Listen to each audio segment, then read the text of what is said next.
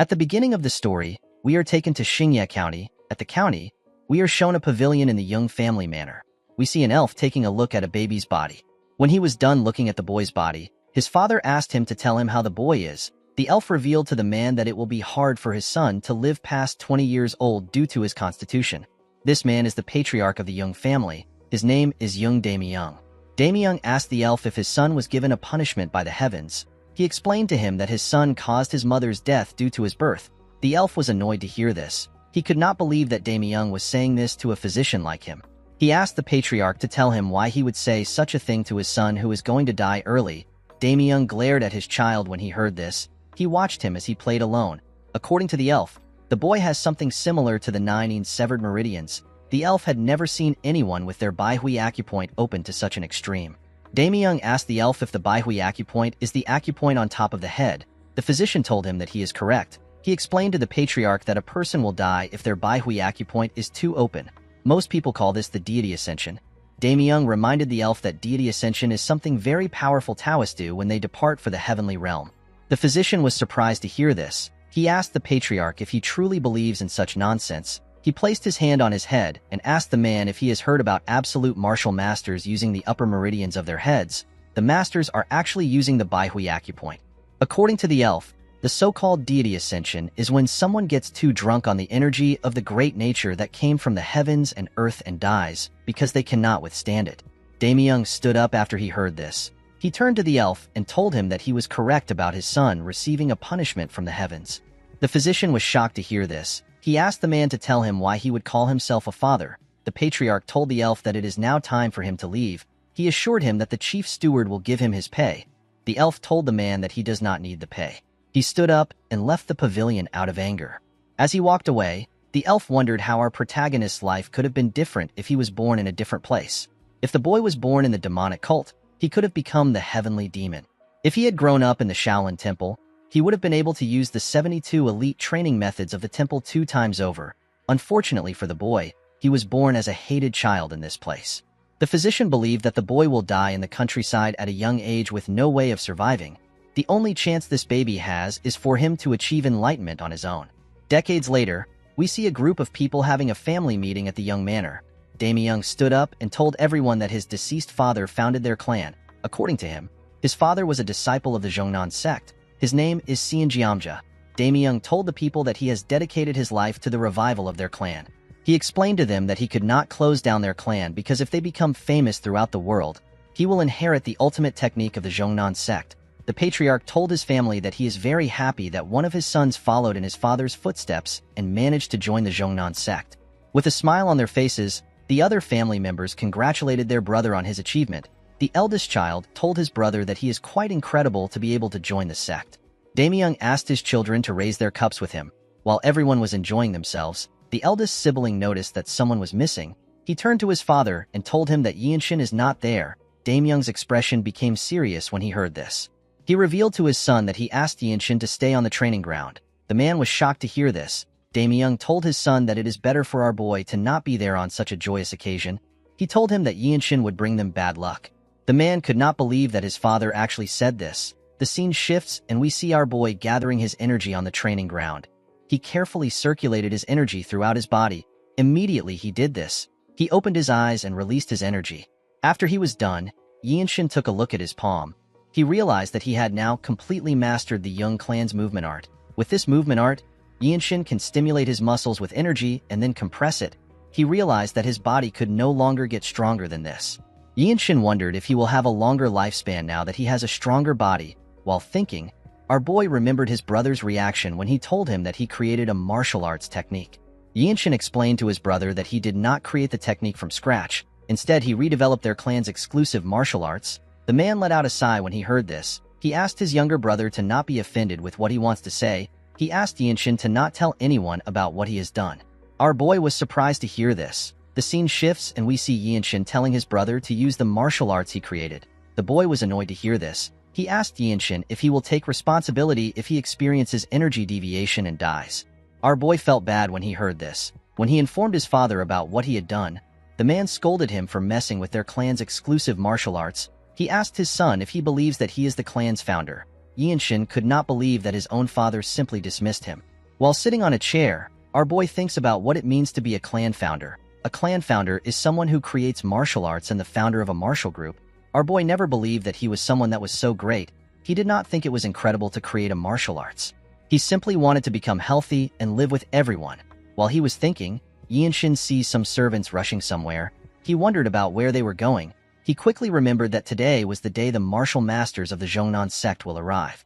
The Zhongnan sect is one of the 9 great sect. They are one of the twin walls that are known as the strongest groups in Shaanxi alongside the Manhwa sect. Yinshin remembered that the Zhongnan sect is a place where the sword deities reside. Our boy also wanted to meet the martial masters too. The moment he thought of this, he remembered what the chief steward said to him. Yinshin asked the man if the reason he can't show his face to the clan's important guests is because he caused his mother's death. The steward informed our boy that the order came from his father. Yinshin asked the man if he is certain. The steward apologized to our boy. Yinshin could not still believe that his father gave out such an order. He decided to follow the servants and watch from afar. He was certain that he will be able to learn something from the skilled masters. At the entrance of the manor, the servants wondered about who was coming to meet them. They were certain that the Sky Sword Dragon would not come. They believed that an elder might come to the manor. One of the servants said that it will be a blessing for their clan if an elder comes there. While the servants were talking, Damyung and his family stepped outside. Immediately they did this. Someone screamed that the martial masters have arrived. Immediately the person said this. We see an elf and 2 other men enter the compound. The members of the clan and Damyung's children were shocked to see the elf. One of the servants referred to the elf as a noble race. Yinshin was also shocked to see the elf. The noble race are known to be a mysterious race that can live on forever. Humans think of them as deities. Our boy and his family noticed the unique energy the elf was exuding. Yinshin noticed that the core energy condensed in her body is being exuded by her naturally. Damyung quickly regained his composure and welcomed the elf to his clan. He told her that he is honored that she would visit their clan. He and his son bowed their heads to greet the martial masters. He told them that he is the patriarch of the clan. The woman thanked the man for his hospitality. She introduced herself as Yeo Il Shin. She revealed to Damyung that she is an elder of the Zhongnan sect. Damyung was shocked to hear this. He could not believe that the woman is a noble race elder of the Zhongnan sect. He immediately begged Il Shin to forgive him for not recognizing her as a deity. The woman asked the patriarch to raise his head. She told him that she did not come to boast of her status. Damyung apologized to Il Shin for his disrespect. He could not believe that he kept the sword deities of the Zhongnan sect waiting outside. He asked her to follow him in. Yinshin was surprised to hear that the woman was an elder when she was already from the noble race. He wondered about how long Il Shin had lived for. While walking, Il Shin turns her head and sights our boy. The 2 of them lock eyes. Yinshin immediately bowed his head when he saw this. Damyung noticed that the woman was looking at his son. He told her that Yinshin is his 3rd son. Our boy turned around and walked away after he saw the woman. The elf told Damyung that his son's eyes are bright. She said that our boy looks really smart, with a nervous look on his face. The patriarch explained to Il Shin that his son is not well-mannered. The elf was shocked to hear this. While watching his son walk forward, Damyung informed the woman that Yinshin is actually the troublemaker of their family. When our boy returned to the training ground, he picked up his sword. Yinshin had gained a new perspective after seeing the energies of the martial masters. Our boy was actually stuck after he was done practicing the young clan's movement art. He was wondering about what he should train in next. He opened his sword and carefully inspected it. He decided to try training his sword. The scene shifts and we are taken to the room of the martial masters. The other 2 masters told the elder that the place is better than they expected. They explained to the elf that the Tyrant Sword Tribe will definitely want a place that has this much earth energy. Il Shin told the men that they are right. She told them that they need to think of a way to counterattack. Unfortunately, the plan will result in the sacrifice of the clan. The taller man asked the elder if they cannot just attack and destroy their enemies before they cross the wall. The elder took a sip of her tea. She believed that the idea was not bad. She explained to the man that the 13 skies are the most problematic bunch. She asked the men to never let their guards down and to keep their sword auras sharp. While thinking, Il Shin noticed that she kept thinking about Yinshin. She was certain that Yinshin stood out from everyone. She found our boy to be a strange child. At night, we see Yinshin meditating and circulating his energy. Our boy noticed something strange. He noticed that his Baihui acupoint was quite opened. Although he wasn't able to meditate for a year because he was busy training his body with the young clan's movement art, the amount of energy that went through his head has gotten even greater. Yinshin realized that he has less than 5 years before he loses consciousness. If this happens, our boy will end up dying. Yinshin quickly opened his eyes. He could not believe that he had only 5 years left to live. Our boy was scared to see this. He stepped out of his room and looked at the moon in the sky. He could not believe that he was not able to change his fate even after he learnt the Young clan's movement art. While thinking, Yinshin sensed something.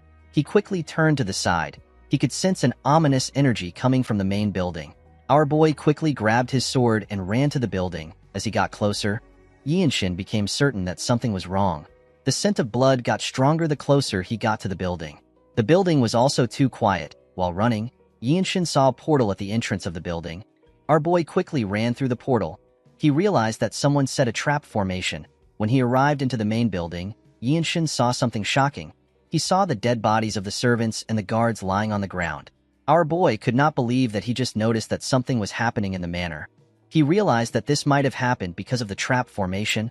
While looking around, Yinshin realized that everyone on the ground was part of his clan.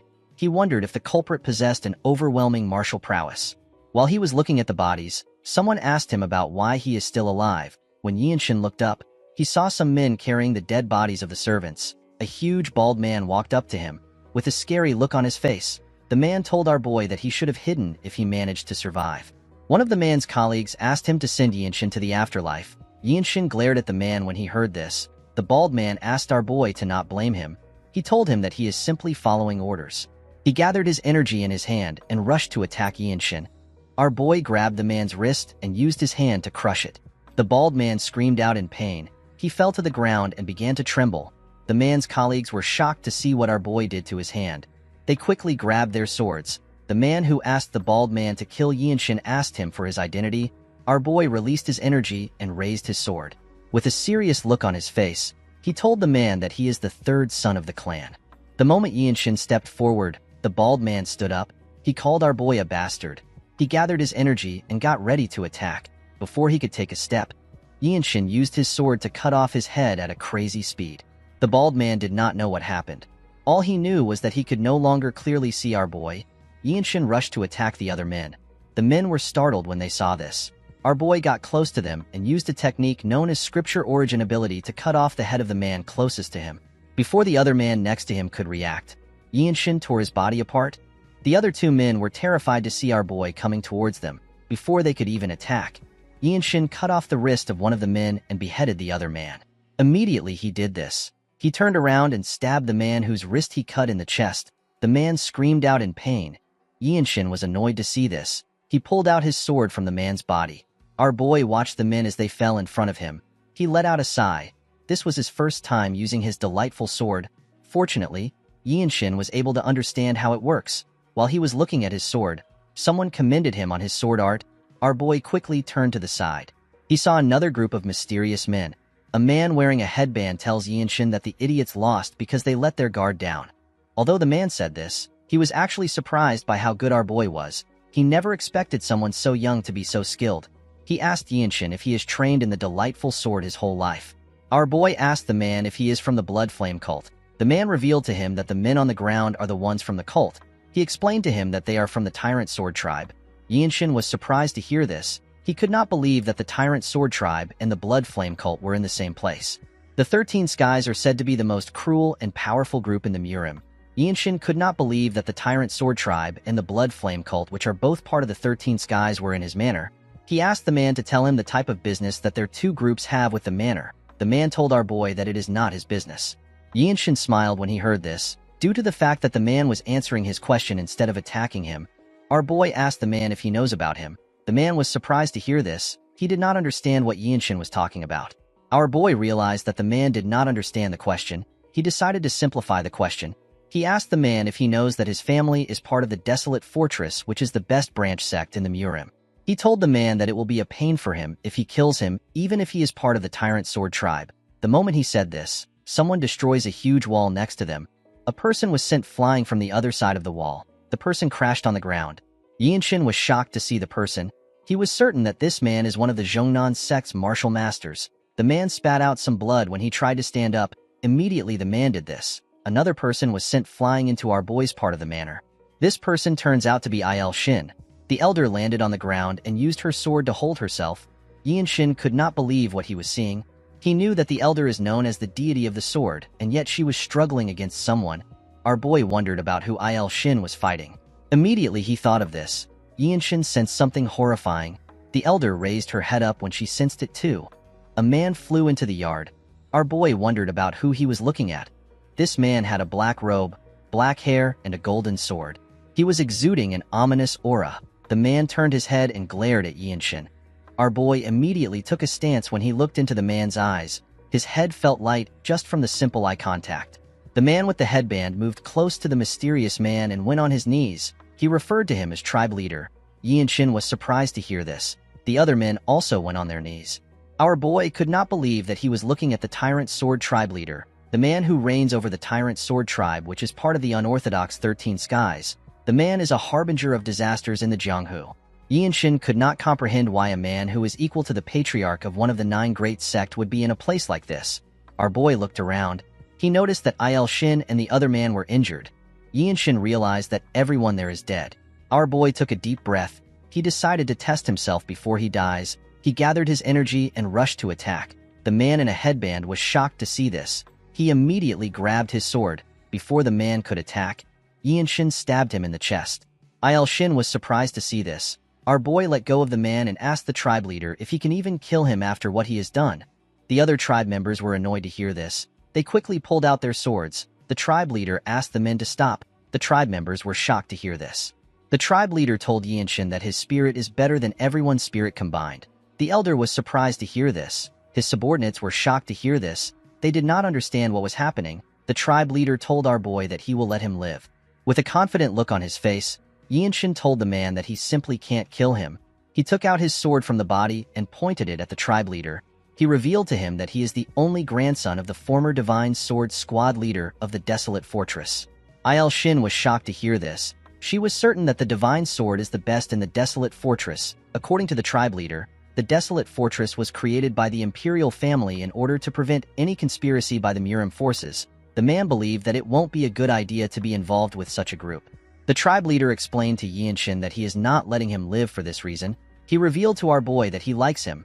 He explained to him that his temperament and spirit are things that a powerful martial artist needs in the Jianghu.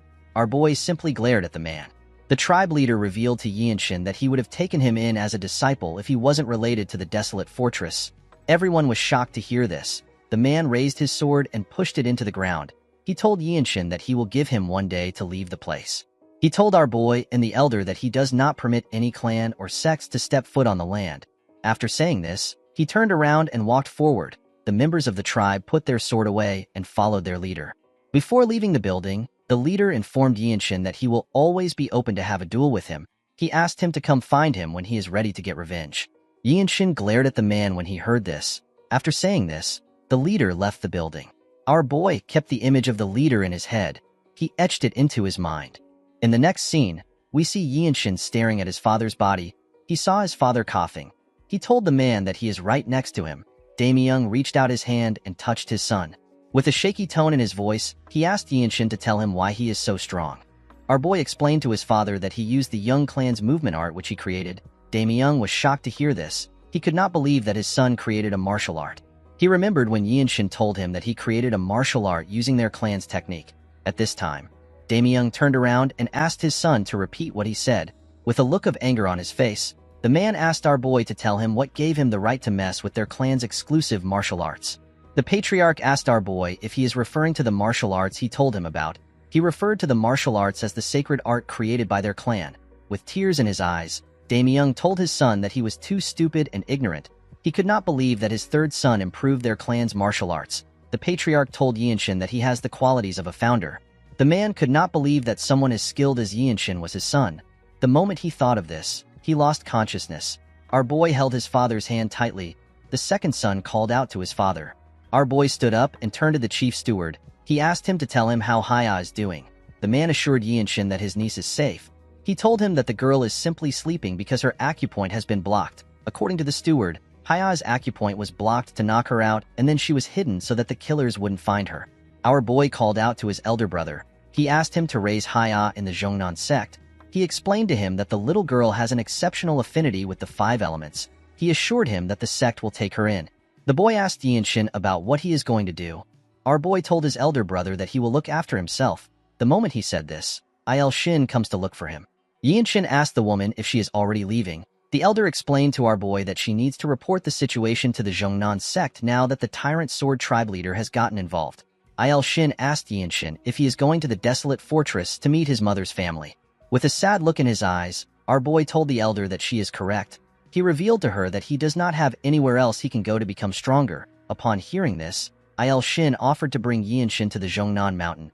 Our boy thanked the woman for giving him an offer. He told her that he is quite honored. Shin revealed to Shin that she plans to recommend him as the sect leader's disciple. Our boy and the other two men were shocked to hear this. The elder assured Shin that it is possible for someone like him. Shin knew that the direct disciple of the Zhongnan sect would be able to learn the absolute sacred art. The best part is that the Zhongnan sect leader is one of the few martial artists that is among the top 10 swordsmen in the world. Even though our boy knew this fact, he still declined the offer. He apologized to the elder. Shin smiled when she heard this. She told our boy that she simply wanted someone as talented as him. Shin asked her to forgive him. The elder assured him that it is fine. She told him that the doors of their sect will always be open for him. The moment he heard this, our boy told the woman that he has a question. Shin asked him to share his questions. Shin explained to her that he is aware that she is one of the older people among the noble race. With a serious look on his face, our boy asked the woman if she knows a way to get the fruit of the world tree. Shin was shocked to hear this. The fruit of the world tree is protected by the desolate fortress leader whom the emperor has acknowledged as the king and a peer. It is said to give eternal life and youth to those who eat it. It is a treasure from the heavens. Shin believes that he will be able to add to his short lifespan if he eats this fruit. Shin revealed to our boy that she has not lived half of her own lifespan, so she does not have any authority over the world tree. According to the elder, the desolate fortress leader is able to give the fruit to other people. Shin told the elder that he has to go to the desolate fortress. Shin explained to our boy that the item is not easy to get. She told him that the item is sacred even among the noble races. Shin explained to her that he does not know any other way to save himself. He told Shin that he will have to become the divine sword squad leader and achieve great feats. The elder bowed her head and assured our boy that she will cheer him on from afar. After saying this, she turned around and told Shin that she needs to leave to take the updates to the sect. She referred to the tall man as Cliff Swordsman and the short man as Neutral Spirit Fist. She told our boy that the men will stay to clean up the place. The men put their hand together and accepted the order. After saying this, she left. The scene shifts and we see our boy and his family leaving their manor. Shin thanked the two men for their help. With a sad look on his face, the Neutral Spirit Fist asked our boy to not thank them. He told him that they also played a big part in the tragedy. Before Shin left, his elder brother called out to him. While holding Haya, the man told his little brother that an apology is not enough to console him for everything that has happened to him within the clan. He promised Shin that he will be a better older brother the next time they meet. He asked our boy to survive at all cost. Shin revealed to his brother that he is not talented. He told him that he has to train like his life depends on it. The man assured our boy that he will do his best. Haya raised her head up to see our boy. She referred to him as uncle. Shin asked his elder brother to protect their niece. He turned to the steward and asked him about what he plans to do now. The steward revealed to Shin that there are smaller branches of their family all over Nanyang. He told him that he will look after the remaining assets since the bloodline of the family is still alive. Our boy told the man that he is heading to the desolate fortress. He told him that he hopes they can meet from time to time. Shin was certain that the chief steward will be of help since he knows martial arts. Before leaving, our boy asked the steward to live a comfortable life. He asked the man to take care of himself. The steward was surprised to hear this. After saying this, Shin walked forward. The steward watched as our boy walked away. He could not believe that Shin asked him to leave a comfortable life. The man realized that no other descendant of the Jung clan has ever said this to him after he was taken in by the previous patriarch. The man bowed his head at Shin. In the next scene, we are taken to Xiangyang. It was a beautiful and vibrant city.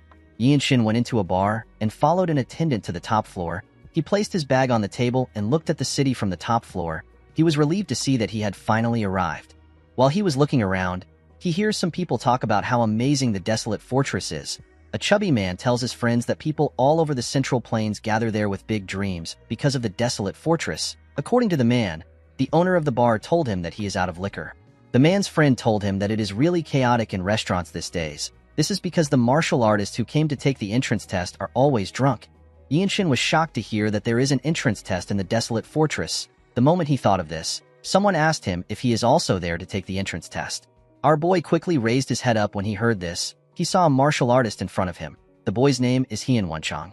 Yinshin asked the boy to tell him why he is here. Wenchang apologized to Yinshin for rushing into things. He told him that he was simply fascinated to see a challenger that is younger than him. He introduced himself to our boy and told him that he came from Shangxi. He called the place a really far place. Our boy also introduced himself to Wenchang. He told him that he is from Xingye County. Wenchang was surprised to hear this. He could not believe that our boy came from somewhere nearby. He told Yinshin that his journey must have been easy. He revealed to our boy that he had to fight the Green Forest bandits and swim against the pirates of the pirates' fortress. He told Yinshin that the water martial arts of the pirates was really vicious. Yinshin also faced some bandits when he was traveling. However, our boy easily cut them down.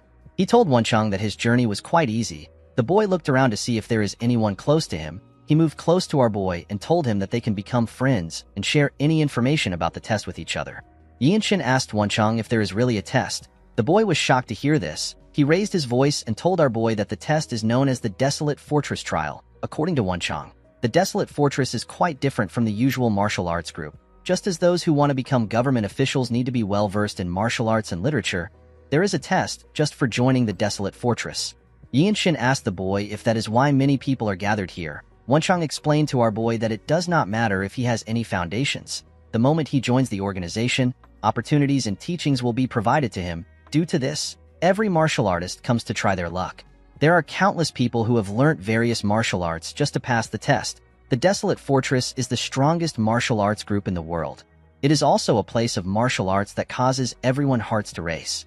Most people would say that if you want to take on the world with just one weapon, you need to go to the Desolate Fortress, since the imperial family that rules over the Central Plains would make their move in order to control the martial arts groups. All the elixirs and advanced martial arts gathered from all over the world are waiting in the fortress. Wenchang explained to Yinshin that some people believe that the great sects with traditions are better than the Desolate Fortress. With a smile on his face, the boy said that these people do not know what they are saying. He said that martial arts groups created by commoners can never be stronger than the Desolate Fortress. Our boy took a sip of his drink and told the boy that he understands. Wenchang revealed to Yinshin that most people are not able to pass the test in one try. Yinshin simply told the boy that he understands. Wenchang explained to him that the people that usually pass are the next generation leaders of reputable martial arts clans that are rising in the world and trying to gain fame. With a smile on his face, Wenchang asked our boy if he will take the test with him tomorrow. Without making a single reaction, Yinshin told the boy that he accepts his offer. Wenchang became nervous when he heard this. He did not understand why our boy would not even react to what he has been saying. Wenchang told Yinshin that he is quite easygoing. As he continued talking, our boy stopped listening. Yinshin was happy to hear that he can join the group as long as he can pass the test. He did not want to ask his mother's family for help because he did not know where they live or what they look like. The next day, we see Yinshin and Wenchang walking into the fortress to take their test. The participants were given a tag containing a number. Our boy was given number 13. After accepting his tag, Yinshin looked around. He was in a ring with other participants and 2 examiners. According to Wenchang, the participants will pass the exam if the supervisor accepts their plaque. However, if he tells you to return it to the reception, you will fail. The second exam is a tournament. Our boy asked Wenchang if there is a third exam. The boy told Yinshin that the third exam is an interview with the Lord of the Desolate Fortress. Yinshin was shocked to hear this. He asked his friend if he is certain. There are several martial artists who come to Xiangyang just for this chance. To have a conversation with an absolute master like the Lord is an incredible opportunity. This martial artist hoped to receive some kind of profound understanding. Yinshin told the boy that he understands. Immediately he said this. The supervisor announced that the first exam is about swift sword arts. According to him, the participants are to demonstrate one swing with the fastest technique they have. The supervisor will watch and judge the technique by himself. Wenchang raised his hand and offered to go first. The supervisor accepted his request. The idiot actually volunteered because he was nervous. Yinshin believed that the test was simple since they simply needed to show a fast sword technique to pass. Wenchang took off his robe. The moment he placed his hand on his sword, Yinshin and the people watching the event took a close look at him. Yinshin noticed that Wenchang had a well-polished spirit.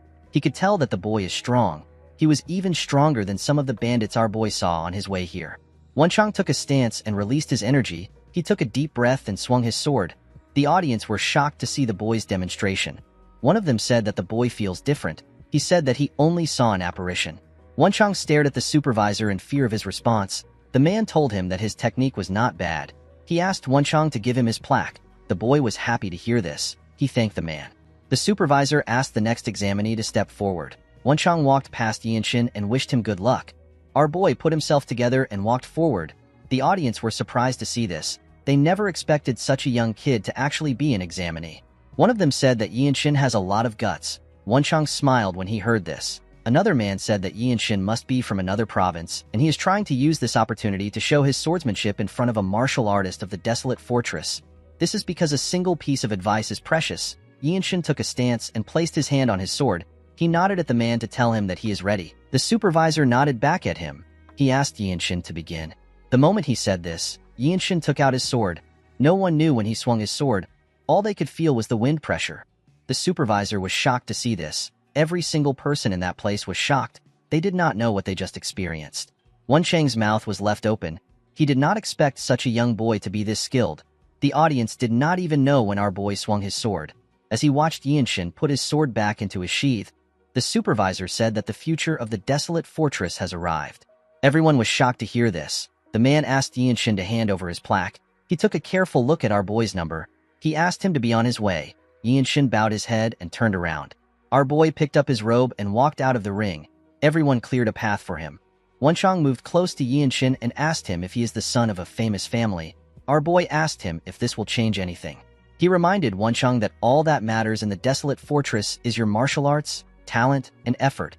Wenchang was surprised to hear this. He asked Yinshin if he really plans to finish the desolate fortress trial. With a serious look on his face, our boy told his friend that this is why everyone came here, including him. Wenchang realized that Yinshin was serious. He told him that he is right. He thanked our boy and told him that he needs to go now. Yinshin watched his friend as he walked away. He hoped that his kind and talkative friend will pass the second exam. The scene shifts and we see Yinshin meditating in a room. While circulating his energy, our boy thinks about the fact that the second exam is a tournament where different people will compete with each other with their martial arts.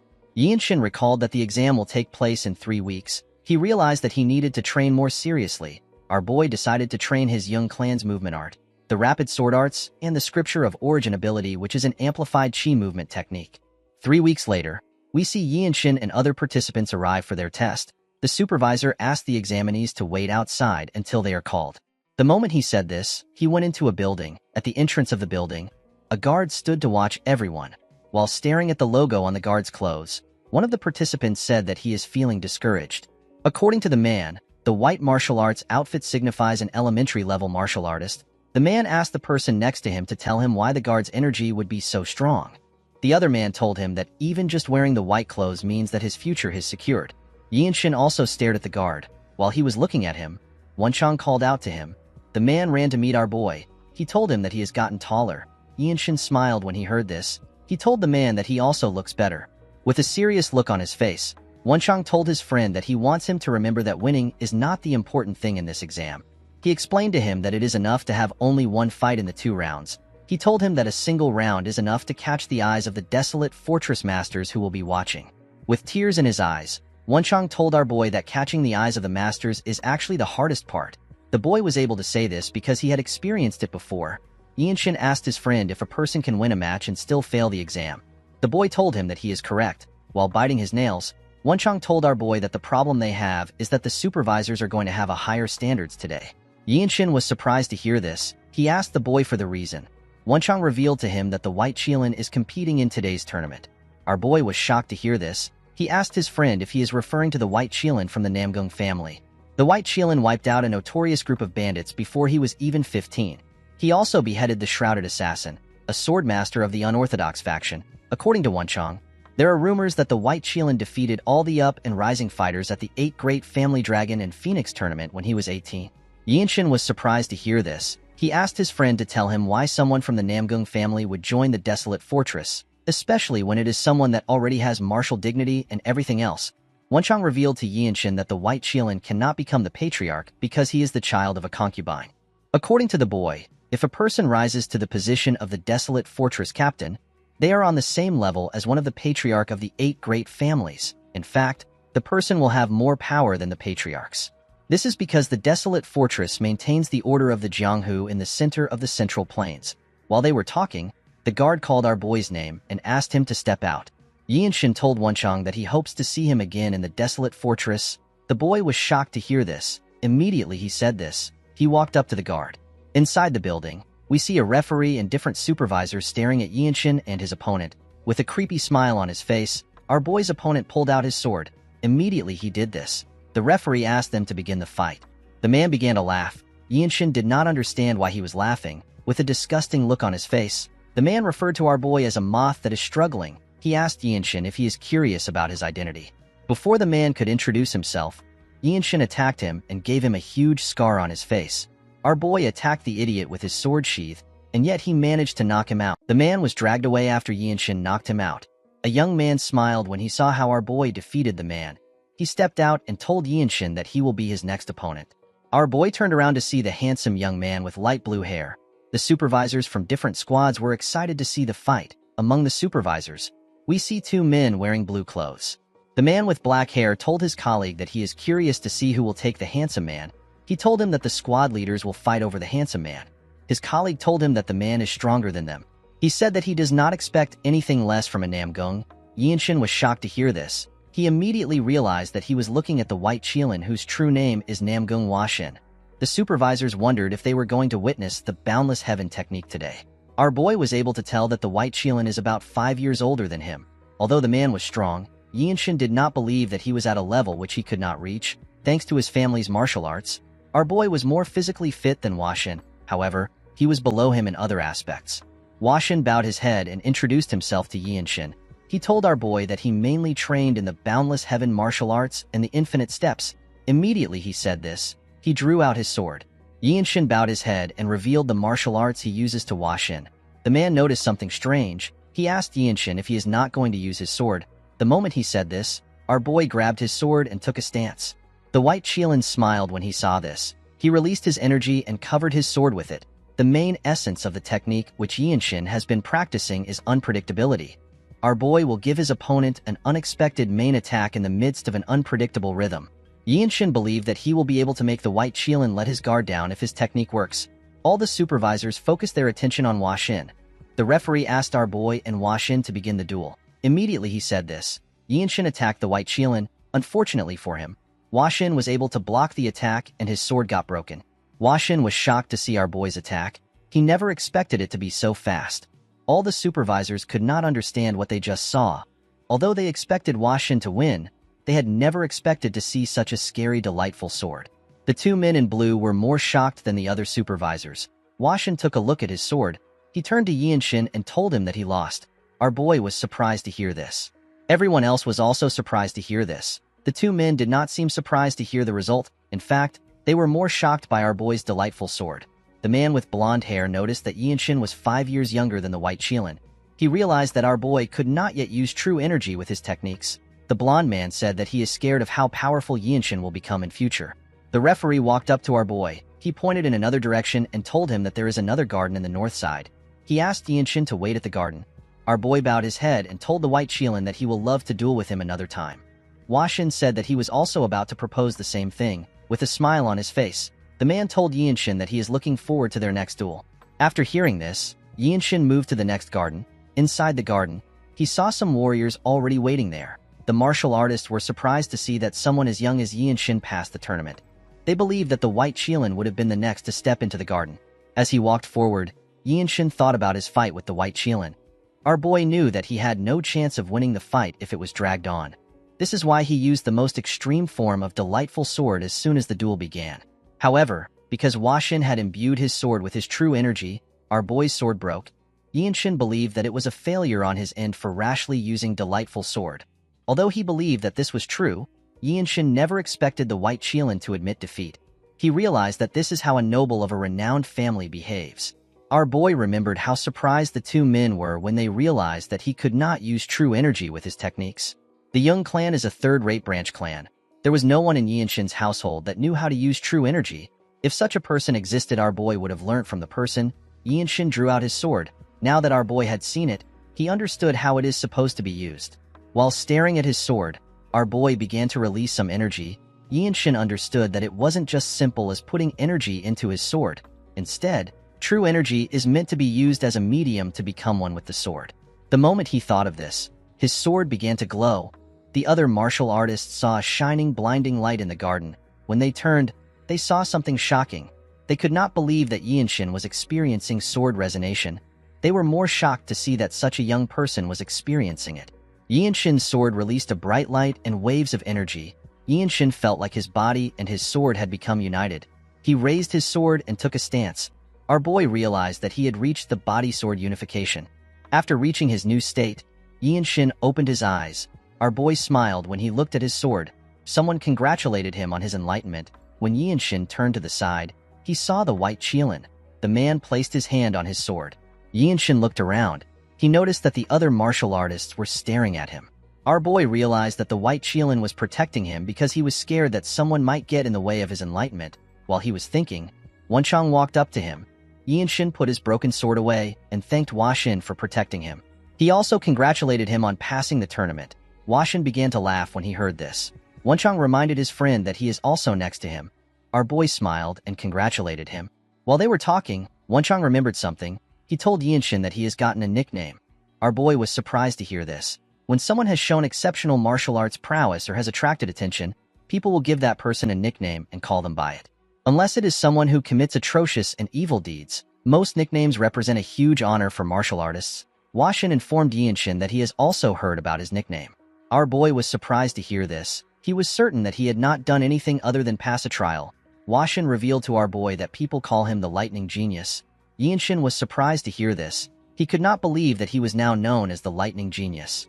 According to the White Qilin, people are saying that he has the talent of lightning. The man told Yinshin that this is his new name in the Jianghu since even the Desolate Fortress martial artists are calling him by this name. Our boy laughed when he heard his new name. He asked the two men if they are certain that people are not just trying to mock him because he is a little fast with his sword.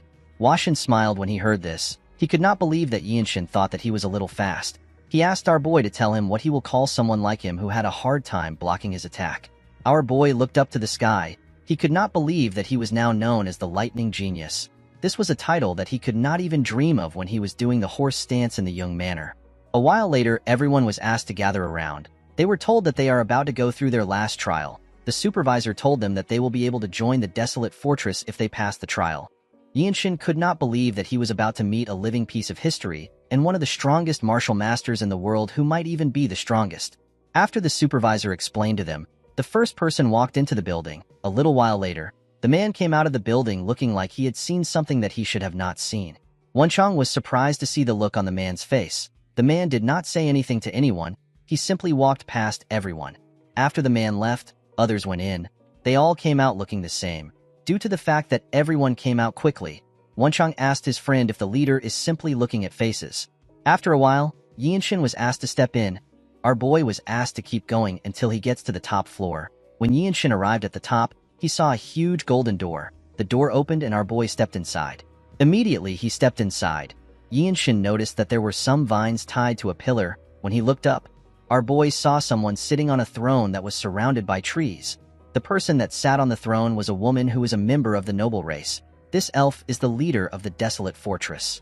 Yinshin greeted the elf and introduced himself to her. She turned her head to see our boy. Yinshin was surprised to see the elven woman. The leader was a beautiful elven woman with green hair and green eyes. The leader told our boy that he is part of a certain bloodline. With a serious look on his face, Yinshin asked the leader about the bloodline she speaks of. Our boy wondered if the leader knew about his mother's family. The elf glared at Yinshin. She could tell that our boy already knew what she was talking about. She told him that he is quite bold. Upon hearing this, Yinshin admitted to her that he is the grandson of the former Divine Sword Squad leader. The leader revealed to our boy that his grandfather is about to join the Elder Council. She told him that he is a very obstinate man. While looking at Yinshin, the elf told our boy that he has an injury. Yinshin was surprised to hear this. He told her that she does not need to concern herself with it. He assured her that they are nothing but trivial issues. The elf explained to our boy that the issues are not trivial. She told him that he simply covered the wound with his trained body. She told him that he has only lived for 15 years. She apologized to Yinshin for commenting on his issue. She told him that an outsider like herself should not be getting involved in such things. The leader smiled and stood up from her chair. She told Yinshin that she likes him. She explained to him that she finds it interesting that he doesn't bow to anyone even though he came here because he has something he wants. Yinshin was surprised to hear this. He did not know how the leader was able to find out that he wants something. He wondered if she has found out that his Baihui acupoint is abnormally wide open. Yinshin decided to ask her his question. He asked the leader if he will live if he eats the fruit of the world tree. The woman told our boy that it is possible for him to get what he wants. Yinshin asked the leader if he can actually get it. The elf explained to him that it depends on what he does. Yinshin was relieved to hear this. He told her that this is enough for him. He thanked the leader for her response. The moment he bowed his head, our boy remembered something. He asked the leader if he is now a martial artist of the desolate fortress. The elf smiled when she heard this. She told our boy that he is. She told him that he can leave now. She referred to him as the next Divine Sword Squad leader. Yinshin was surprised to hear this. As he walked back downstairs, our boy remembered her words. He wondered if the leader was trying to tease him or if she really sees potential in him. Yinshin realized that the leader might also be telling him that he will be able to get the fruit of the world tree if he becomes the next Divine Sword Squad leader. The scene shifts and we see Yinshin, Wonchong, the White Qilin, and another man. These four were the only people that managed to pass the test. The four of them were being escorted by a staff. While walking, the man asked the group if they know the kind of work that the desolate fortress does, with a confident smile on his face. Wonchong told the man that the desolate fortress stops martial masters from overthrowing the imperial family. The man told Wonchong that he is partly correct. He explained to him that this is actually one of the major things that they do. He revealed to him that they have something else they also take care of. He told him that they prevent a certain size of conflict from happening in the Murim. The group was surprised to hear this. According to the staff, no one knows what would happen when a fight breaks out in the Murim. The man revealed to them that a blood storm swept across the central plains on the day that rumors that the heavenly demon's grave was discovered.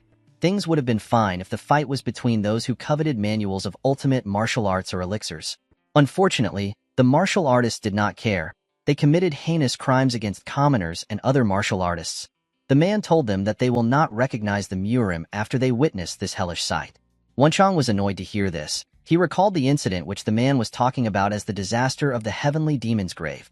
The staff told the group that it has been 17 years since the incident took place. He explained to them that the unorthodox sects and the demonic faction are not the only problems they have. All orthodox groups, including the 9 great sects and the 8 great clans, are also a problem. The man told them that the people will suffer if they allow these powers to do as they wish. In other words, if there is unrest among the people and taxes are not paid on time, the reign of the empire will have problems. The staff explained to them that this is the reason why the imperial family provides them with huge amounts of money, elixirs, manuals, and martial masters. The man stopped walking and turned around. With a serious look on his face, he told them that their job is to sever the heads of any martial artist that disrupts the lives of normal people.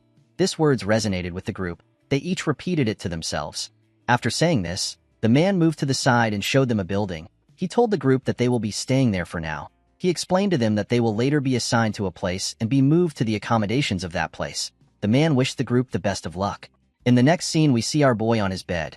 Yinshin realized that he had now spent a week in this place. He never expected it to take so much time for him to be assigned to a place. While our boy was thinking, someone knocks on his door and asks him if he can enter. Yinshin asked the person to step in. The person turns out to be Wonchong. The boy seemed to be happy. Yinshin asked him to tell him what happened. Wonchong revealed to our boy that the place they are going has been decided. He told him that they are going to the Radiant Demon Squad, which is a combat squad. Our boy was surprised to hear this. Wonchong sat on his bed and asked him if he has heard about the rumors. Yinshin asked him to share the rumors with him. According to the boy, the 17 combat squad captains under the Divine Sword Squad fought each other in order to take in new warriors. Yinshin was surprised to hear this. He remembered that the combat squad captains are the martial masters that represent the desolate fortress. He asked his friend if the captains really sparred with each other. Wonchong revealed to him that they fought in order to recruit the White Qilin and the Lightning Genius. The next day, we are taken to the arena of the Radiant Demon Squad. We see our boy and Wonchong wearing their brand new uniform. Wonchong seemed to be in love with his clothes. Next to the arena were other squad members wearing the same uniforms as them. Some of them also wore a blue uniform. In front of the two boys was the captain of the Radiant Demon Squad. His name is Ma Jin. The man wore a black uniform. Yinshin had heard that Ma Jin is the strongest among the captains. After seeing him with his own eyes, our boy was able to tell that it was true. Ma Jin moved close to them. With a terrifying look on his face, he called our boy the Lightning Genius. Yinshin answered to the man's call. Ma Jin continued to glare at our boy. However, Yinshin did not falter. He simply looked at his captain. Ma Jin smiled when he saw this. He commended our boy for having a backbone. He told him that people like him do not die easily. According to the captain, the combat squad under the Divine Sword Squad is basically like one of the sects in the Central Plains. He told the boys that they will both learn the martial arts of the Radiant Squad and execute missions. He pointed his hand to the back and told them that the people behind him are their seniors. Wenchang raised his hand and told the captain that he has a question. The captain asked him to speak. Wenchang thanked him for allowing him to ask a question. The boy asked Ma Jin if learning the martial arts of the Radiant Demon Squad means that everyone will be sharing their martial arts with each other. The captain assured the boy that the martial arts they learned belongs to them. He told him that only the Radiant Squad martial arts will be taught. Wenchang was relieved to hear this. He was excited to learn the famous Radiant Demon arts. Ma Jin told the boy that he needs to work hard at learning the martial arts if he wants to survive. Yinshin remembered that he had heard about the Radiant Demon arts. The Radiant Demon Squad is one of the more famous squads amongst the 17 squads. This is because they were able to fight the Plum Blossom Swordsmen. These are the 24 elite swordsmen of the Manhwa sect. The Radiant Demon Squad fought this people without any casualties. This incident gave more credibility to the gossip mongers, saying that the Desolate Fortress is the strongest in the world. The captain explained to the boys that although the Desolate Fortress is affiliated with the Imperial family, it is not treason for a martial artist of a Desolate Fortress to be attacked. He told them that this is the reason why they must learn whatever they can in the squad and continue to grow stronger. Yinshin asked the man to tell him why it is not treason for them to be attacked by other martial artists. The captain explained to him that there are eccentric people in the Murim. A lot of these people have lost their minds because they learned demonic arts. Some martial artists are exceptionally skilled in mobility arts, and they could mess with government officials before escaping to the high mountains and deep valleys. This is why the dignity of the imperial family isn't applied to them, since they are not government workers. Instead, they actually have to fight martial artists. The captain told the boys that they will die if they do not become stronger. He turned around and pointed at a squad member. He told Yinshin that the guy who got slashed by the Namgung's strongest swordsman will be able to give him a better explanation. With a smile on his face, the guy in a blue uniform said that the King-style sword arts was actually quite scary. Our boy remembered that the King-style sword arts is known to be one of the strongest style of swordsmanship in the world. It is a supreme martial art only learned by the main descendants of the Namgung clan. Ma Jian was annoyed to see the guy sitting on the ground. The man was scared to see the look on his captain's face. He quickly stood up. Yinshin remembered that the Namgung's strongest swordsman is said to be the strongest swordsman in China. He could not believe that his senior came back alive after fighting someone so strong. The man told our boy that he wants to start with him. He said that he wanted to see Yinshin's swift sword art, which is said to be exceptional. Yinshin moved to the side and placed his hand on his sword. Everyone was surprised to see this. They were surprised to see the amount of energy Yinshin was exuding. The man smiled when he saw this. He took out his sword. He took a stance and introduced himself as Cheng Myung. He told our boy that he was born and raised in Xiangyang. Our boy also took a stance and introduced himself. Myung told him that he has never heard of his town. Myung explained to Yinshin that anyone can feel wind being produced even if it is by a 10-year-old that is using a tri-sword technique. This is how you can find out how a person swings their sword while fighting. Our boy did not understand what the man was saying. The man pointed at our boy and told him that he must be quite talented for him to have reached this point at such a young age. While releasing his energy through his sword, Myung asked Yinshin to show him his talent. He asked him to show him how talented he is with his sword. Our boy accepted this challenge. Immediately he did this. He raised his sword. The other members were shocked to see the energy Yinshin was exuding. They realized that he had sword resonance. Even the captain was shocked to see this. While his sword was glowing and vibrating, Yinshin glared at Myung. He put all his focus on his senior. Yinshin could feel his senior's breathing with his energy detection. After staring at him for a while, our boy found his opportunity. He quickly rushed to attack him. The moment he got close to him, he took out his sword and used his swift sword arts to attack Myung. To Yinshin's surprise, Myung managed to block his attack when his sword was about to damage him. He did not know when his senior raised his sword. Our boy stepped back and stood his ground. He remembered that he was fighting a man that fought against the strongest swordsman of the Namgung clan. He realized that he should have expected this. Yinshin immediately rushed to attack Myung. The senior raised his sword and swung it at our boy. Yinshin dodged the attack by going low. He quickly turned around and swung his sword at Myung. Unfortunately for him, his senior managed to block his attack. Although the senior seemed to be surprised that our boy attacked him this way. While Yinshin was struggling, Myung disappeared in front of him. Our boy was shocked to see this. He immediately realized that Myung was going to appear soon. As he expected, the senior appeared behind him. He swung his sword at our boy. Yinshin managed to dodge the attack by bending his head. The moment he did this, he turned around and swung his sword at his senior's head. Myung managed to dodge the attack by jumping. Unfortunately for him, his headband got cut off. It turns out that Myung is a member of the noble race. He used his energy to land on the floor. He quickly stood up from the floor. Everyone was shocked to see what our boy did. the captain and Wonchong could not believe their eyes. While breathing heavily, Myung glared at Yinshin. Our boy finally understood why Myung was so skilled. He believed that it was expected for a noble race to be skilled. Yinshin took a stance. He decided to use the origin ability, which is also known as the limit-releasing technique, on his sword. While he was thinking, he noticed that everyone had a weird look on their faces. He did not understand why everyone was making such weird faces. Even Myung was surprised. Our boy placed his sword down and asked his senior to tell him what he thinks of him. The man was surprised to hear this. Yinshin told his senior that he knows he went easy on him. He asked Myung to be honest with him. Myung did not know how to react to this. He asked Yinshin to tell him how old he is. Our boy was annoyed to hear this question.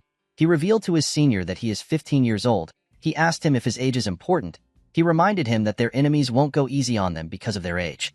He told Myung that their skills are the most important things right now. Our boy believed that age is a useless thing since he already has a short lifespan to begin with. Myung was shocked to hear our boy's age. Everyone else was also shocked to hear this. They could not believe that a 15-year-old boy would be so skilled. One of the seniors in a blue uniform said that this is completely abnormal. He said that Yinshin might be a mistake from the heavens. He revealed to his peers that he has been to the Dragon Phoenix Summit a few times, but he has never seen anything like Yinshin. He told them that it is impossible for anyone to be this skilled even if they learn the instinct honing arts from birth.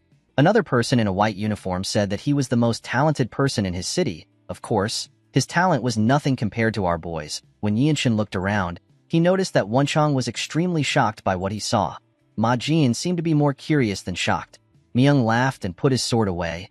Our boy could not still understand what was happening. In the next scene, we see the seniors laughing when they heard someone scream. It turns out that the captain had punched Wonchong with his hand, which he had covered with his energy. The poor boy was struggling to breathe. Ma Jin told Wonchong that it is actually a bit impressive that he is still standing rather than sprawled on the ground. He asked the boy to go back and solidify what he has learned. Wonchong accepted the order. The captain turned to the side. He saw our boy circulating his energy while his eyes were closed. When Yinshin opened his eyes, the captain asked him if he has understood the crux of the steps. Our boy told the man that it is to think and act in a seamless manner. Ma Jin told Yinshin that he is correct. According to the captain, there is always a way for a person to move, regardless of the situation. The true crux of the Radiant Demon Arts is to move seamlessly without disrupting the path of your attacks. Ma Jin told our boy that he must now understand the deeper meaning of the path of attacks. Yinshin was surprised to hear this. The captain realized that it will be much better and faster if he shows it to Yinshin. He moved close to a sculpture and placed his hand on it. He asked the two boys to look carefully. Ma Jin released a small portion of his energy. He took a deep breath. After doing this, he took away his energy. Yinshin was surprised to see this. He noticed that his captain was completely relaxed. The captain raised his other hand. He clenched his fist and used it to destroy the sculpture in one strike.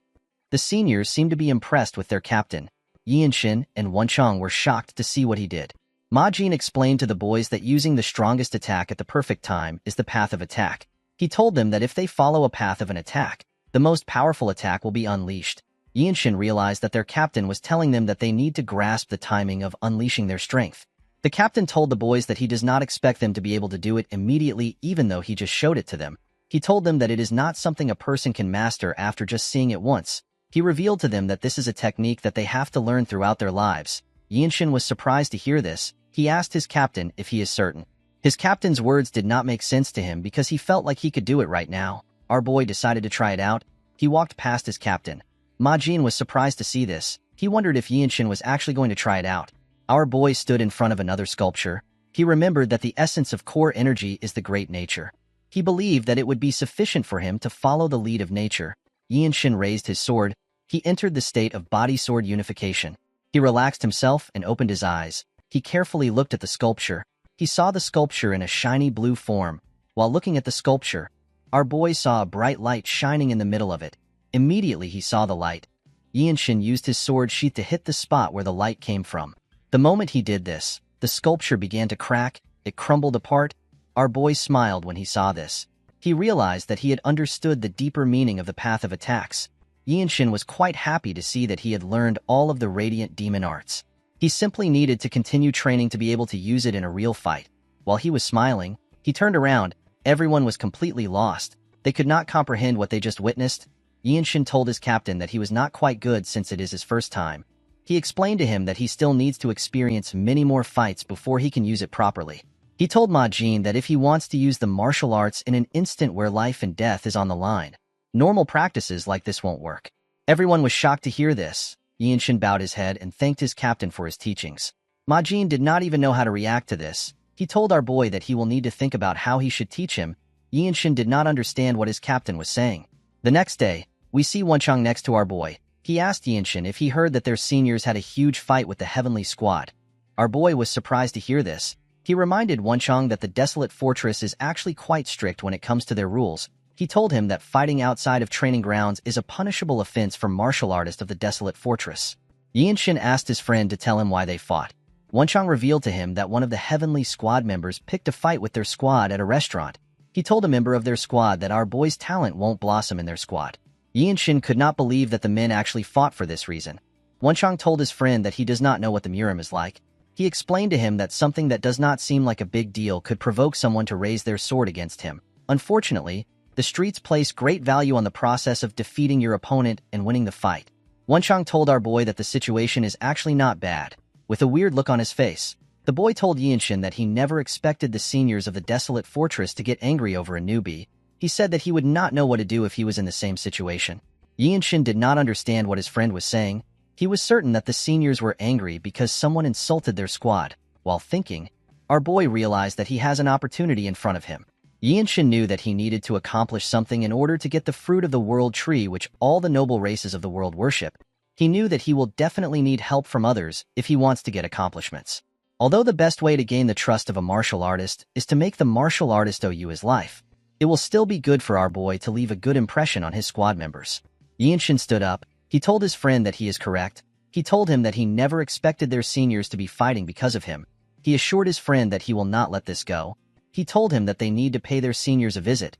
Wenchang was surprised to hear this. He commended his friend on his bravery. He told our boy that he is a chivalrous person who knows the code of martial artists. Yinshin wondered if something like this was actually chivalry.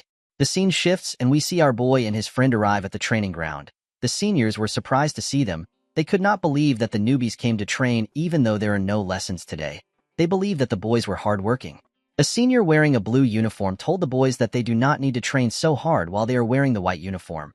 Another senior wearing blue said that it is actually best for the boys to train while still wearing white. The two boys walked up to the captain and greeted him. Ma Jin asked them if they ran into any problems while training. Yinshin revealed to his captain that he wishes to have a spar. Ma Jin asked our boy to look around and choose someone to spar with. Our boy told the man that he does not want to spar with anyone in their squad. With a serious look on his face, Yinshin told Ma Jin that he wants to spar against the Heavenly Squad. Everyone including Wenchang was shocked to hear this. Upon hearing this, Ma Jin realized that our boy has heard about what happened yesterday. The captain told Yinshin that he does not need to get worked up over it. Our boy told his captain that he wants to see the heavenly sword arts which he has admired for a long time. Ma Jin told Yinshin that it is too late for him to say something like this. He believed that our boy was too agitated. The captain actually liked the fact that our boy got worked up because of his seniors. Yinshin bowed his head and explained to his captain that he wants to show everyone that the Radiant Demon Arts is a great martial arts. He begged Ma Jin to give him a chance. Yinshin actually wanted to gain fighting experience with the Radiant Demon Arts. He also wanted to observe and advance martial arts and leave a good impression on his seniors. Our boy wanted to kill 3 birds with 1 stone. Ma Jin reminded Yinshin that he did not learn the same kind of martial arts as the Heavenly Squad and he has never fought in battle with them before. He told Yinshin that his opponent has no reason to go easy on him, even if it is a spar. With a fired-up look on his face, Yinshin assured his captain that this is exactly what he wants. Everyone was shocked to hear this. The seniors began to praise Yinshin. They told him that he has a spirit that is befitting of a martial artist of the Desolate Fortress. They told him that he can become the next captain of their squad if he survives this spar. Upon realizing that he could not persuade Yinshin, Ma Jin told him that he will send a message to the Heavenly Squad. Our boy was happy to hear this. In the next scene, we are taken to the arena of the Heavenly Squad. Yinshin stood in front of his opponent who was from the Heavenly Squad. Some of the Heavenly Squad members were shocked to see that a white robe actually challenged a blue robe. A white robe told his seniors that the fight is actually supposed to be a guidance fight for the sake of learning. A blue robe asked his colleague to tell him how long Yinshin will last in the fight. The man told his friend that our boy will last for 10 bouts at best. The man believed that it was impossible for a newly joined white robe to last 10 bouts against a blue robe, while our boy and his opponent were staring at each other. The captains of their squads also stared at them. The captain of the Heavenly Squad is known as Han Chulmak. Chulmak and Ma Jin were not happy to see each other. Chulmak pointed at Yinshin and told Ma Jin that he will give our boy one of the Heavenly Squad's elixirs if he lasts for 10 bouts. Ma Jin was surprised to hear this. He told the man that an elixir might be too much to bet with. Chulmak asked the captain if he is scared that he will lose. Ma Jin asked the man to not provoke him. He reminded him that the desolate fortress's elixirs are valuable and they are not something that should be used frivolously. Chulmak was annoyed to hear this. He explained to Ma Jin that the honor of their squads is on the line. He asked him if this is not important to him. Ma Jin let out a sigh. He decided to accept the deal. Chulmak happily sat down when he heard this. He told Ma Jin that they need to trust their own people as leaders of the group. Ma Jin smiled when he heard this. Yinshin's opponent moved close to him and asked him if he just joined the organization. Our boy bowed his head and introduced himself to the man.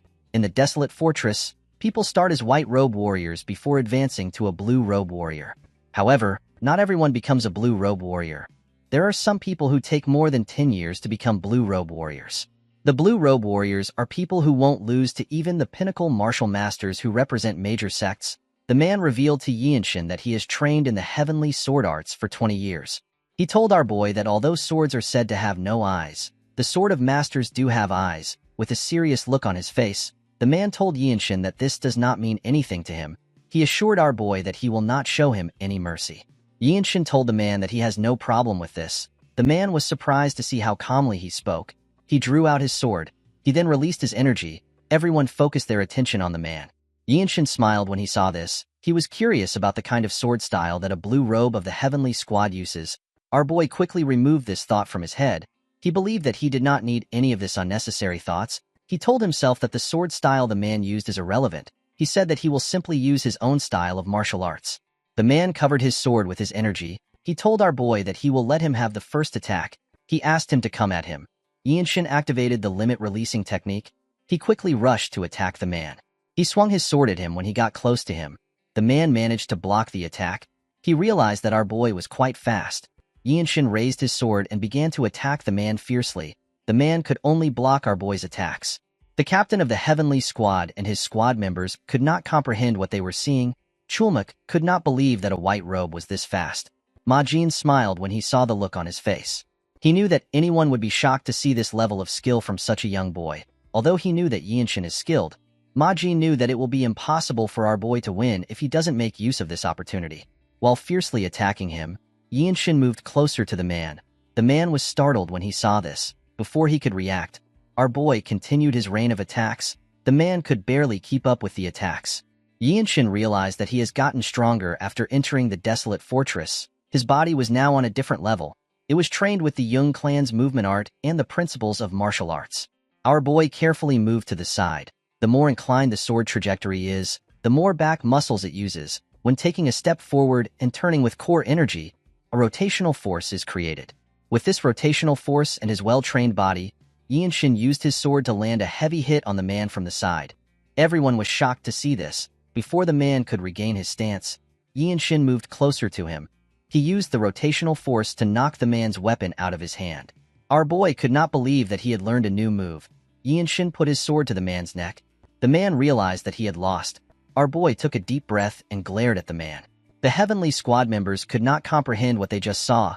Chulmak was quite annoyed. Ma Jin was happy to see the look on his face. The referee announced that our boy won the fight. The Radiant Demon Squad began to cheer when they heard this. While the man was doing his best to fix his hand, Yinshin put his sword into his sheath. Our boy knew that he was lucky. He only won because he had an overwhelming momentum due to the fact that he took the man by surprise. Our boy was certain that the results would definitely be different if he fought the man again. Yinshin bowed his head and thanked the man for giving him the opportunity to observe such a high-level swordsmanship. The man smiled when he heard this. He turned around and went to pick up his sword. He revealed to Yinshin that he was surprised by his sword trajectory and his rotational force. He told our boy that he possesses a martial prowess that is beyond his years. He explained to Yinshin that he has an incredible talent for swords. The man now understood why our boy is called the Lightning Genius. He could not believe that Yinshin actually possessed a martial prowess that is unfathomable even though he is so young. He told our boy that he is envious that the Radiant Squad found a treasure. The other people in the arena could not still believe their eyes. Ma Jin stretched out his hand to Chulmak. The man was annoyed to see this. Yinshin decided to name his new technique as the Energy Accumulation Discharge. While he was looking around, his captain walked up to him. With a smile on his face, Ma Jin threw a box to our boy. When he opened the box, he was shocked to see what was inside. Ma Jin told our boy that he is holding an elixir of the Heavenly Squad. The elixir was a small golden pill. He revealed to Yinshin that the elixir now belongs to him. The scene shifts and we see members of the Radiant Squad surround a particular building. At the entrance of the building, we see the noble race man and a woman looking around. This woman is known as the Zen Demon Sword. Her name is Beck Mirio. Mirio told the man that Yinshin is a monster. She never expected him to defeat a skilled swordsman like Gukikwan, someone who is a blue robe of the Heavenly Squad. Mirio revealed to her colleague that our boy is actually quite hardworking, humble, and polite. She told him that Yinshin is also good at seeing through martial arts. The man explained to her that they have never seen someone as talented as Yinshin. According to Mirio, when she uses a technique while sparring, our boy is somehow able to apply the same principle in a different posture. The way he executes the technique is even more precise than normal. Mirio revealed to her colleague that she would hate to use exclusive martial arts in front of Yinshin. She explained to him that our boy has some sort of innate talent for reinterpreting martial arts. The man agreed with his colleague. He told her that it is as if our boy learned the martial arts a long time ago. He believed that Yinshin is a true monster. The scene shifts and we are taken inside the building. We see Yinshin on the floor and Ma Jin next to him. The captain told our boy that he does not know the amount of energy he will be able to draw out of the elixir. People usually absorb about 60 to 70% of the elixir, but depending on the situation, it could be lesser than that.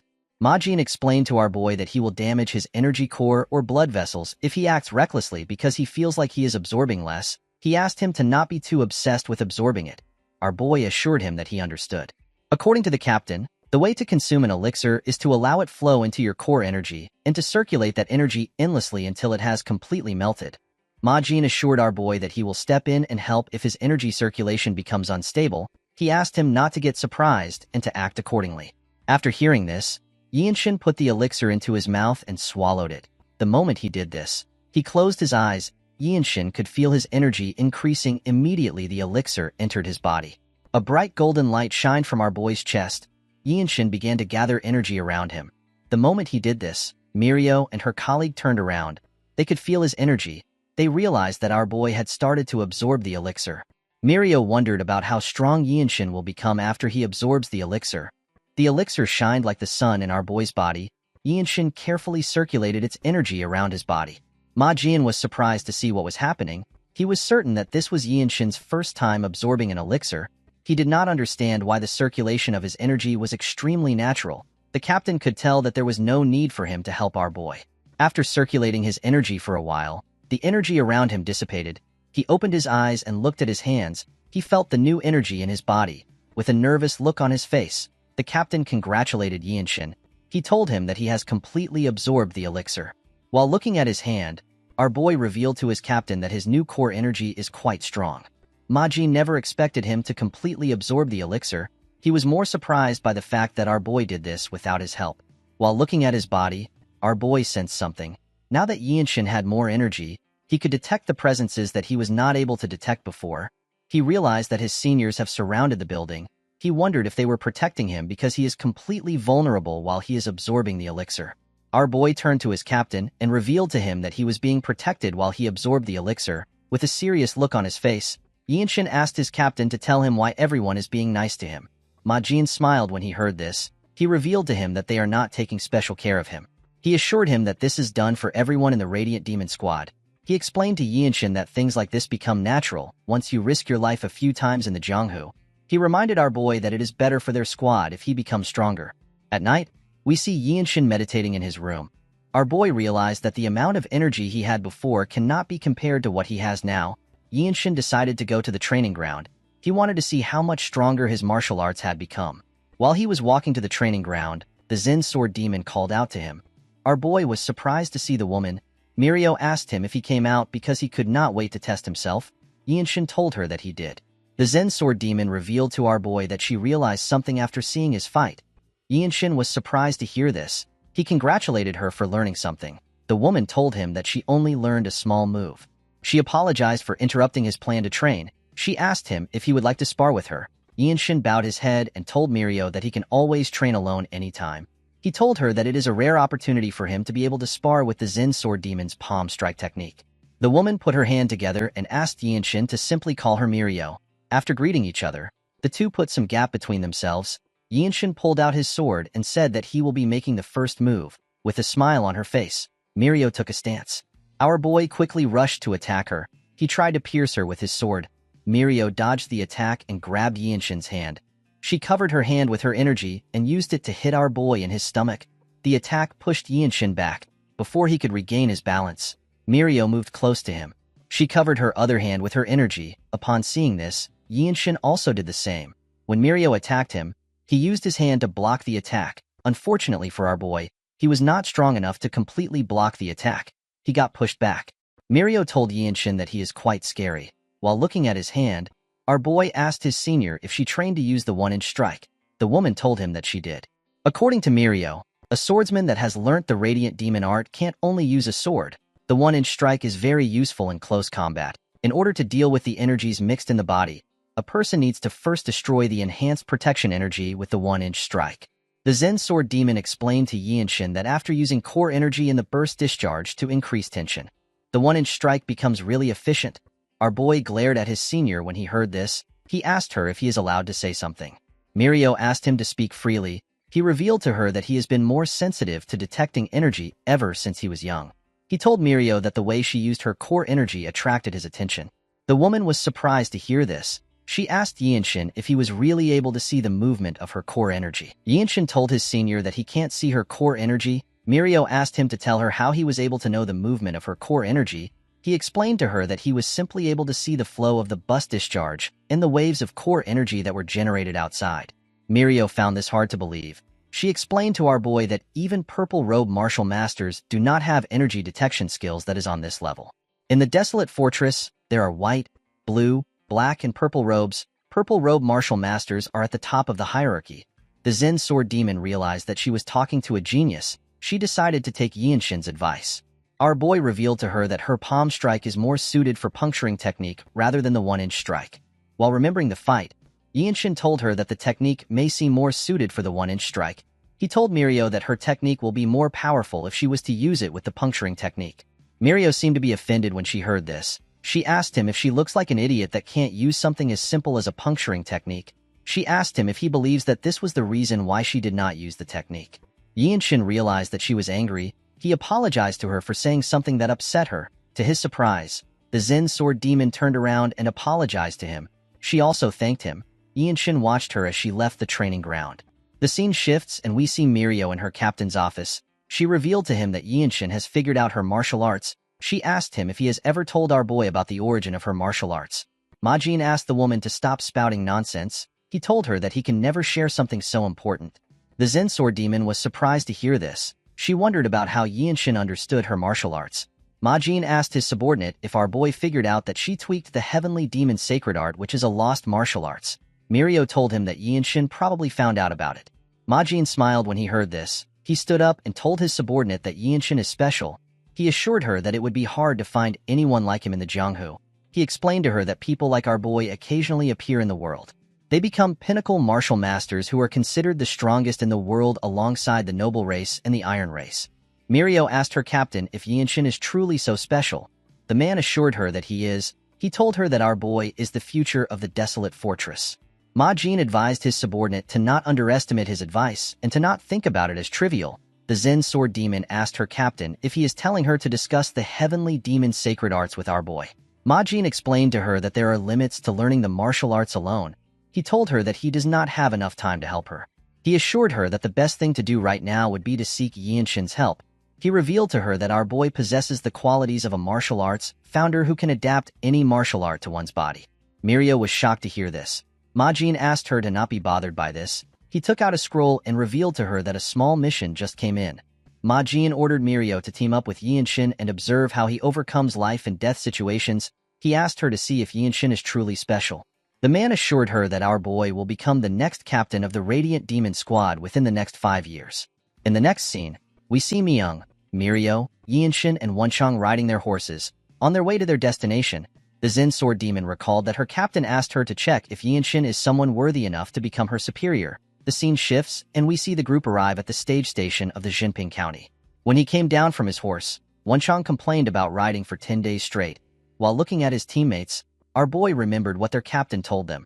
According to Ma Jin, people who bring offerings to the blood flame cult have settled down in a village and would routinely slaughter livestock while ruining crops. The village is located in Jinping County in the south of Shaanxi. Usually, the Jinping branch would be able to deal with the issue. However, there has been an incident where the elixir of the Manhwa sect has been stolen. Wenchang was surprised to hear this.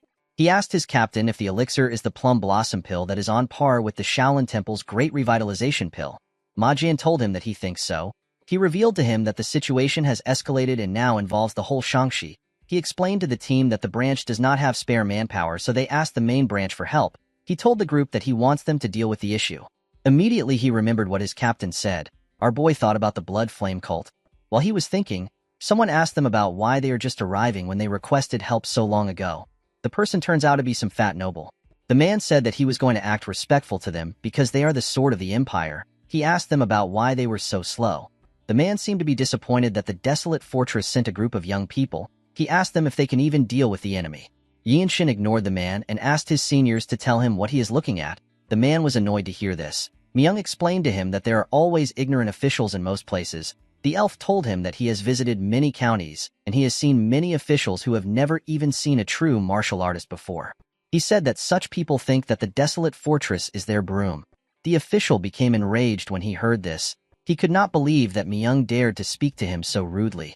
Yinshin asked Myung if he can block the official's mute acupoint. The elf asked him to go ahead. He did not want to waste his time there. The man wanted to start yelling, but our boy blocked his acupoint. The man began to sweat. He noticed that he could not speak. Yinshin told him that they do not take orders from him. While the official was struggling to speak, Yinshin and the rest of the group walked forward. While walking, Wenchang asked his friend if he also learned how to block acupoints. Yinshin told him that he did. Wenchang told our boy that he has realized that it is not respectful to call him by his name. Wenchang told his friend that he will call him Warrior Young. Yinshin referred to him as the Desolate Fortress Sacred Warrior and asked him to do as he pleases. Wenchang was quite proud of his new nickname.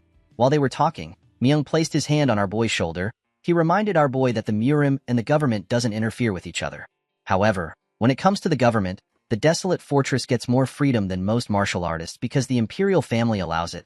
The elf told him that it is fine if they want to mess with idiots who think they have them on a leash. Mirio moved close to them and warned Yinshin to never overdo it. Although she said this, she still commended him on his actions. While they were talking, Wenchang noticed something odd about a village far from them. He told his teammates that something is wrong there. When the group carefully looked at the village, they saw a man with red hair holding a child in one hand and a blood-stained sword in another hand. The villagers seemed to be trying to stop the man. The man raised the child and asked him to be quiet. Yinshin immediately realized that he was looking at a blood flame cultist. He quickly began to run towards the village. Before he could get far, Myung ran past him.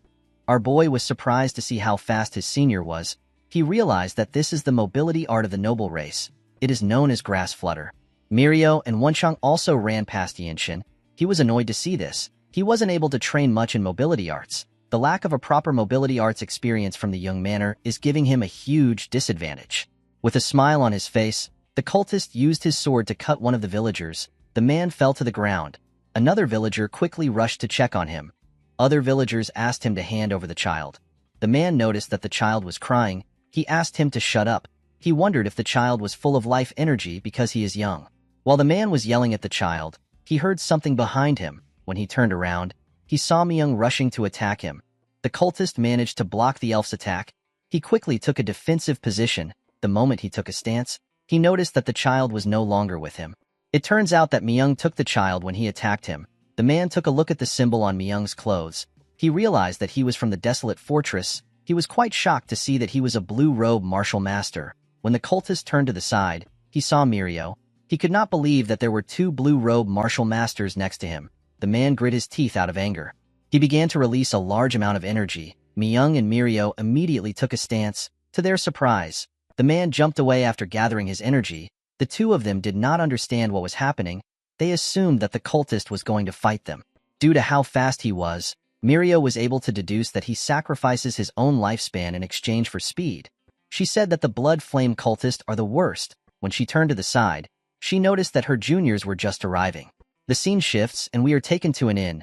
Mirio told Wenchang that his overall martial arts is alright for a white robe, but his stamina is lacking. She asked him to train to improve his stamina from now on. He bowed his head and said that he will do his best. The woman turned to Yinshin and told him that his basics are surprisingly well trained. She said that it is rare to find someone like him even amongst the 9 great sects and the 8 great clans. She revealed to him that she was able to notice this when she saw him running without any techniques. The Zen Sword Demon told our boy that there is probably no one in the Radiant Demon Squad that holds a candle to him when it comes to physical abilities. She pointed at Myung and said that someone like him could never be his match in terms of physical abilities. Myung laughed when he heard this. He told Yinshin that it is actually true. He asked him not to be disappointed about not knowing any mobility arts. He took a look at our boy. He noticed that he was a bit sad. The elf stood up and asked him if he wants to learn mobility arts from him. Yinshin was shocked to hear this. He asked him if he is certain. Myung explained to our boy that he cannot teach him the martial arts of his household, even if he wants to teach him mobility arts. He told him that this mobility arts is how the noble race moves. According to Myung, people are not able to use it even if they know how it works. The elf told our boy that he thinks he might have a shot at it. Yinshin could not believe that he can learn how the noble race moves. Myung asked him not to be too happy. He revealed to him that no one in the Radiant Demon Squad was able to learn it. With a nervous look on her face, the Zen Sword Demon told her juniors that Myung has actually taught those in the squad who wanted to learn. However, no one successfully learned it.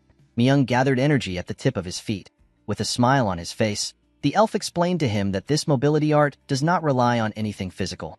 Yinshin was surprised to see how his senior gathered energy at the tip of his feet.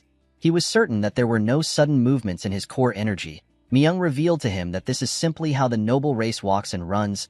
The elf began to walk on a tree. Yinshin noticed that his footsteps were quite light and he couldn't sense his presence. Our boy could tell that his senior was not using core energy. Instead, it was something similar to core energy that was supporting his body. After looking around, Myung carefully jumped down from the tree. Even when he was coming down, he looked like a leaf falling from a tree. With a smile on his face, Myung asked his junior if he understood the technique. Our boy explained to him that he is thinking of what he can do to use core energy to create wind. He told him that he does not have authority like the noble races. Myung was shocked to hear this. He asked Yinshin if he was able to tell that it is the energy of nature just by watching it once. Our boy asked his senior if this wasn't the reason he showed him the technique. The others did not even know how they were supposed to react to this. Yinshin thanked his senior for providing him with some good ideas. Our boy began to think of ways to recreate this mobility art. Mirio and Myung were shocked to see this. Wonchang realized that this was going to take a lot of time. He turned around and said that he will get them a place to stay. Later in the night, we see Yinshin meditating. He was thinking about the energy of nature. After thinking for a while, Yinshin released some energy. Outside the inn, we see Myung sleeping on a sleeping bag which he attached to the tree. While sleeping, the elf hears someone open the door. When he looked down, he saw our boy. He stepped out and stood in the middle of the place. He looked down and gathered energy at the tip of his feet. Myung was shocked to see our boy using the mobility art of the noble race. In the next scene, we see Wonchang training outside. He seemed to be sad. He could not believe that Yinshin had only been there for a month, and he had already learnt the noble race's mobility art. Myung explained to him that our boy has the qualities of a martial arts founder. He revealed to him that even their captain could not learn the mobility art. He eventually chose to focus on his own mobility art. Mirio remembered what her captain said to her when she heard this. She remembered that Ma Jin asked her to see if Yinshin is qualified to be her superior. While she was thinking, Wonchang asked her if it is alright for them to send our boy out alone. Mirio reminded him that the cultists are people who got scared and hid for a month. She told him that it is simply a reconnaissance mission. She believed that Yinshin is enough for the mission.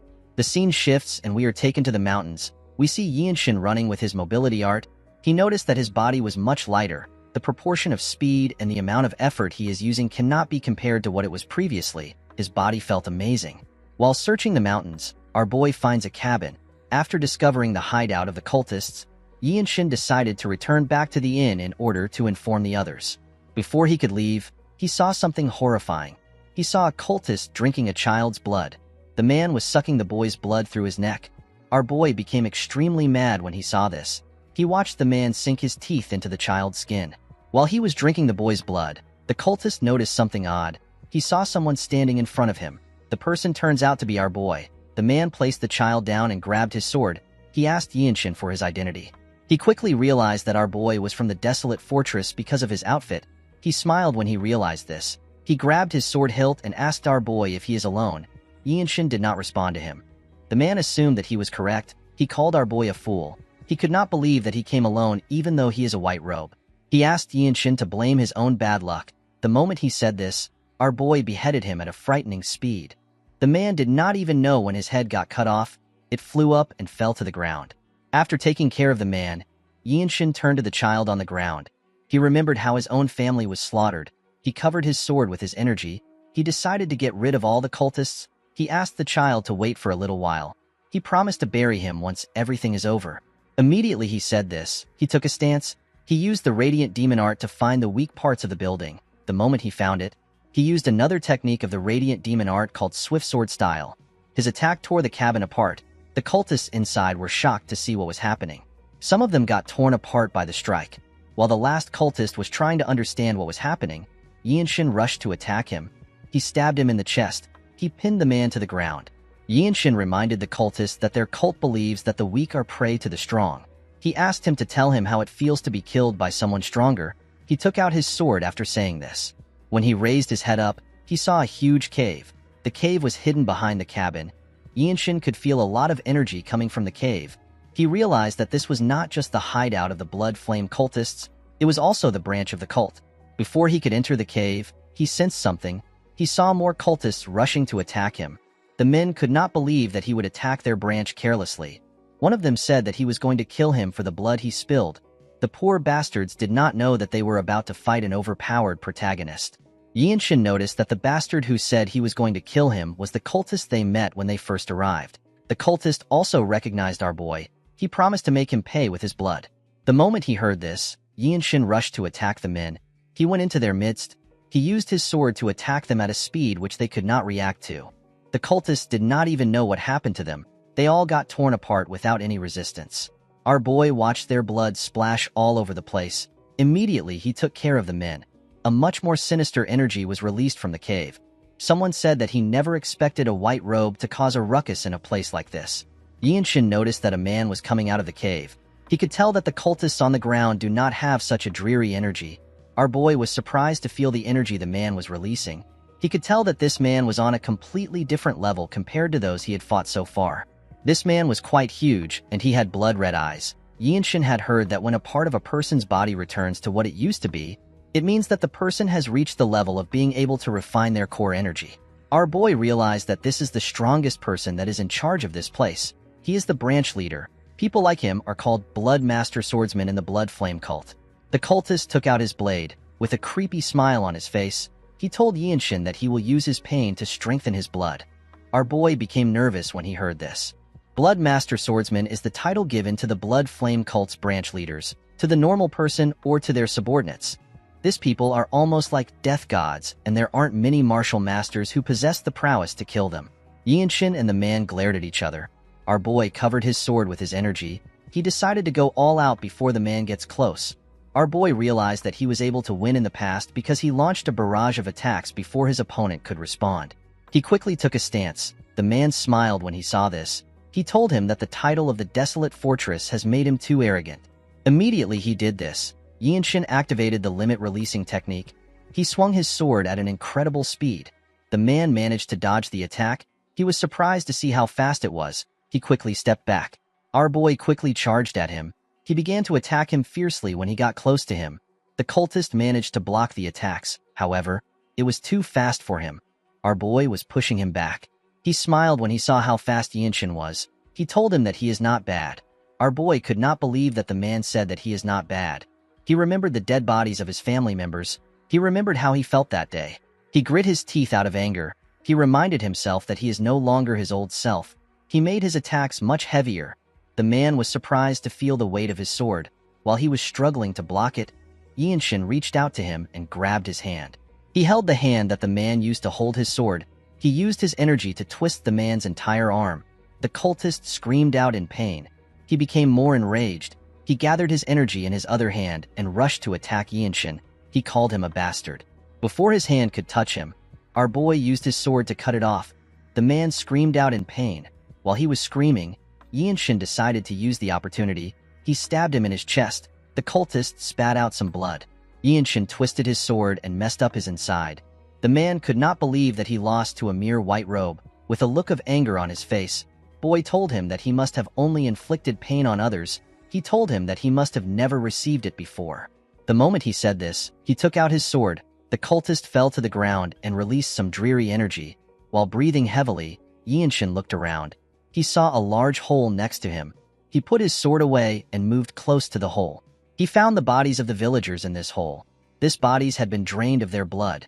Yinshin felt sentimental when he looked at their faces. He prayed that they would all go to paradise. At night, we see Yinshin return to the inn. Everyone was shocked to see him. He was covered in blood and he was carrying a child on his back. The group stood up when they saw him. Our boy handed the child to Wenchang. The boy was surprised to see that the child was not dead yet. Mirio could tell that her junior fought. She asked him if he is all right. Yinshin realized that she was confused because of the blood. He assured her that he is fine. He revealed to her that the blood doesn't belong to him. He told her that he discovered the blood flame cult branch. Mirio was glad to hear that he is safe. The moment she thought of this, she realized that our boy said that he found the cultist's branch. She and the other members asked him if he is serious. Yinshin revealed to them that they were 8 red-haired cultists. The blood flame cultist that caused trouble in the county was there. He was with a strong cultist that had red and black hair. Mirio and Myung were shocked to hear this. The Zen sword demon told him that the cultist with red and black hair is a blood master swordsman. She realized that our boy truly found the branch of the cult. She could not believe that there was a branch of the blood flame cult that has planted its roots there and is feeding off the people in the county. Myung picked up his sword. He explained to them that the blood flame cult is a target of the desolate fortress that needs to be destroyed. He told his teammates that they will need to raid the branch. The elf commended Yinshin on his accomplishments. He asked him to get some rest. Mirio tapped his shoulder and told him that she will follow Myung to clean up the branch. Our boy explained to them that they do not need to go anywhere. He told them that they simply need to get the government troops to do the rest. He said that the troops need to help the victims. Mirio and Myung were surprised to hear this. Wenchang could not understand why they would need the government troops. Mirio turned around and asked Yinshin if he defeated all the cultists and the blood master swordsman. Our boy told them that he killed them all. The group could not believe what they were hearing. Myung asked him if he really destroyed a branch of the blood flame cult on his own. Yinshin told him that the mobility art he taught him really helped a lot. The seniors did not know how to react to this. The Zen sword demon revealed to him that the blood master swordsmen have strange regeneration abilities. She asked him if the fight was dangerous. Yinshin was surprised to hear about regeneration abilities. He did not experience anything like that. According to Mirio, there were some martial artists who drove them to the brink of death. However, they got stabbed in the back and died because they did not know about the blood master swordsman ability to regenerate. Yinshin picked up something and placed it on the table. The thing turns out to be the head of the blood master swordsman. Everyone was shocked to see the head. Our boy realized that things would have been bad if he did not cut off the cultist's head. With a smile on his face, Myung said that the fight is over even if the cultist has regenerative abilities. In the next scene, we are taken to the desolate fortress. We see Myung and Mirio reporting about the mission to their captain. Ma Jian never expected that a blood master swordsman would be involved in such a simple mission. He realized that the mission was not completely bad because it allowed them to see what the white robes are capable of. He asked the two to tell him how Yinshin behaved when he was faced with a life and death situation. Although she was not there, the Zen sword demon did not believe that our boy was in a life and death situation. Myung asked his captain about what he means. Ma Jian explained to them that the place must have been a branch of the blood flame cult if a blood master swordsman was there. He told them that the branch must have been a dangerous place for the white robes. He asked the two of them if they destroyed the branch in order to protect their juniors. Mirio revealed to her captain that they did not actually see anything by themselves. She explained to him that Yinshin went on a reconnaissance mission alone and annihilated the entire branch on his own. Ma Jian was shocked to hear this. With a nervous look on his face, he asked her if Yinshin went to the branch alone and killed all the blood flame cult members, including the blood master swordsman. Myung told him that he did. Ma Jian became more nervous. This result was much different from what he expected. The scene shifts and we are taken to our boy's room. We see him looking at the city from his window. Wenchang was happy to be back inside his room. He never knew that he had grown attached to the place. He turned to Yinshin and asked him if he noticed that the atmosphere was a little electric when they returned. Our boy realized that he was right. He told his friend that the people were having a festival. Wenchang told him that he is wrong. He revealed to him that the city is a little rowdy because the former Divine Sword Squad captain has returned. He said that the man has returned to fight for the position of Elder Council Leader. Yinshin was surprised to hear this. According to Wenchang, the former Divine Sword Squad captain brought a boy back with him. The boy is said to be the adopted son of the famed Desolate Ma clan. He is rumored to be extremely talented. Our boy clenched his fist out of anger when he heard this. He remembered that the Desolate Ma clan is his mother's clan. The clan never came to Xingye County before. Not even when his mother got married, even after she gave birth to him. They did not reach out once. Yinshin smiled when he thought of this. He realized that this kind of story is something a person would hear in the villages. It was as if the clan cut off all ties with their daughter who married into a household that would make them seem like they were of a lower class. The next day, we see Yinshin in his captain's office. He asked the man if he called for him. Ma Jin stared at our boy. He noticed that his energy was different. He found it amazing that his energy had changed again. He could tell that Yinshin did not annihilate an entire branch of the blood flame cult by luck. Our boy did not understand why his captain was just staring at him. Ma Jin stood up. He revealed to him that the fortress master wants to see the two of them. Our boy was surprised to hear that she wanted to see him. He quickly followed his captain. He asked him if there has been any instances where she would ask to meet white robe warriors after their enlistment meeting. Ma Jin told him that it has never happened before. Yinshin did not know how to react to this. When they stepped outside, we see several blue robe warriors greeting Ma Jin. The blue robes noticed that the lightning genius was with Ma Jin. They had heard about how he killed a blood master swordsman. They could not believe that such a young boy would be so skilled. As they walked forward, Ma Jin told Yinshin that it is natural for others to be paying attention to him. He explained to him that he is now considered a martial master in the desolate fortress because he is able to destroy a blood flame cult branch by himself. Our boy accepted his captain's explanation.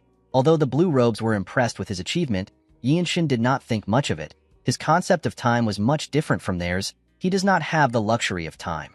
If he wants to live, he must become as strong as a divine sword captain before he turns 20. He needs to advance from white to blue and surpass black robes like his captain to become someone capable of leading 17 squads like the Radiant Demon Squad as a purple robe divine squad sword captain. The scene shifts and we see Yinshin and Ma Jin arrive at the door of the fortress master. Before his captain knocked on the door, our boy hears the fortress master tell someone that she heard he has a grandchild. The person said that the blood of a lowly place cannot flow far. Ma Jin knocked the door when he heard this. The person said that he will be glad if his grandchild doesn't bring shame to the Ma clan. Yinshin was surprised to hear this. The person said that the child next to him is his successor. Although the boy was not from the main family, he was still exceptionally talented. Immediately the man said this. Yinshin and his captain stepped in. They saw the fortress master, an old man and a young boy. Yinshin noticed that the fortress master was staring at him. Ma Jin put his hand together. Our boy was surprised to see this. He remembered that he was supposed to greet the fortress master. He quickly joined his captain in greeting the fortress master. Our boy realized that this man was the former Divine Sword Squad captain. He is a purple robe martial master that is stronger than Ma Jin. The old man turned to him and asked him if he is the lightning genius from the Radiant Demon Squad. He introduced himself as Yanjiak. He said that he used to lead the Divine Sword Squad. He explained to our boy that he told the fortress master that his grandson wants to see a martial master that is his peer. Yanjiak told our boy that it is nice to meet him. Upon hearing this, Yinshin realized that this man doesn't know who he is. He carefully looked at the fortress master. Yanjiak told Yinshin that he heard about him recently. He noticed the energy which he was exuding. He told our boy that the rumors don't do him any justice. He did not expect Yinshin to be so accomplished. He found it hard to believe that he had attained so much at such a young age. Our boy put his hands together and greeted his grandfather. He introduced himself as young Yinshin of the Radiant Demon Squad. Yanjiak was surprised to hear our boy call him grandfather. Ma Jin and the young man were also surprised. The fortress master actually smiled. She seemed to be enjoying the show. Yanjiak asked him about what he is talking about. The moment he said this, he realized that our boy said that his surname is Young. He could not believe that he was looking at his grandson. He wanted to ask him again to confirm. Yinshin simply greeted him again. Ma Jin was more shocked than anyone. He asked our boy if he is truly his sister's son. Yinshin did not know what he was talking about. He could not believe that his captain is his mother's brother and his uncle. He apologized to Ma Jin for not greeting him as his nephew. He explained to him that he is not very sure about the clan relations on his mother's side. He revealed to him that even the people in his father's clan which has been destroyed have pretty much given up on him. Ma Jin and Yanjiak were shocked to hear that the young manor has been destroyed. Yanjiak asked him if he is certain about what he is saying. Due to their reactions, Yinshin could tell that they did not know that the young manor has fallen. Yanjiak turned to the fortress master. He asked her if he can speak to his grandson alone. Yinshin was surprised to hear this. Before the fortress master could respond, our boy stepped forward. He told his grandfather that his mother is not a member of their clan. He told him that he does not belong with them. He explained to him that he respects his accomplishments as a warrior of the desolate fortress. He told him that he is uncomfortable with having any other personal conversations. Yanjiak was surprised to hear this. With a smile on her face, The fortress master told the lightning genius that she likes his spirit. The young man said that he will not acknowledge Yinshin. He did not want to acknowledge someone like our boy as a direct descendant of his grandfather. He turned to Yanjiak and told him that Yinshin is not supposed to show such disrespect to the former Divine Sword Squad captain. The old man did not seem to be listening to him. He was still surprised that he was looking at his biological grandson. Yinshin realized that this idiot has forgotten that he is in the presence of the fortress master. He told him that he does not need his acknowledgement. He tapped his emblem and told him that he is not from the Ma clan. He said that he is the lightning genius of the Radiant Demon Squad. Our boy smiled when he said this. The idiot was annoyed to hear what he said. He turned to Yanjiak and asked him to allow him to have a duel with Yinshin. He said that he will prove that our boy is not worthy of being his blood relative. With a cold gaze in his eyes, Yinshin told him that he has no reason to agree to a duel. He explained to him that if he requests a duel for learning, he will accede to it. He said that he has no need to prove his value to their clan. The idiot was annoyed to hear this. Yinshin noticed that the idiot has 2 gauntlets tied to his clothes. He realized that the boy learnt the fist strikes of the Ma clan. The fortress master asked them to stop talking. She said that Yanjiak is an old-time friend who journeyed with her for a long time and Yinshin is a promising subordinate. She told them that any conflict between the two of them will put her in a tough spot. She asked them to settle the issue like martial artists. She asked them to bet what they want from each other. The fortress master knew that the duel was of no benefit to the lightning genius. She promised to grant him a request no matter the outcome of the duel. Our boy was surprised to hear this. He asked her if she will even grant him the item he wants. She told him that it is not possible for now. She explained to him that even his grandfather cannot get the item because he has already received a different reward for his contribution as the Divine Sword Squad captain. She revealed to Yinshin that she can actually teach him one of her vital energy techniques. Everyone was shocked to hear this. They could not believe that our boy has the chance to learn martial arts from someone known as the strongest in the world. The young man was also happy to hear this. He also wanted to learn the martial arts of the fortress master. Yinshin realized that this boy was going to learn martial arts from the fortress master instead of following Yanjiak's will if he wins. He could not believe that his mother's clan would take in this selfish person as a successor. He decided to accept the duel. The scene shifts and we see everyone at a training ground. The fortress master told the boys that they have the whole place to themselves. She asked them to do whatever they want. Yinshin noticed that the boy wore his gauntlets. He smiled as he cracked his knuckles. Our boy ignored him and turned to the side. He saw his grandfather and his uncle. He told himself that the Radiant Demon Squad is good enough for him right now. He said that he does not need the Ma clan. He took a stance and stretched out his hand. He asked the boy to bring it on. The boy was annoyed to hear this. He called Yinshin a bastard. He quickly rushed to attack him. Our boy managed to block his attack by gently moving his hand. The boy's punch created a lot of pressure when he passed him. He turned around and smiled at Yinshin. Due to the fact that the boy had more energy than him, our boy was able to deduce that he has consumed a lot of elixir. With a smile on his face, the boy clenched his fist and gathered his energy. Yinshin quickly activated the limit-releasing technique. The young man began to attack him more aggressively. Yinshin easily dodged the attacks with one hand at his back. The boy became annoyed. He gathered his energy and attacked again. He asked our boy to tell him why he is not using his sword. Yinshin pushed his hand away. He told him that he is not using his sword because his fist strike techniques are good. The boy became more angry when he heard this. He gathered his energy in his legs. He managed to crush the ground with his energy. He charged at our boy with his hand covered with his energy. Yinshin was not surprised to see the boy close to him. He used his hand to block the attack. The attack only pushed him back slightly. He gently landed on the ground. The young man was shocked to see that his attack did not connect. Yanjiak was also shocked to see how skilled his grandson was. Majin was not surprised at all. The fortress master smiled when she saw how the fight was going. Yinshin smiled when he landed. He told the boy that he has thought of a strong fist strike technique. He took a stance and said that the fight will come to an end by the count of 10. The boy was annoyed to hear this. Yanjiak understood that his grandson was talented, but he did not expect him to try to end the fight in 10 moves. Majin explained to his father that he has misunderstood our boy. He told him that Yinshin means that he will create a new martial arts in 10 seconds. Yinshin noticed something odd about the boy. He gathered more energy. He told him that he will do his best in those 10 moves. The boy took a different stance. He said that the technique is known as the fusion fist strike. Yinshin was relieved to see this. Instead of getting riled up by what he said, the boy actually calmed himself. From the waves of the core energy he was feeling, our boy could tell that his grandfather, who is respected by the world, did not teach the young man in a slidshod manner. Yinshin asked the boy to use whatever strike he wants. He told him that he is also allowed to use a palm strike if he wishes. He asked him to simply do his best. He told him that he will be able to show him plenty things regardless of the strike he uses. The boy became angrier. He charged at Yinshin. The moment our boy saw his fist coming closer, he clenched his own fist. He and the boy attacked each other with their fists. Yinshin used a technique known as the energy accumulation discharge. His fist pushed the boy back. The young man was shocked to feel Yinshin's strength. Our boy did not stop. He charged at the boy. Ma Jin noticed something odd about Yinshin. He noticed that our boy accumulated more energy after the first attack. He was expected to have lost a little since he discharged his energy. When Yinshin got close to the boy, he attacked him with his hand, which was covered in his energy. The attack was known as the accumulated energy second strike. The young man put his hand together to block the attack. Unfortunately for him, Yinshin's fist broke through his defense. Ma Jin realized that our boy got an inspiration for this attack from the fusion fist strike.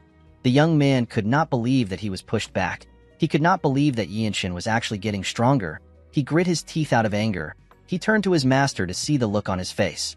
Yanjiak was not impressed or disappointed. The young man gathered more energy in his fist. Yinshin told him that he is doing well. He asked him to show him more. He told him that he can do anything he wants. The boy was annoyed to see that our boy was treating the duel as a lesson. He told him that he is too arrogant. He charged at him with a palm technique that was quite fast. Yinshin used the accumulated energy third strike. The attack pushed the boy's palm away. Before he could fall to the ground, Yinshin grabbed his clothes. The boy was shocked to see this. Our boy gathered his energy in his palm. He found palm strikes to be interesting. The young man could not believe that Yinshin was about to use a palm strike. Our boy pulled him closer and used the accumulated energy fourth strike. The attack sent the young man flying.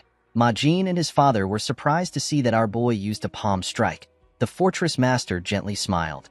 The boy fell to his knees and touched his chest. He coughed out in pain.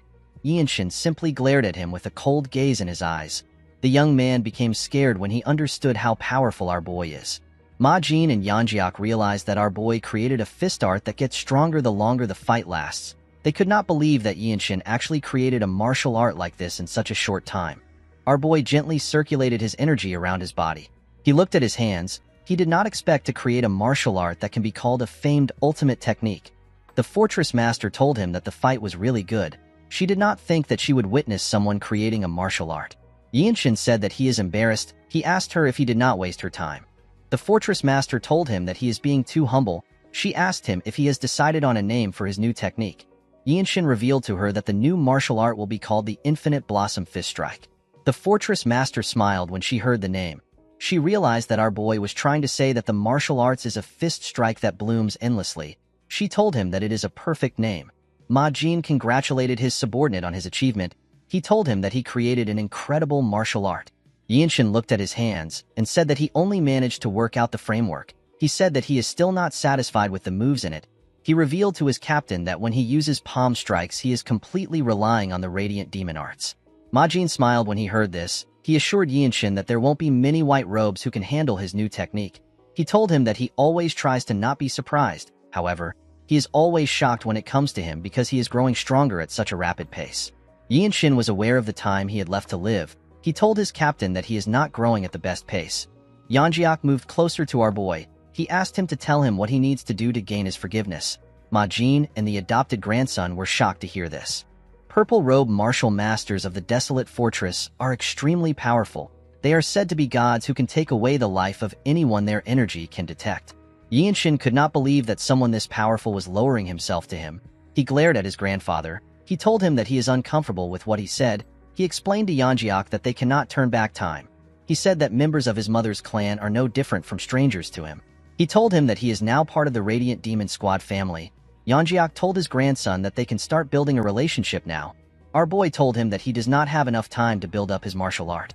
The old man was surprised to hear his grandson's excuse. Yinshin explained to him that he won against his adopted grandson in the duel that he requested on impulse.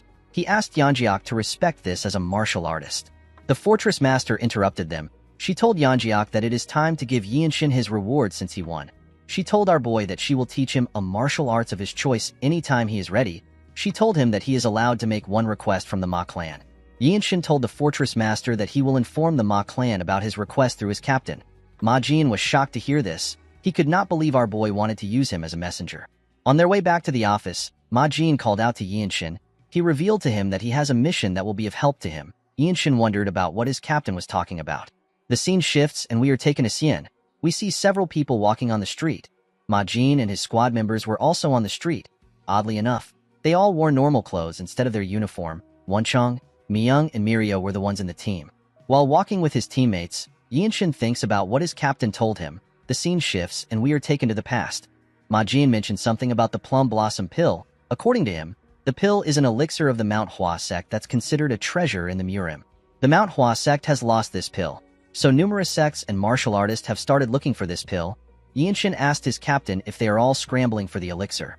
Ma Jian said that they are. He revealed to our boy that they will be accompanying the Manhwa sect to search for the elixir. He said that they actually have an important reason for searching for the elixir with them. He told Yinshin that they are doing it to reduce the number of casualties during the search. Our boy realized that he will be able to use his sword and experience a real fight in this big conflict. Ma Jian told him that he is correct. He assured him that the mission is going to be helpful to him. He explained to our boy that it will be a good opportunity for him to face off against all sorts of famed martial artists. He told him that the amount of things he would learn and grow by fighting will be incomparable to when he trains alone. The scene shifts and we are taken back to the present. Wenchang said that he feels bad. He could not believe that they can't wear their uniform because they cannot reveal that the desolate fortress is helping the Manhwa sect. Ma Jin smiled when he saw the look on the man's face. When they arrived at the entrance of the building, a man and his group stepped out. The men seemed to be leaving. The man seemed to recognize Ma Jin. He realized that this were the martial masters from the desolate fortress. He told them that they have been waiting for them. Wenchang and Yinshin noticed the plum blossom emblem on the man's clothes. They realized that they were looking at the Manhwa sect members. The man greeted Ma Jin. The captain put his hand together and greeted the man known as Sage Cheonju. Yinshin had heard of this man. Sage Cheonju is the leader of the Plum Blossom Swordsmen and one of the top martial masters. In order to match his status, a black robe like Ma Jin had to be involved in the mission. Just by looking at him, Yinshin was getting the same feeling he had when he first met his captain. Cheonju greeted the Zen Sword Demon. He referred to Miyang as the Azure Eye Demonic Swordsman.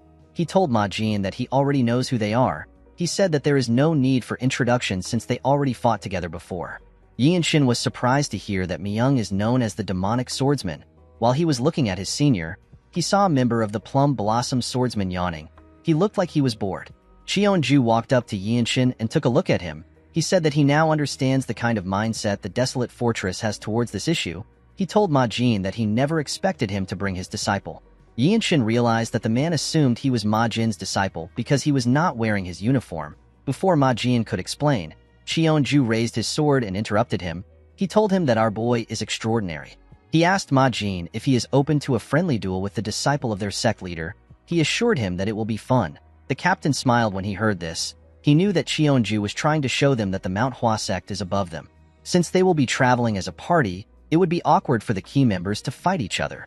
This is why they want to use the future generations of their respective groups to determine the hierarchy. Ma Jin turned to Yinshin to see if he will accept the duel. Our boy simply shrugged his shoulders. He was basically telling his captain to do whatever he wants. Ma Jin smiled when he saw this. The Plum Blossom Swordsman, who seemed bored, told his teammates that they are making him do extra work. He said that he will only need 5 moves to win. Cheonju was annoyed to see how arrogant he was. He told him that he will be able to learn something here. He advised him to do his best. The young man smiled when he heard this. He said that he does not know what he can learn here. He had heard that the Radiant Demon Arts is based on senses. Yinshin stepped out to represent his group. He wondered about how deep the martial arts of the Manhwa sect will be. He reminded the boy that he said that he will only need 5 moves. The young man smiled when he heard this. He asked Yinshin if this sentence offended him. He apologized to him. He told him that he was not trying to underestimate him. He said that he had a really tough training today, so he unknowingly voiced out what he was thinking. He introduced himself as Yu Hyun. Wenchang was surprised to hear his name. He could not believe that he was looking at the Manhwa sect sword dragon. He heard that Hyun was the best disciple of the sect leader. Mirio revealed to him that Hyun is known as the future of the Manhwa sect. There are rumors saying that he has already started learning the Violet Dawn sacred art. Wenchang could not believe that Yinshin was supposed to win someone this powerful. Our boy dropped his bag on the ground. He carefully moved his wrist. With a smile on his face, he introduced himself as young Yinshin. Hyun smiled at Yinshin. He activated a technique known as Invisible Wind Stride and charged at Yinshin. He attacked him with a palm technique. The technique contained a variety of moves. Our boy realized that this was the Falling Blossom Palm Strike. Hyun attacked him with a confident smile on his face. Yinshin activated the first strike of the Infinite Blossom Fist. The technique is known as Vortex. He was able to disrupt Hyun's flow with his technique. Hyun had to bend his head to dodge the attack. He was shocked to see what just happened. He wondered about what created this force. Yinshin quickly charged at the boy. When he got close to him, he covered his leg with his energy. He hit the ground with a lot of strength. He attacked Hyun with his second strike. The technique is known as the Formidable Wall. The boy had issues deflecting Yinshin's attack with the Falling Blossom Palm strike. Our boy realized that the Falling Blossom Palm strike of the Manhwa sect is sufficient enough to become the inspiration for the third strike of the Infinite Blossom Fist strike. He asked Hyun to play a little longer with him. He told him that he wants to end the fight in 10 moves. Hyun was annoyed to hear this. Our boy took another step forward. He clenched his fist and gave Hyun a punch that sent him flying. Yinshin did not give the boy the time to rest. He closed the gap between himself and Hyun. He gathered a large amount of energy in his fist. His energy looked like a flower that was about to blossom. He landed multiple punches all over Hyun's body. The boy screamed out in pain. He fell to the ground and rolled over. The members of the Manhwa sect were shocked to see what happened. Yinshin took a look at his fist. He realized that he can use the last attack as his third strike. He decided to name the third strike the Flower Strike. Yinshin noticed that everywhere was quiet. When he looked up, he saw everyone staring at him. They were all shocked by what they just witnessed. They could not believe that the talented disciple of the Manhwa sect lost after 3 moves. They wondered about who our boy was. Cheonju was annoyed to hear what they were saying. He ordered one of his sect members to get Hyun. A huge man stepped out and carried the boy on his shoulder. Cheonju turned to Ma-jin. He told him that the Desolate Fortress has been raising a dragon. He asked him if the Desolate Fortress still wants to gain more control of the Murim. The captain said that he is overreacting. He told him that the Desolate Fortress won't do anything as long as no harm comes to the people of the country. Cheonju asked him to stop using excuses that make sense. He turned to our boy and called out to him. He told him that he had a good martial arts performance. Although Yinshin's last attack was similar to the Falling Blossom Palm Strike, Cheonju could tell that it was completely different. He knew that there was no way Yinshin had learned any martial arts of his sect. He told our boy that he never expected that there would be a martial arts similar to theirs. He said that the duel will provide enough motivation for their sect leader's disciple who has gotten lazy in his training. He told Yinshin that the Manhwa sect will welcome him as a guest if something causes him to leave the Desolate Fortress. Ma-jin and the rest of his group were shocked to hear this. Ma-jin turned to the sage. He told him that he has crossed the line. Cheonju raised his hand to show that he understands. He admitted that he got ahead of himself due to his greed. He apologized to Ma-jin. He told him that he couldn't help himself because there is a brilliant talent in front of him. Someone called out to Yinshin through telepathy. Our boy was surprised to hear a voice in his head. The person turned out to be Mirio. The Zen Sword Demon told him that he looks like he is having trouble standing.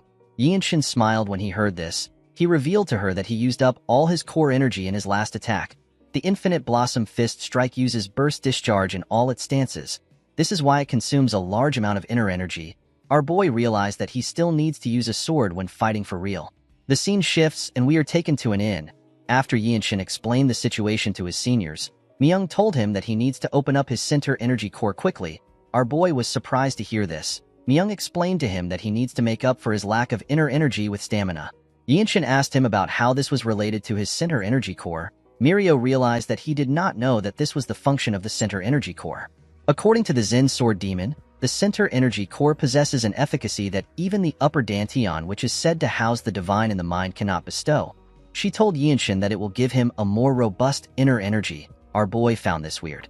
Mirio explained to him that it simply means that there is higher efficacy. She asked him if he has heard of martial masters who don't get tired even after fighting for 7 days and nights.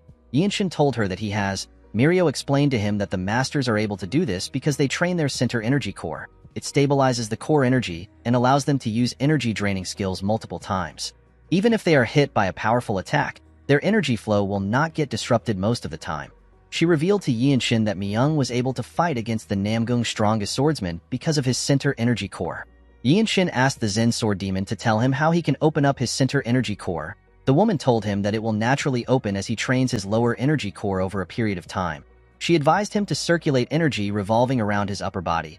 Yinshin referred to her as senior and asked her if there is a faster way of getting the center energy core. Mirio was shocked to hear this. She gently smiled. She could not believe that our boy called her his senior. Yinshin did not understand why she was smiling. In the next scene, we are taken to a restaurant. We see everyone turn to Mirio when she screamed the name of the battle maniac. Even Wenchang wondered why she was overreacting. Ma Jin told his squad that the battle maniac is the culprit of this incident. He is a notorious thief based north of the Yangtze River. Ma Jin said that the battle maniac was also the one who stole his martial arts manual. He said that this case actually worked out great for him. Wenchang asked the Zen Sword Demon if a thief stole their martial arts manual, with a serious look on her face. Mirio said that they had a situation in the past. Ma Jin announced to his squad that they will start destroying all the unorthodox factions signboard within Shangxi with any connections to the battle maniac. Wenchang asked his captain about what the Manhwa sect will be doing while they are doing this. Ma Jin explained to him that while they draw the attention of the unorthodox factions, the Manhwa sect will secretly infiltrate them and check out their location. Wenchang was surprised to hear the plan. Yinshin asked his captain if they have any justification to destroy the signboards of the unorthodox factions. Myung smiled when he heard this. He realized that his junior did not know much about unorthodox martial artists.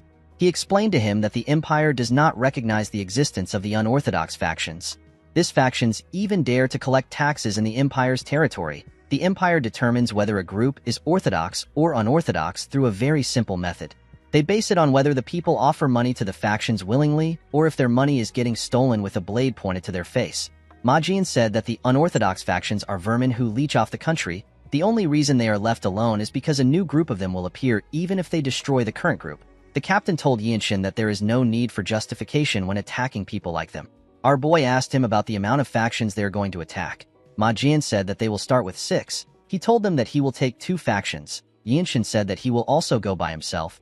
Ma Jin asked him if he is trying to claim all the credits for himself. He told him that it is too dangerous. Our boy assured his captain that he will be able to take care of it.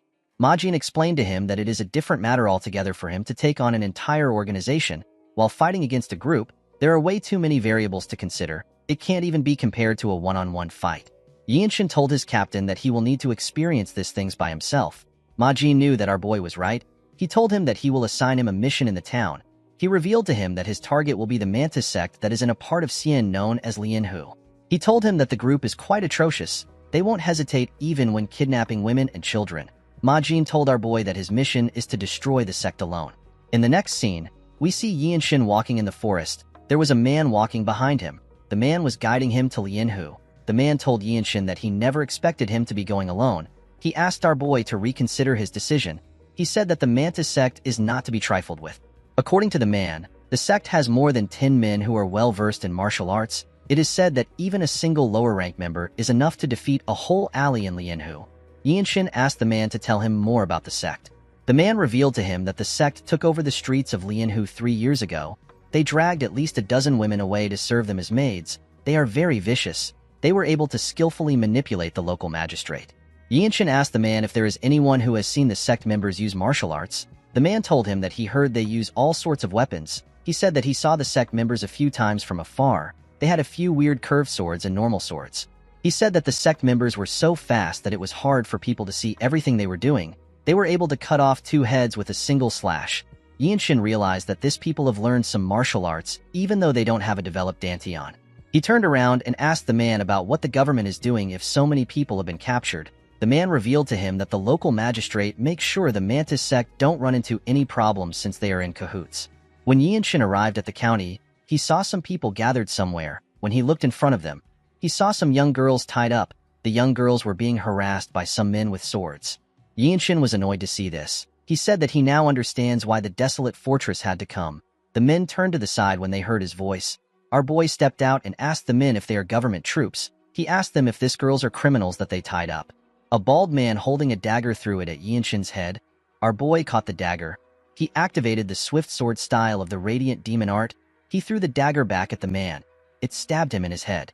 The man's friends were surprised to see this. They believed that Yinshin was some child who knew martial arts. One of them asked him about where he learned from. He told Yinshin that the way he threw the dagger was weird. He asked him if he learned how to throw it properly. A man in green clothes stepped out. He said that Yinshin was really fast. He asked him for the name of the martial arts he just used. Our boy drew his sword. He told the man that there is no need for him to name such a trivial trick. The man was happy to see Yinshin's sword. He believed that he would get a reward from their sect leader if he was to present the sword to him. The moment he thought of this, Yinshin used his sword to split his head apart. The man's teammates were shocked to see this. Our boy charged at them. He tore all of them apart before they could even draw their swords. Everyone, including the man who brought him there, was shocked to see how he easily took care of them. The men on the other side quickly ran to the girls. They thanked Yinshin for saving the girls. The man who brought our boy was still quite shocked by what he witnessed. Yinshin turned to him and asked him about where the Mantis sect is. The man quickly pointed to a building. Our boy walked towards the building. When he arrived at the gates, he saw the signboard of the Mantis sect. He kicked the gates open with a lot of force. The men in the building were surprised to see a young boy barge into the building. The leader of the sect was surprised to hear that a young boy like Yinshin killed their sect members. Our boy noticed that the man was oddly dressed. He wore a dragon robe, which should only be worn by the emperor. Yinshin wondered if the man was really a rebel. The leader stepped down. He asked his sect members to stay out of the fight. He said that it has been a while since he used his sword. He told Yinshin that he chose the wrong place to perform a chivalrous deed. He drew his sword after saying this. Our boy asked the old idiot for his name. The leader laughed and said that there is no point in giving his name to someone who is about to die. Yinshin revealed to him that he needs to know the name of the sect leader in order to claim the credit. The man smiled when he heard this. He quickly charged at our boy. Yinshin immediately realized that he was using a swift sword technique. He noticed that he could see the trajectory of the leader's attack. He wondered if it is because he has gotten stronger. He drew his sword and blocked the man's attack. He pushed the leader back when he blocked his attack. The man was shocked to feel the weight of Yinshin's attack. He took a careful look at our boy. He realized that he wouldn't be able to win in a one-on-one match. He ordered his men to attack our boy. They all charged at him. Yinshin carefully looked around to see the amount of men rushing towards him. He did not seem to be bothered. The men attacked him at the same time. Our boy easily dodged their attacks. He cut one of them down and turned around to block an attack. Some men tried to attack him from behind as he did this. Yinshin easily tore the men apart before their swords could touch him. They did not even know when they got cut down. Our boy looked around as he fought. He noticed that he could see the trajectories of all their attacks. He decided to attack them. He moved into their midst and struck them before they could attack him. He moved forward and continued to cut down the people in front of him. He tore apart the people around him and jumped out of their midst. He landed in front of the leader. The man was shocked to see Yinshin. All he could see behind him was the blood of his members everywhere. He was shocked to see the amount of people our boy killed. Yinshin remembered that he was asked to subdue the leader in front of the whole sect. He gathered his energy in his sword. He decided to think of the sword in his hand as a fist. He took a step forward and activated the second step of the Infinite Blossom Fist strike, known as the Formidable Wall. The technique gave him a large amount of force to jump. The sect leader did not know when Yinshin got above him. Before he could make a move, our boy swung his sword and cut him down. His sword literally cut through the man. It split his body apart. The poor bastard fell to the ground. Yinshin announced that he will destroy the Mantis sect signboard. He turned around and glared at the sect members after saying this. The men were horrified to see the look in his eyes. One of them asked his teammate to get the master swordsman. Yinshin was surprised to hear this. He asked the man if he is referring to a blood master swordsman. He asked him if the blood flame cult is the one behind them. The men did not know what to say. Our boy grabbed the man who asked his teammate to call the master swordsman by his neck. He pushed him down and asked him to speak. The man revealed to him that the master swordsman is probably sleeping in the side building. Yinshin found this weird. He knew that a real blood master swordsman would have detected a fight on this scale. While he was thinking, someone threw a sword covered in energy at him. Our boy managed to block the sword. The sword got shoved into the ground. Someone jumped above Yinshin and landed next to the sword. He picked his sword. He told our boy that he is really skilled. He told him that he never expected him to sense his attack. Upon seeing the black and red hair which the man possessed, Yinshin realized that he is a blood master swordsman. The scene shifts, and we are taken to the past. We see our boy talking to his captain. He asked his captain to tell him what he needs to do to become a blue robe warrior. Ma Jin smiled when he heard this. He revealed to Yinshin that he needs 5 of something. He told him that he needs to slay about 5 blood master swordsmen to go up in the ranks. He told him that he can become a blue robe warrior regardless of his age. Yinshin could not believe that another master swordsman was in front of him. He told the man that he is lucky. The cultist did not understand what he was talking about. With a condescending look in his eyes, our boy said that he has 3 left to go. The cultist noticed that Yinshin released his energy. He quickly took a stance. Our boy gathered his energy around his leg. He crushed the ground with his leg. He charged at the man at a crazy speed. The cultist managed to block the attack, but it pushed him back a bit. Yinshin knew that he had to end the fight now. He knew that this cultist was the center of the Mantis core. If he lets the fight drag on, his chances of winning will drop. The master swordsman gathered some energy in his hand. he asked Yinshin to die. Before his hand could touch our boy, he activated a technique of the infinite blossom fist strike known as Vortex. A large amount of energy gathered around his sword. The energy was spinning fast. Our boy stabbed the master swordsman in his chest. The master swordsman was annoyed to see this. He tried to move his hand. Yinshin took out his sword from his chest. He told the cultist that he won't be listening to his last words. The moment he said this, he beheaded him with a clean strike. The Bloodmaster swordsman did not stand a chance. The rest of the sect members were shocked to see what just happened. They quickly realized that the sect was done for.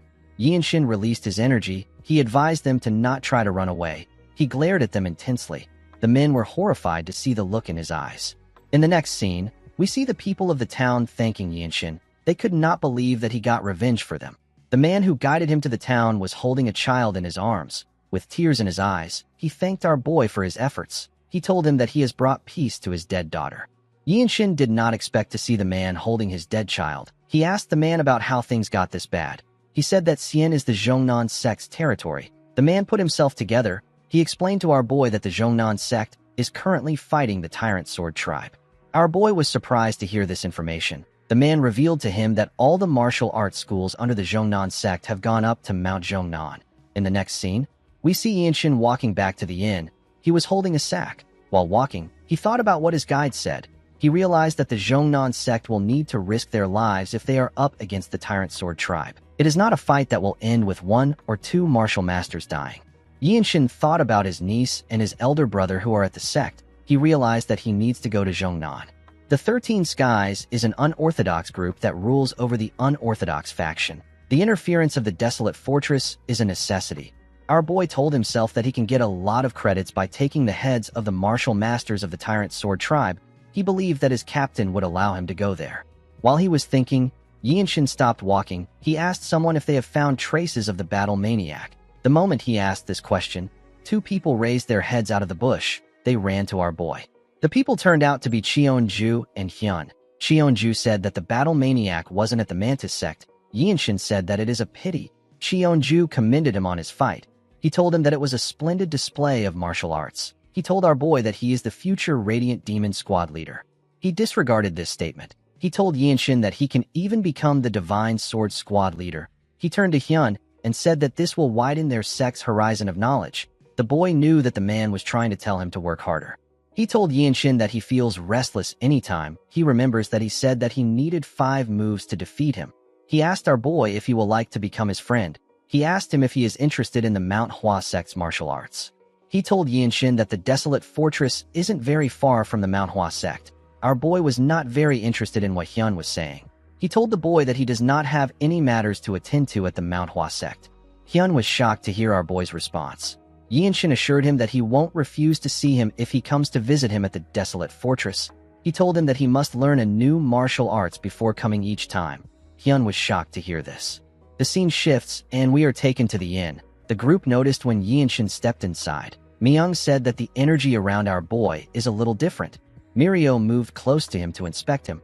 She told him that he received a cut on his back. She asked him to sit down.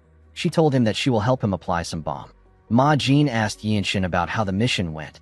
Our boy placed the sack on the table. The group was surprised to see what was inside the sack. They could not believe that they were looking at the head of a Blood Master swordsman.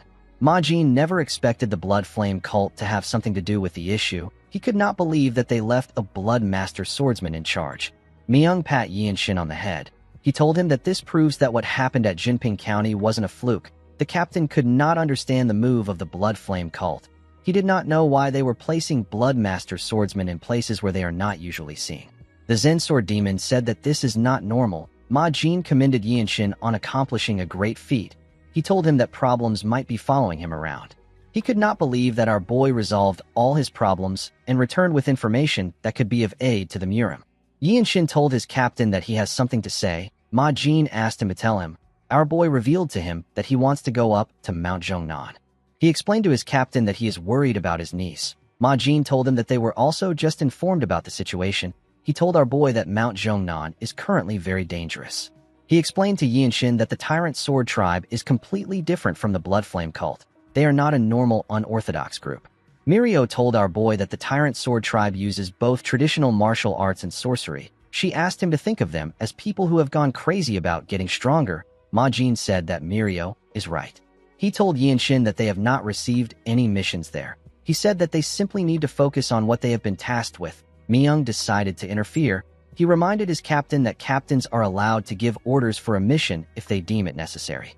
Ma Jin and Mirio could not believe that Myung decided to speak up now. Ma Jin decided to be honest with our boy. He explained to him that he does not want to send him to Mount Zhongnan without knowing if he will be able to make it back. Yinshin was surprised to hear this. His captain explained to him that anyone in the desolate fortress who knows how talented he is will worry about this fact. Myung told our boy that it is natural that people want to recruit him. He reminded him about the incident where he was invited by the Manhwa sect. Both Mirio and Wonchong knew that Myung was right. Yinshin asked his captain to tell him why he is incapable of separating personal and business matters. He asked his teammates if this is the level of trust he has built in their squad. He reminded them that he has shown them what he is capable of. He begged his captain to let him go. He asked him to record the mission as a solo mission. Upon seeing the look on Yinshin's face, Myung told his captain that our boy has made a checkmate move. Mirio hit him in the back when she heard this. After thinking about it, Ma Jin told our boy that he is right. He decided to give Yinshin a condition that would grant him the right to leave. He asked our boy to take on one of his attacks. Mirio and Myung were shocked to hear this. Ma Jin told our boy that it is simply one attack. He told him that he can dodge or block the attack if he wants. He assured him that he will let him go if he is able to do this. The Zen Sword Demon believed that this was a bit too much. She called out to her captain. Ma Jin told her that one must be at least this competent in order to stand at the top of the martial arts world. He promised to give Yinshin a separate reward if he is able to handle one of his attacks. Our boy accepted his offer. The scene shifts, and we are taken outside the inn. We see the members of the Mount Hua sect standing together. Cheonju thanked Ma Jin for granting them permission to witness his duel. After thanking him, he moved close to his team. He told Hyun that it is a precious opportunity to see the technique of the Radiant Demon Squad captain. Hyun found this to be weird. He reminded Cheonju that a black-robed warrior of the desolate fortress should be on the same level as him. Cheonju told him that he is right. He explained to him that Ma Jin is very strong when it comes to close combat. He told him that the captain is even stronger than him. Hyun was shocked to hear this. Cheonju told him that Ma Jin's nickname is Hell Slaughterer. It means that he completely rules the battlefield. According to Cheonju, there is a large amount of reputable clan elders who were killed by Ma Jin after committing hypocritical atrocities. For someone as skilled as the captain, even a slight movement in his hand has great meaning, because that single attack could end a life instantly. Hyun could not believe what he was hearing. Unlike the martial artists of the 9 sects who seek the ultimate principle of swordsmanship, Ma Jin's martial arts were trained for the sake of fighting. Cheonju admitted that even our boy will have a hard time in this fight. He said that no one around his age can take on an attack from a master like Ma Jin. Yinshin glared at his captain. He asked him if he can give him some time. Ma Jin asked him to take as much time as he needs, because he was going to be using a move that a white-robed warrior can't handle. Ma Jin advised Yinshin to sharpen his senses as much as possible. There are less than 30 black-robe martial masters in the desolate fortress. However, our boy believed that he did not need to be nervous. He closed his eyes and took a deep breath. He released his energy and placed his hand on his sword. He told himself that he simply needs to show what he has learned. When he opened his eyes, we see that it is covered with his energy. Our boy was able to see the energy around his captain. He told Ma Jin that he will let him have the first move. The man smiled when he heard this. When he simply raised his hand, a large amount of energy gathered around it. Yinshin was able to tell that this was a ridiculously powerful palm strike. A palm strike of this level can easily break through most fortress walls. Our boy realized that he could not block such an attack. He needed to dodge it. He quickly let go of his sword. The moment he let go of his sword, Ma Jin charged at him like a lion going after its prey. He swung his palm at him when he got close to him.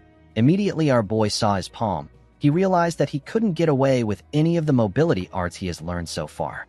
The moment he thought of this, an idea came to his head. He realized that he could take a single step. He focused his eyes on Ma Jin's palm. While looking at his palm, Yinshin carefully took a step and got behind his captain. Ma Jin's attack destroyed the ground. Everyone was shocked to see that our boy actually dodged the attack. Ma Jin was not fazed. He asked Yinshin about the mobility art he just used. Our boy revealed to his captain that he simply walked because he saw a way to survive. He told Ma Jin that he will name the technique the evading swift step. Ma Jin smiled when he heard this. He stood up straight and announced that he will permit Yinshin to travel to Mount Zhongnan. In the next scene, we are taken to a forest. We see Yinshin wearing a blue robe over his white robe. He was walking with Wonchang. As they walked through the forest, our boy remembered what happened at the inn. Myung took off his robe and gave it to him. He told him that he is lending him. Yinshin was surprised to see this. He told him that he does not understand what the robe means. The Zen Sword demon explained to him that by putting the robe on top of his white robe, Myung is putting his honor on the line to tell everyone that Yinshin is a rising star of the desolate fortress. Mirio told him that he now has the authority to give orders to the white robes of the desolate fortress. Our boy could not believe that Myung saw him as a rising star. Rising star is a phrase used to describe a junior who is the best in their rank. Myung told our boy that he should tell anyone who questions him that the Azure Eye demonic swordsman recognizes his abilities. He assured Yinshin that no one will pick a fight with him if he says this. Mirio told Yinshin that he can also use her name. She told him that she also wanted to put her robe on him. Our boy did not expect this. The scene shifts, and we are taken to the present. Wonchang commented on the fact that there is a blue robe on a white robe warrior. He told Yinshin that it suits him. Our boy told him that it feels a little out of place. Wonchang assured him that he will get used to it soon. Our boy thanked him for encouraging him. Wonchang did not know why he was thanking him. He told Yinshin that he was actually sincerely complimenting him. In the next scene, we see the boys arrive at the entrance of Mount Zhongnan. Some martial artists were guarding the entrance. Wonchang realized that the rumor about them fighting with the Tyrant Sword tribe was true. He never expected to meet martial artists at this point of the mountain. He believed that they would be at the entrance of the sect. He and Yinshin moved close to the men. They were asked to stop. One of them asked them about where they are from, their names, and the reason why they are there. Wonchang showed them the logo on his shoulders. He told them that they are from the desolate fortress. The man glared at him. Our boy decided to introduce himself. He told them his name. He said that he is from the Radiant Demon Squad. Wonchang also introduced himself to them. The man asked them if they intend to verify their identity only with their clothes. Wonchang put his hand into his pocket and brought out a tag of the desolate fortress. The man said that no one will believe that the desolate fortress allowed two young martial artists to come there alone. Wonchang did not know what to say. Someone asked the man to stop acting rude. The men turned around when they heard this. They saw a man resting on a pillar. The man was also a disciple of the sect. The man told Yinshin and Wonchang that their sect is in the middle of a war. He said that they can't accept people with identities that they can't verify with certainty. Wonchang became angry when he heard this. He released his energy and made the ground shake.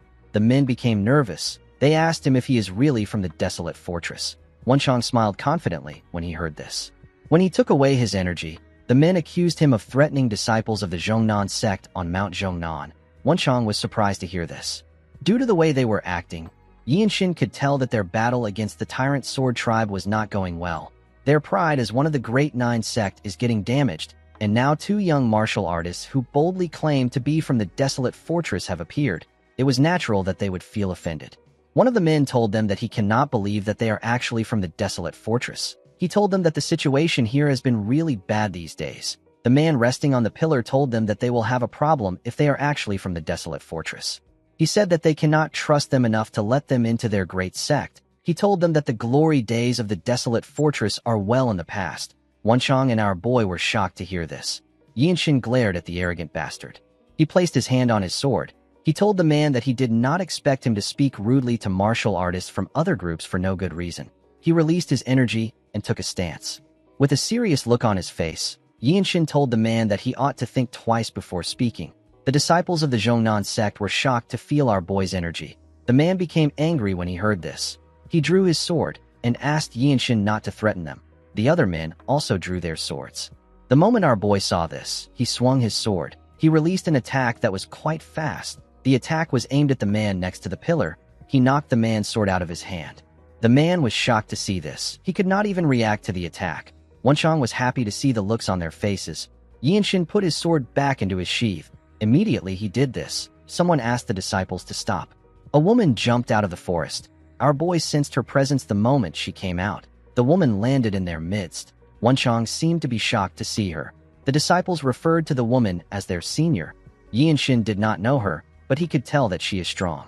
He judged that the woman was on par with the blue-robe martial artists of the desolate fortress. The beautiful woman turned to her sect members. She said that she is disappointed. She could not believe that disciples of the Zhongnan sect would act and speak in such a rude manner. She told the men that they will have a longer conversation about this issue when they return to the sect. The men quickly apologized. They said that they were ashamed of themselves. The woman turned to Yinshin and Wenchang. She apologized to them for how the men behaved. Our boy noticed that Wenchang was not speaking. He was still lost in shock. He decided to introduce himself to the woman. He told her that he is a member of the Radiant Demon Squad. Wenchang also introduced himself. He said that he is part of the same squad as Yinshin. With a smile on her face, the lady introduced herself as Weiji Manhwa. Wenchang was surprised to hear her name. He quickly realized that she is the Cloud Sword Dragon. The Cloud Sword Dragon is a martial master who is said to have descended from the heavens by mistake because of how great a genius she is. Her reputation has already spread across the world. Wenchang said that it is an honor for him to meet a sword dragon who is famed throughout the world. Yinshin said that he acted rudely by drawing out his sword in their territory. He apologized to her for his behavior. Manhwa told our boy that she saw her juniors ready to attack him first. She apologized on behalf of her juniors. She said that they have kept them waiting for too long. She told them that she will take them to the main sect's location. She said that she will hear the details of their visit when they get there. While she was talking, a disciple walked down the stairs. The person called out to Yinshin. Our boy quickly raised his head up. He saw his elder brother. The boy was shocked to see Yinshin. Manhwa did not understand what was going on. In the next scene, we see Yinshin's niece run to him. She was very happy to see her uncle. She quickly hugged him. Our boy asked Haya if she has been well. The girl could not believe that her uncle was in front of her. She hugged him tightly. Wenchang had to look away because he did not want the atmosphere to be awkward. An old man and Manhwa moved close to our boy. Yinshin let go of his niece and stood up. The Cloud Sword Dragon explained to him that the sect leader and the Supreme Elder have gone out to deal with the leader of the Tyrant Sword Tribe.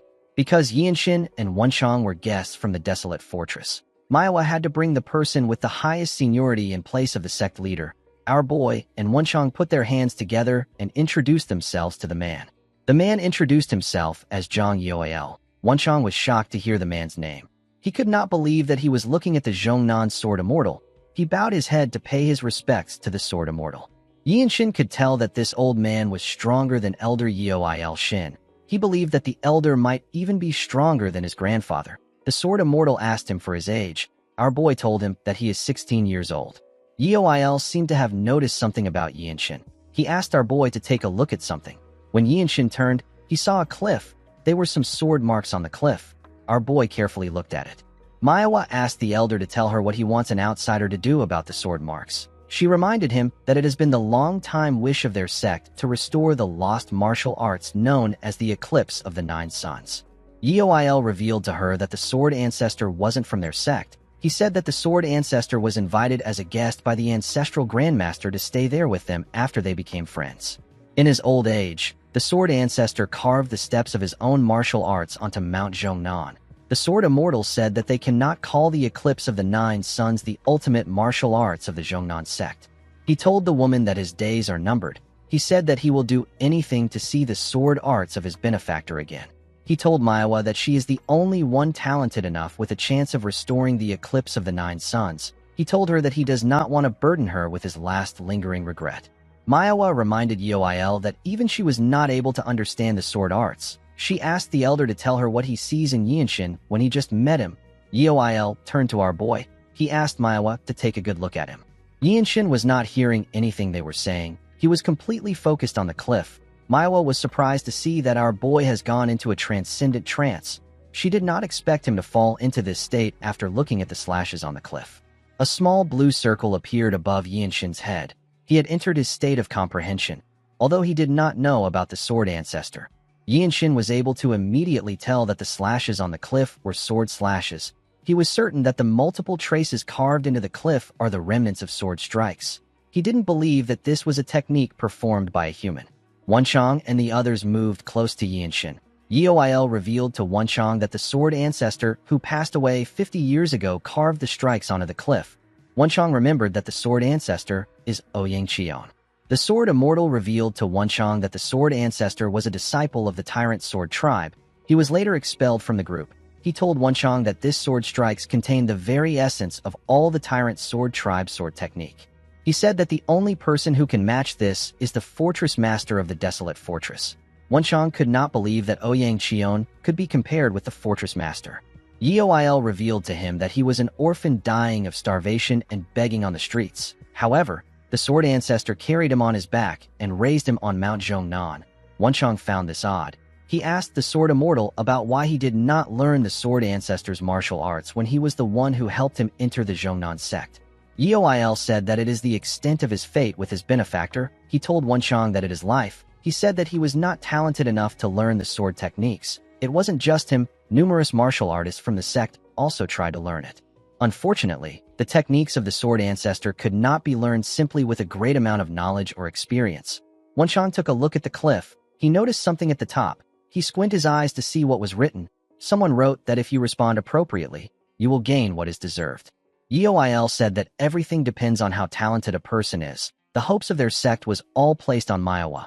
Although she doesn't express it, she feels a lot of pressure. Manhwa carefully observed our boy. While she was looking at him, the small blue circle disappeared from his head. The moment it disappeared, Yinshin returned back to normal. He took a deep breath. Yeoil called out to him. He asked him about what he saw. Our boy smiled when he heard this. He placed his hand on his sword. Manhwa was surprised to see this. Yinshin drew out his sword and took a stance. Wenchang smiled when he saw Yinshin take out his sword. The sword immortal was eager to see what he will do. Before Yinshin could do anything, they heard a bell ring. Our boy had to put down his sword. The bell was ringing loudly. Manhwa said that it is the Tyrant Sword Tribe. Wenchang was surprised to hear this. He could not believe that the Tyrant Sword Tribe is on Mount Zhongnan. The elder asked them to wait there. Manhwa turned to our boy's older brother. She asked him to protect Haya. The boy said that he will. The moment she said this, Manhwa moved together with the sword immortal. Yinshin asked his brother if this has happened before. He asked him if the elder and Manhwa are just going to fight like that. His brother explained to him that they do not know where the fight will take place or how they will fight. He revealed to him that there has been a lot of instances where the martial masters will split up to fend off the attacks. Yinshin realized that the situation was much worse than he expected. He could not believe that the sword immortal, who is one of the strongest martial masters within the 9 great sects, was left to protect the base of the Zhongnan sect. Wenchang told our boy that an unexpected incident occurred when they arrived. Yinshin asked him if they should help out. Wenchang explained to him that it will make things complicated. Messing with the pride of a martial artist from the 9 great sects can cost someone their life. Wenchang reminded Yinshin about what happened earlier. He told him that the fight would have escalated if the Cloud Sword Dragon did not interfere. Our boy told his friend that the Zhongnan sect doesn't have much of a choice in their current situation. Someone asked Yinshin not to speak thoughtlessly about the Zhongnan sect. Our boy and Wenchang quickly raised their heads up when they heard this. They saw the disciples of the sect looking at them. The men did not seem happy. Yinshin told the man who asked him not to speak thoughtlessly that he was not being rude. The man said that things are interpreted depending on who interprets it. He asked our boy if he really doesn't know that the desolate fortress will never be a welcome guest of any martial group. Yinshin realized that the desolate fortress has a lot of enemies. Wenchang reminded the man that the core martial masters of their sect are absent. He told him that they should accept all the help they can get. The man and the other disciples were annoyed to hear this. He asked Wenchang not to insult their sect. The moment he said this, everyone sensed the presence of something. When they turned to the side, they saw some martial artists who were dressed differently. Yinshin noticed that this men possessed a stronger energy than the Zhongnan sect's disciples. The disciples were shocked to see the Tyrant Sword Tribe. Our boy remembered that they passed by a few pavilions on their way to the sect. He did not expect to see members of the Tyrant Sword Tribe inside the sect. The men from the Tyrant Sword Tribe took a look around. Their leader stared at Haya. He quickly ordered his men to kill the girl. He said that she inherited the teachings of the Sword Immortal. The men quickly charged at the girl. The disciples of the Zhongnan sect drew their swords and stopped the men in their tracks. Since his men were preoccupied, the leader walked past them. He went to meet the girl. Our boy and Wenchang stood in front of Haya. The man was surprised to see people from the desolate fortress. He asked them about what they are doing in one of the 9 great sects. With a smile on his face, he asked the boys if they are here to try and balance things out now that the Tyrant Sword Tribe has the upper hand. Yinshin did not expect these men to start a fight to create an opening to harm his niece. He turned around and asked Wenchang to assist him. With a smile on his face, Wenchang assured Yinshin that he has his back. Our boy became confident when he heard this. He moved forward a little bit. The man smiled when he saw him moving closer to him. Yinshin took a stance and charged at him at a crazy speed. The man managed to block his attack, but he was pushed back. The martial artists who were fighting could feel the weight of Yinshin's pressure. The man did not expect our boy's attack to be so heavy. His subordinates quickly ran to help him. They wanted to attack our boy from the side. Unfortunately for them, they didn't know that another martial artist was guiding that part. Wenchang moved past Yinshin and drew his sword to attack one of them. The person managed to block the attack, but he left himself open. Wenchang was able to stab him in his chest. Before the other person could attack him from behind, he turned around. Yinshin continued attacking the man with heavy hits. It was hard for the leader to block his attacks. His attacks were also very fast. When our boy made a huge swing, the man dodged it and tried to attack him from the side. He asked Yinshin to die. Our boy dodged the attack with the evading swift steps and managed to get behind the man. He was ridiculously fast. He stabbed the leader from behind. The man screamed out. His subordinates and the disciples of the Zhongnan sect were surprised to hear him scream. The leader could not believe that a sword was in his chest. He never expected to lose to some brat. Our boy took out his sword and glared at him. After taking care of the leader, Yinshin joined hands with Wenchang to take care of the rest of the enemies. The disciples of the Zhongnan sect were shocked to see this. It was barely even a challenge for the two boys. The man who spoke rudely to Yinshin saw what he did for them. He saw our boy hug his niece. The man and his fellow disciples apologized for how they reacted. They apologized for their rudeness. The moment they apologized, the Sword Immortal and the Cloud Sword Dragon arrive. Manhwa noticed the bodies of the members of the Tyrant Sword tribe on the ground. Yeoil told our boy that the Zhongnan sect is in his debt. Yinshin told him that he was just protecting his family members. The elder revealed to him that his niece will one day take over from Manhwa to become the pillar of the Zhongnan sect in the future. He told him that the fact that their sect owes him a debt still stands.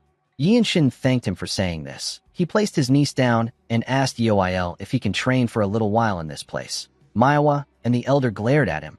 Yinshin told them that there is no need for any of them to leave. He said that he simply doesn't wish to lose the thoughts that he is right now. Yeoil asked him if he achieved some form of realization. He asked the others to step back. Yinshin took a look at the sword marks. He slowly drew his sword. He was able to solidify the realization he achieved thanks to the fight he had with the Tyrant Sword tribe. Manhwa focused all her attention on Yinshin. Our boy's sword released a small golden light. He carefully took a stance. The elder was surprised to see this. When Yinshin made a single move, the energy disappeared. He let out a sigh. He realized that he couldn't gather core energy the way he wanted to. He told Yeoil that he won't take away the legacy of the sword ancestor. He explained to him that the sword marks are trying to tell those who see it to keep an open mind. He said that this is his own opinion.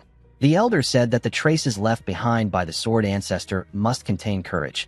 This means that this sword marks surpass the boundaries of martial and mystic arts. He believed that the sword ancestor must have had the same thought as Yinshin. He told our boy that his belief must have gotten through to him. He told him that he is blessed by the heavens with both luck and talent. Yinshin got an idea when he heard this. He reminded the elder that he said that Ouyang Qion came to the Zhongnan sect in his later years. Yeoil said that he did. Our boy said that the sword ancestor must have been friends with the martial masters of the Zhongnan sect. Since the sword techniques of the sect has very distinct traits, it wasn't suitable for him. Even if he learned the sword techniques, the efficiency would be very low. Manhwa did not understand what he was saying. She asked him if he can elaborate more on it. He explained to the Cloud Sword Dragon that the restoration of the eclipse of the 9 suns is completely dependent on her. He told her that he can help her a little. Manhwa was surprised to hear this. She did not expect him to help her restore the sword technique. She asked him about what he means. Yinshin asked her to give him a second. He said that his training is not yet over. He moved close to the cliff. He slowly drew his sword. Yinshin had a strange experience when he looked at the sword traces on the cliff. It was an illusion that seemed to combine everything in the heavens and on earth into one ray. Everything served as an inspiration for him.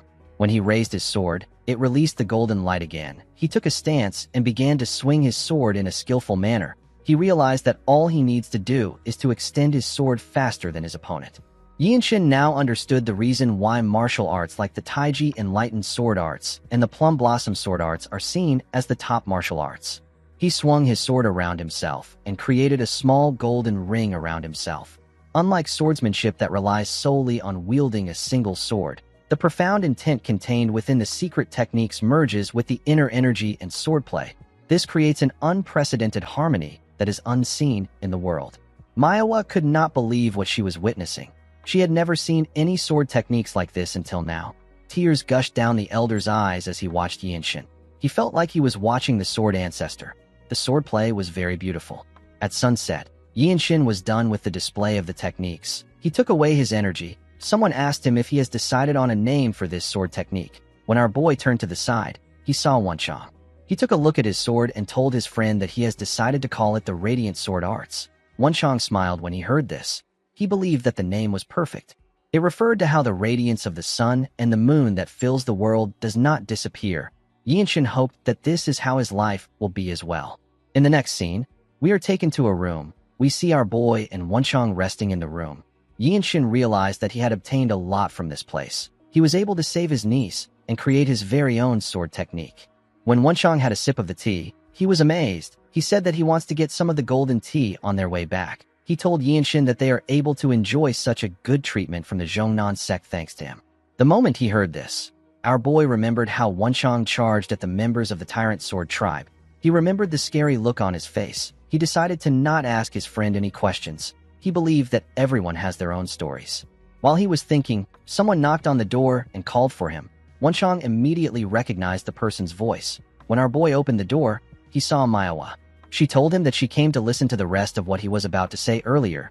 Yinshin asked her if she is referring to the sword traces of the sword ancestor.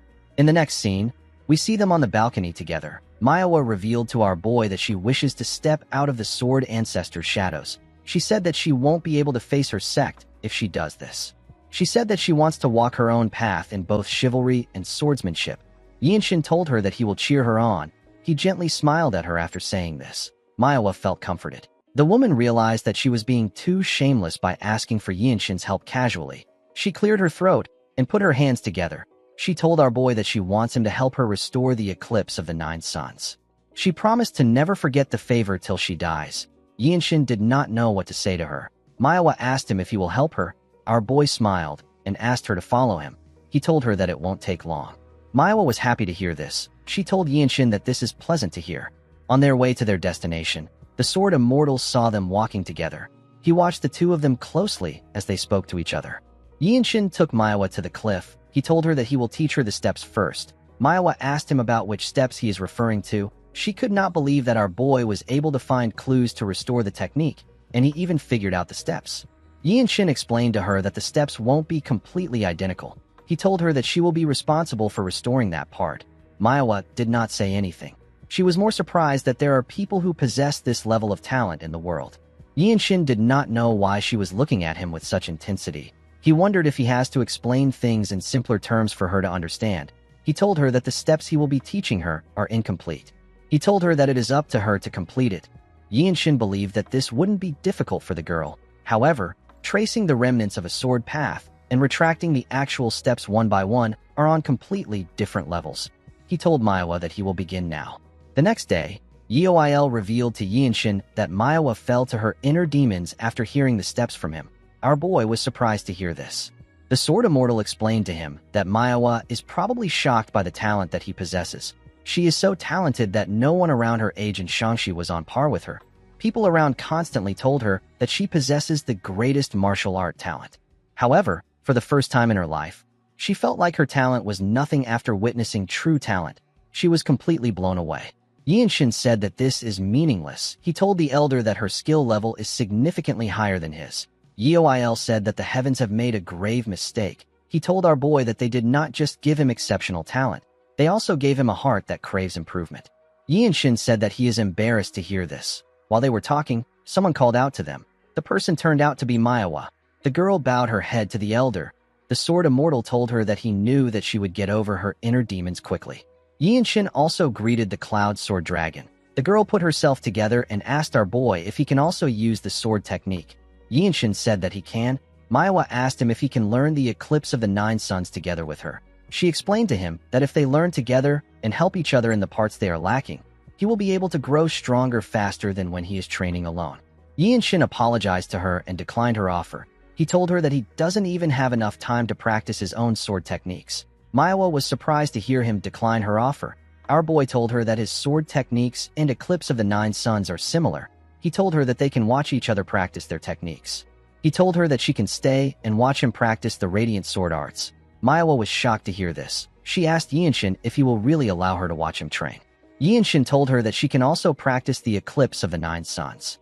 Manhwa could not believe that he was going to let her watch him while he practices the radiant sword art. She told our boy that he is the better martial artist here. The sword immortal told him that a person shouldn't be overly generous. He said that this is how the world works. Yinshin wondered why they were acting weird. The moment he thought of this, he remembered someone telling him that he must not watch someone else when they are practicing their martial arts.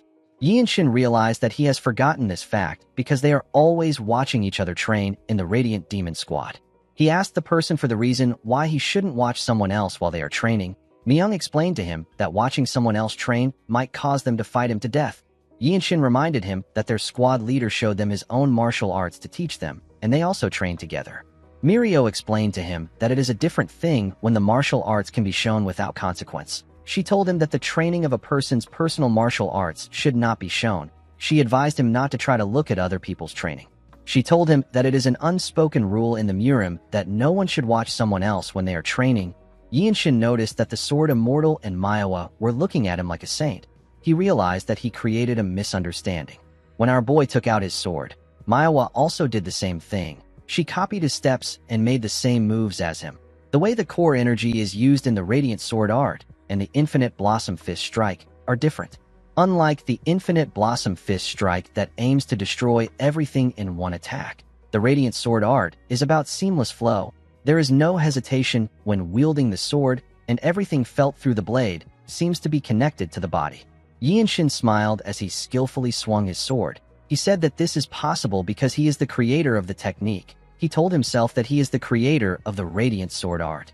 Manhwa watched Yinshin as his sword shined brilliantly. At first she was making progress in the eclipse of the 9 suns, but she slowly got caught up in our boy's technique. Although his sword technique seemed simple, Yinshin was able to catch up to her in terms of proficiency. They both learned something new at the same time, yet their progress was on completely different levels. While she was watching him, Yinshin swung his sword at a crazy speed. Manhwa noticed this. She noticed that his speed has changed. Yinshin swung his sword multiple times with a simple stance. The girl watched as each of his attacks shined brightly. Our boy decided to mix in the swift sword style with the Radiant Sword art. As Manhwa watched this, she realized something. She realized that she is not the dragon that holds the magic pearl. It is actually Yinshin. In the next scene, we see our boy standing in front of Elder Il Shin and another man from the noble race. The elder believed that fate works in strange ways. She did not expect the child which she saw at the bloodbath in the young manor to restore her husband's technique. The black-haired man in front of Yinshin is the Western Heaven Sword Supreme. His name is Ouyang Shin. He is the leader of the Zhongnan sect and the son of the sword ancestor and Yeo Il Shin. Ouyang Shin referred to our boy as the lightning genius. He told them that he heard about how he restored his father's legacy and was able to teach them the steps clearly. He told him that he also heard about how he saved the Sword Immortal's disciple. He told Yinshin that he is thankful for what he has done. He asked him to let them know if he wants something from their sect. Yinshin told him that he wants to help in the fight against the Tyrant Sword tribe. In the next scene, we see the Sword Immortal watching Manhwa while she was training. He watched her as she skillfully moved her sword. She was practicing her steps and movements. While she was swinging her sword, she suddenly stops moving. She looked at her sword. Yeo Il walked up to her. He told her that she is not focused. The girl apologized to him for wasting his time. The elder asked her if it is about Yinshin. Manhwa said that it isn't about him. She explained to him that her heart is the problem. It wasn't that she was jealous of our boy. She had already fully acknowledged his skills. She actually felt like the martial arts that she had honed tirelessly and built up throughout her life is suddenly meaningless. She told the elder that the Radiant Sword art does not pale in comparison to the eclipse of the 9 suns. Yeo Il told her that she is correct. She told the elder that even though she was training at the same time as Yinshin, our boy was able to surpass 2nd star and reach the 3rd star. She already had a hard time believing that he was able to create such an advanced martial arts. Yet Yinshin has been able to progress faster in a martial arts that he has never learned before compared to her who has known about the eclipse of the 9 suns. Yeo Il understood what the girl was saying. He told her that Yinshin has become her goal. He explained to her that the lightning genius is on the level of a founder. He said that it is natural that our boy is progressing faster when training in a martial arts that he created. The same logic applies to object and human affairs. He told Manhwa that it is inevitable that the creator would be most suited for whatever they created. The girl said that his talent must really be one of a kind. She understood that this was a talent that she cannot catch up to. Yeoil told her that living in the same era as a founder like Yinshin could also be a blessing. He told her that it depends on her mindset. He reminded her that she also inherited the eclipse of the 9 suns. Manhwa said that she did. She said that she is forever grateful for this. The elder noticed that she forced herself to say this. He told her that he did not want to tell her something before. He revealed to her that Yinshin's Baihui acupoints, which communicates with the great nature, is receiving too much energy from nature. It is to the point that even the most skilled masters would find it hard to handle. Manhwa asked the elder about what he is talking about. The Sword Immortal revealed to her that Yinshin doesn't have much time left to live. The girl was shocked to hear this. The elder told her that our boy is still doing his best to leave his mark on the world. Manhwa was surprised to hear this. The Sword Immortal looked at a mountain. He told the girl that he has respect for Yinshin regardless of martial prowess or age. The scene shifts, and we are taken to the Guanzhong Plain. We see the Zhongnan sect and its members standing on the land, and we also see the Tyrant Sword tribe and its members standing on the other side. Yinshin was with the Zhongnan sect. He stared at a man that stood in front of the Tyrant Sword tribe. The man had a sword that radiated a dark energy. The man turns out to be the Tyrant Sword tribe leader. Wenchang carefully looked in front to see the enemies. He turned around to see Yinshin. He noticed that our boy was smiling. He asked him if something is wrong. Yinshin told him that it is fine. He did not expect Wenchang to come, even though he didn't have to. While the two groups were staring at each other, someone jumped out from the Tyrant Sword tribe. The man landed inside the basin in front of them and smiled. He raised his sword up and introduced himself as the 3rd disciple of the Tyrant Sword tribe leader. He said that his name is Wai Muyuk. He asked if there is anyone who is willing to fight him. The moment he heard this, Yinshin turned to Ouyang Shin.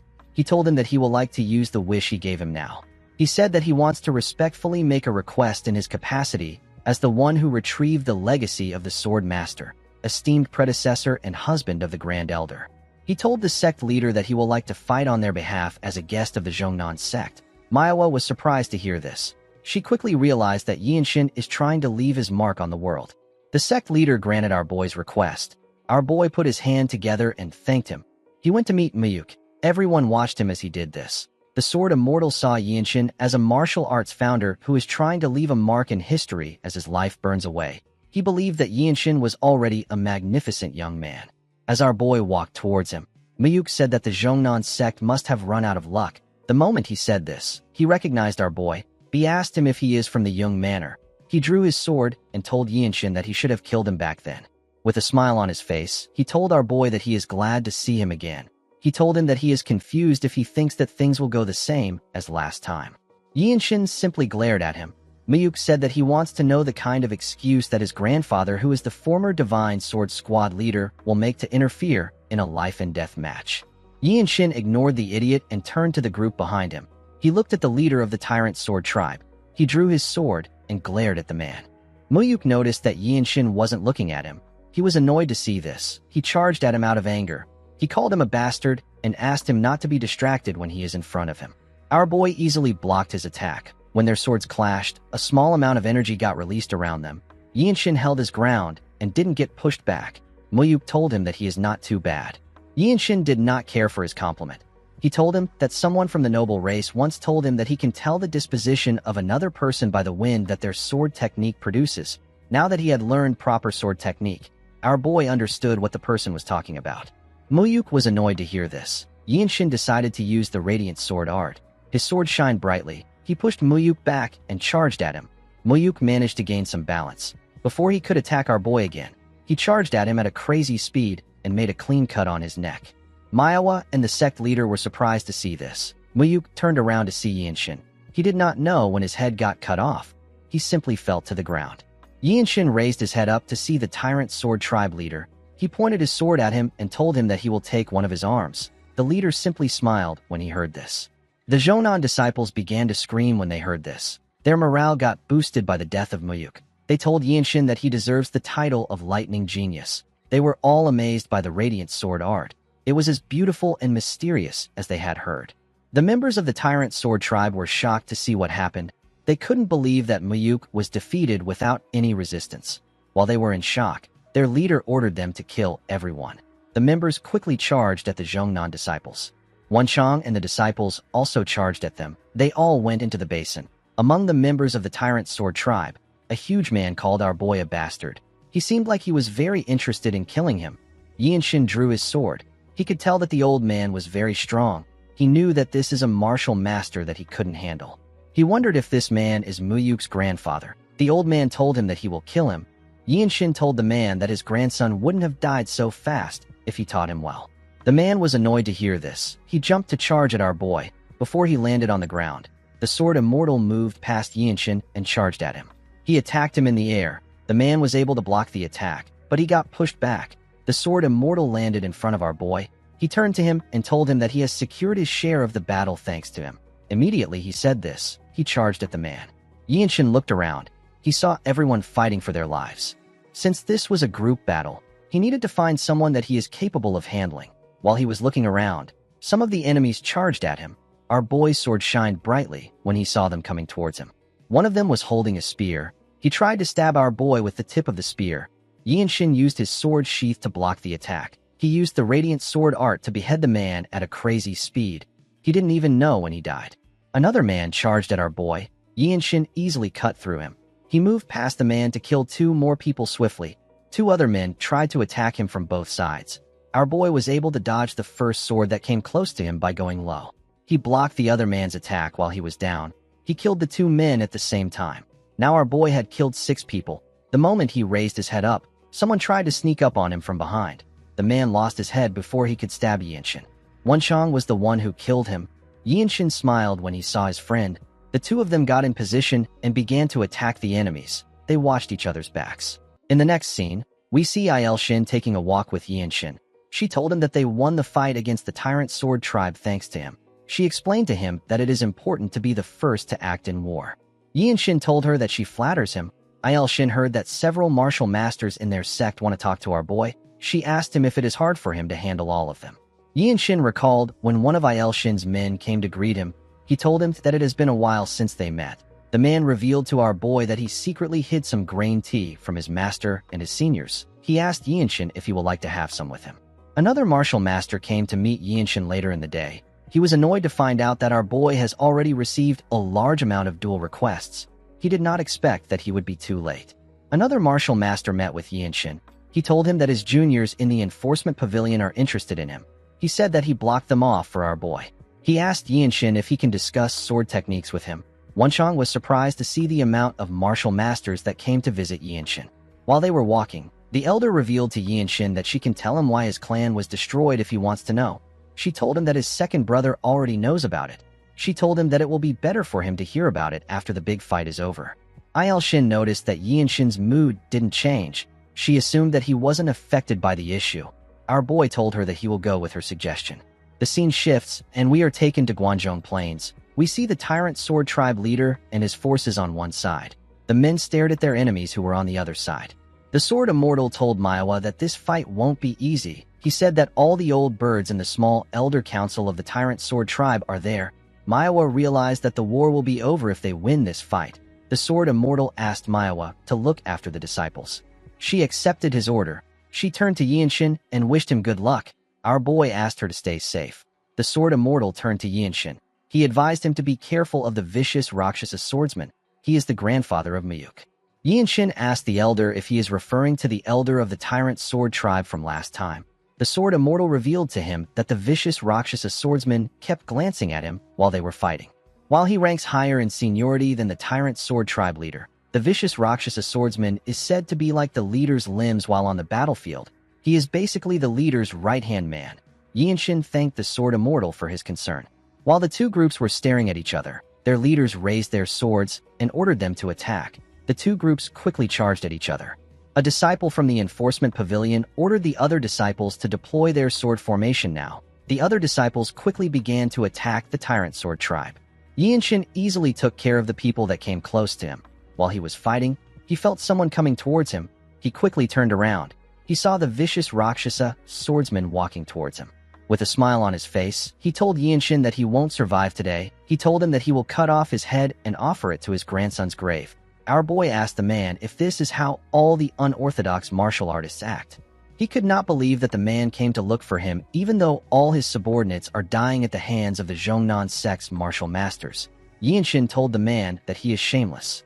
The vicious Rakshasa swordsman was annoyed to hear this. He charged at our boy. He told him that he will tear him apart. He swung his sword at Yinshin. Our boy was able to block the attack, but the impact was crazy. The vicious Rakshasa swordsman charged at Yinshin with his palm. Our boy was surprised to see his hand coming towards him. He quickly raised his palm. He was able to block the attack, but he got pushed back. He could not believe that he could not gather his energy after having one clash with the vicious Rakshasa swordsman. He realized that this was a martial master that he couldn't handle at his current level. The vicious Rakshasa swordsman smiled at Yinshin as if he knew what he was thinking about. Before he could attack him, the Cloud Sword Dragon charged at him from behind. The vicious Rakshasa swordsman was able to block the attack. Another disciple charged at him. He was still able to block the attack. He was being attacked by 3 disciples.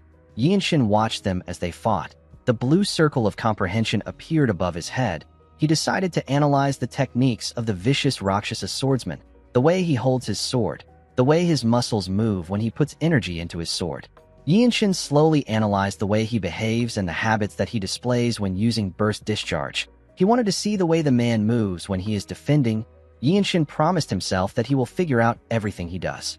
While they were fighting, Manhwa charged at him from above. The vicious Rakshasa swordsman grit his teeth out of anger. Yinshin immediately realized that Manhwa was making a suicide attack.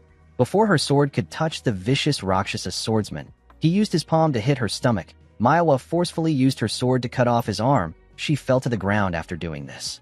The vicious Rakshasa swordsman quickly made a huge swing to push anyone around him back. He watched as his hand fell to the ground. He told the Cloud Sword Dragon that she lives up to her reputation. Manhwa was not ready to give up. She grabbed her sword. When she raised her head up, she saw that the vicious Rakshasa swordsman was about to cut her down. Before he could do anything, Yinshin charged at him from behind. The vicious Rakshasa swordsman sensed his presence. With a smile on his face, he asked Manhwa to wait right there. He turned around and swung his sword at Yinshin. Our boy already knew the move he will make from that position. He used his sword to brush it aside and landed a huge cut on the vicious Rakshasa swordsman. The vicious Rakshasa swordsman was shocked to see what happened. A large amount of blood gushed out of his body. Manhwa and Shin's disciples who fought him were shocked to see what happened. The vicious Rakshasa swordsman's head fell to the ground. Immediately this happened. Yinshin's blue circle of comprehension disappeared from his head. While the Tyrant Sword Tribe leader was fighting Shin, he sensed that something had happened to his right-hand man. Yinshin pointed his sword at the Tyrant Sword Tribe leader. He reminded him that he said that he will take his arm. The Tyrant Sword Tribe leader glared at our boy. Wenshang walked up to his friend. He was surprised to see the body of the vicious Rakshasa swordsman on the ground. He took a deep breath and announced that the guest of the Zhongnan sect, whose name is the Lightning Genius, has beheaded an elder of the Tyrant Sword Tribe. The martial masters of the Zhongnan sect were shocked to find out that our boy took out the vicious Rakshasa swordsman. The members of the Tyrant Sword Tribe could not believe that such a thing actually happened. They could not believe that the vicious Rakshasa swordsman was killed by a child. Shin could not believe what she was hearing. She did not expect Yinshin to be the one who took out the vicious Rakshasa swordsman. Her disciple raised his hand up and announced that the vicious Rakshasa swordsman is dead. The members of the Zhongnan sect screamed out in excitement when they heard this. Their morale was boosted. They charged at the Tyrant Sword Tribe members without any fear. They tore them apart easily. Some of them began to run. The Sword Immortal turned around to see Yinshin. He did not expect our boy to kill the enemy that he warned him about. He watched as his sect members charged at the Tyrant Sword Tribe members. Shin pushed the leader of the Tyrant Sword Tribe back with his sword. The moment he did this, one of the members of the tribe charged at him and pushed him back. The man told the tribe leader that the momentum of the Zhongnan sect is no joke. He informed him that the situation is dangerous. He said that they must retreat for now and prepare for what's to come. The tribe leader did not like this at all. While the man was struggling to hold Shin back, he called out to his tribe leader. The tribe leader turned around to see Yinshin. He saw our boy kill one of his members. Yinshin glared at him. He knew that the tribe leader was someone too high up for him to look at. A mere glare from him would shake a person's soul. Yinshin watched the tribe leader as he ran away. He told himself that he will defeat him in 4 years' time. The tribe leader ordered his men to retreat. The scene shifts, and we are taken to the Zhongnan sect. We see the leader of the sect give Yinshin a plaque. The plaque is known as the Floating Cloud Token. If this token is shown to the groups affiliated to the Zhongnan sect, they will treat the person with utmost respect. Shin asked Yinshin to let him know if he ever needs his sword to fight for him. He told him that he will help him out once to resolve any issues, even if it involves political issues in the desolate fortress. Yinshin put away the token and thanked the sect leader. He told Il-shin that it is time she told him why his clan was wiped out. Il-shin revealed to our boy that everything began with the world tree. Yinshin did not know what the world tree had to do with this. The elder explained to him that it is a divine tree that sustains the world.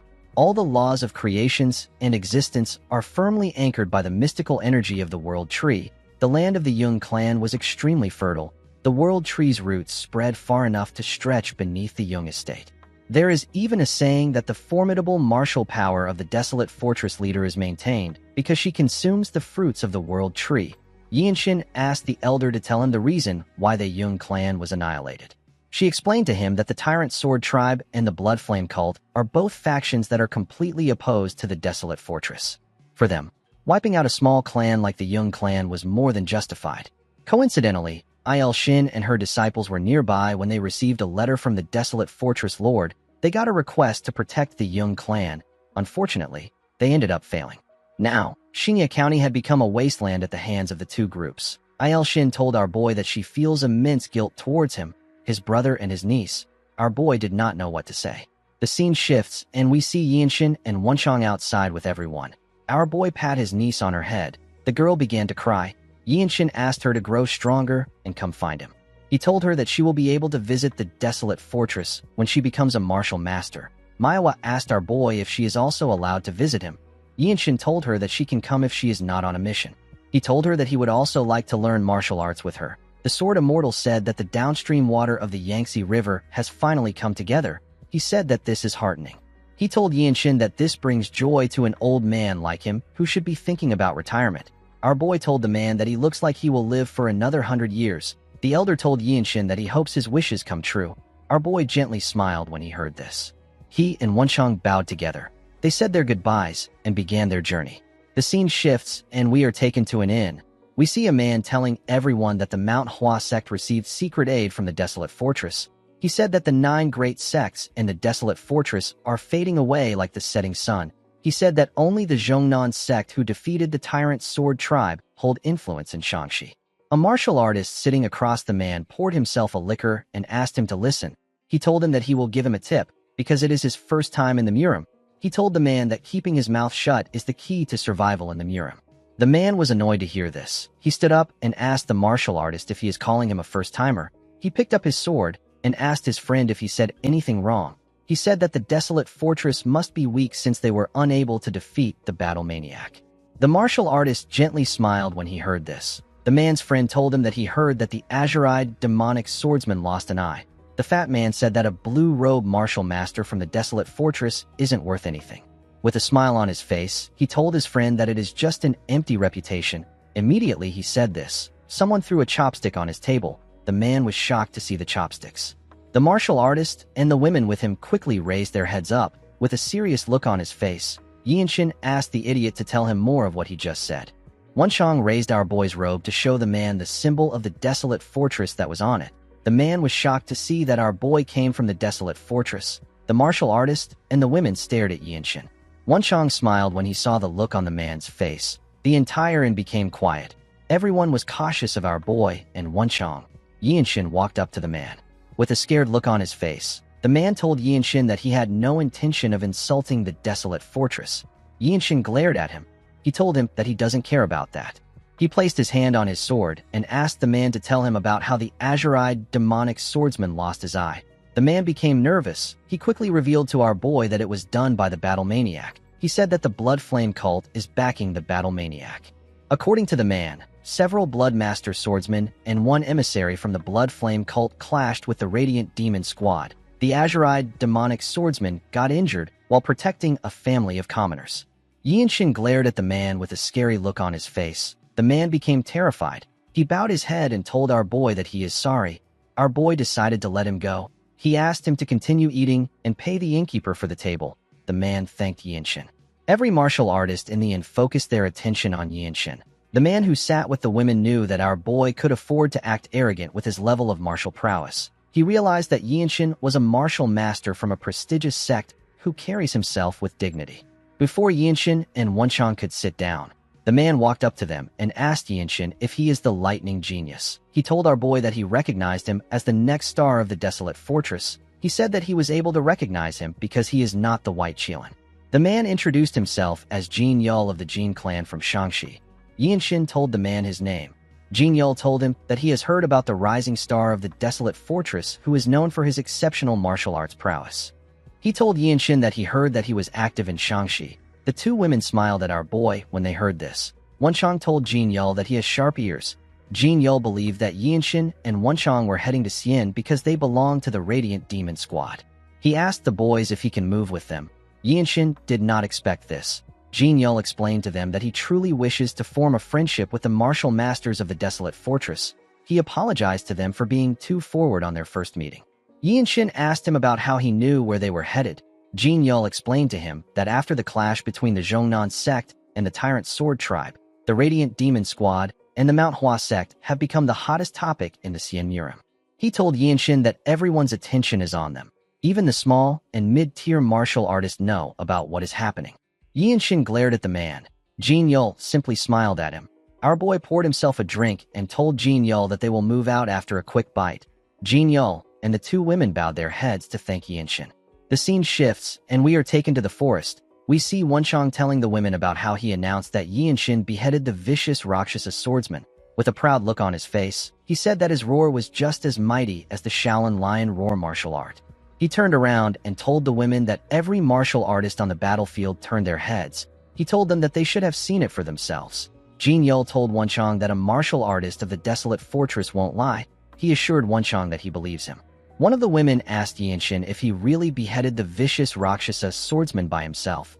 Our boy told the woman that they took turns fighting him. He said that the Cloud Sword Dragon, the neutral Spirit Fist, and the Cliff Swordsman had already weakened him. Wenchang told the woman that he took care of the other warriors. He said that the finishing strike was done by Yinshin's dazzling blade. Jin Yul and the women laughed when they heard this. While they were walking, Yinshin suggested that they take a short break next to a lake. Wenchang said that he is going to look for wild animals. He told them that they will need the meat. The two ladies turned to him. They told him that they will follow him. While Wenchang was out hunting, Yinshin filled his bottle with water. Jin Yul sat behind him. He asked our boy if he uses his left hand. Yinshin told him that he wields his sword with his right hand. He said that he only trained a little in the fist arts. Jin Yul took out a small dagger from his clothes when he heard this. He charged at Yinshin from behind. He said that his left flank must be his weak point. He swung his sword at Yinshin with a confident smile on his face. Before his sword could touch our boy, someone cut his neck from behind. The person turns out to be Wenchang. Jin Yul's head fell into the lake. When the water touched his hair, it revealed his red roots. Wenchang and Yinshin did not seem shocked to see this. Wenchang said that he already expected the man to be an assassin from the Blood Flame cult. Yinshin asked him about Jin Yul's companions.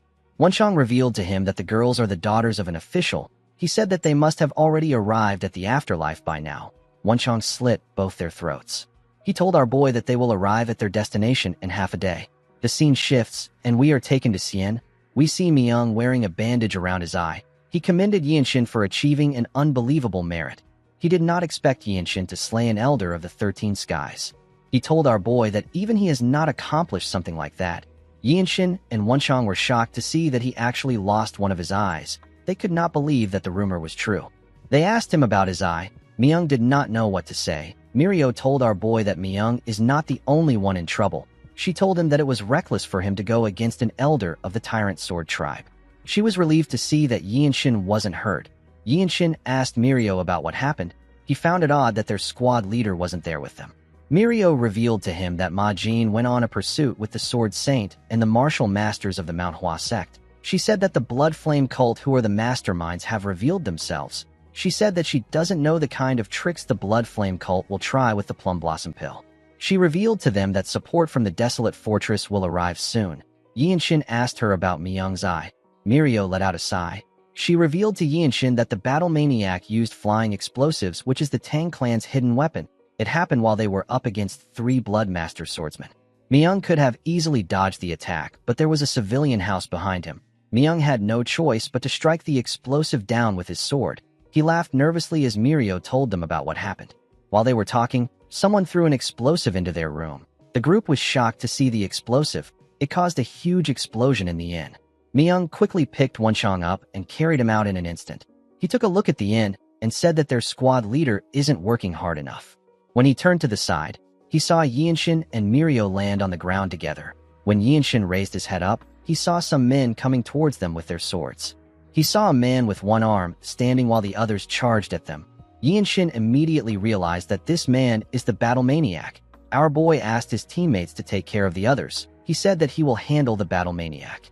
Myung and Wonchong were surprised to hear this. The battle maniac smiled when he saw Yinshin coming close to him. He knew that there is only one person wearing a blue outer robe and white on the inside in the Radiant Demon Squad. He knew that he was looking at the lightning genius. He watched Yinshin as he drew his sword. He believed that our boy had become incredibly arrogant because of his title. He asked Yinshin if he doesn't know that he was the one who took the azure-eyed demonic swordsman's eye. Yinshin asked the battle maniac to tell him the actual reason he came. He asked him if he hasn't already taken the plum blossom pill. The battle maniac took a stance and revealed to Yinshin that he came to take the head of the azure-eyed demonic swordsman. Our boy told him that he can incur the wrath of the Sword Saint and the Radiant Demon Squad leader by being here. The battle maniac raised his amputated arm. He asked Yinshin if he does not understand what a martial artist's hand means to him. He asked him to stop asking stupid questions. He told our boy that he spoke to him because he heard that he showed some promise. He told him that he is no different from the other fools. Yinshin gathered his energy into his sword. He used the Radiant Sword art to attack the battle maniac. The battle maniac dodged the attacks and charged at our boy. He appeared behind him. He attacked our boy with a perfect grasp technique. Yinshin turned around and used his sword to block the attack. He moved back a bit. The battle maniac was shocked to see our boy's footwork. He was certain that this was the footwork of the noble race. He quickly realized that he was wrong. He knew that the martial art of the noble race can't be copied. He realized that Yinshin was using a completely different martial art. Our boy told him that he talks too much. The battle maniac smiled when he heard this. He told Yinshin that he heard that his family is buried on the mountain behind their clan's estate. He asked our boy if he has ever wondered about what happened to his land after he left. With a smile on his face, he asked Yinshin if he expected his hometown to be untouched after he made an enemy out of the Blood Flame cult. He revealed to our boy that they dug up the mountain and burned all the corpses. Yinshin was shocked to hear this. He remembered how the maid used to wake him up for breakfast. He remembered his first brother and his wife. He remembered how his father called him his son with his last breath. Yinshin released his energy when he thought of this. With a cocky smile on his face, the battle maniac asked our boy if he believes that he can beat him. Yinshin wondered about what would make a martial artist feel despair. The first thing would be when their masters, seniors, juniors, or they themselves face death. The second would be when they lose the ability to perform martial arts due to their body. Yinshin wondered about which of this situation would best fit a martial arts-obsessed warrior. Our boy didn't believe that cutting off his limbs would be enough. The battle maniac charged at him while he was thinking. Yinshin put away his sword and used his palm to block the battle maniac's attack. The battle maniac was annoyed to see that Yinshin was using a palm technique against him. He attacked our boy faster. Yinshin was able to block each one of his attacks. Before he could make a huge attack, Yinshin caught his wrist. With a look of anger on his face, the battle maniac asked Yinshin to tell him how he knows his technique. Our boy told him that he made his technique better. The battle maniac was annoyed to hear this. He could not believe that our boy stole his secret martial arts technique in an instant, and he even improved it. Yinshin liked the look on his face. He realized that this was the best way to throw the battle maniac into despair.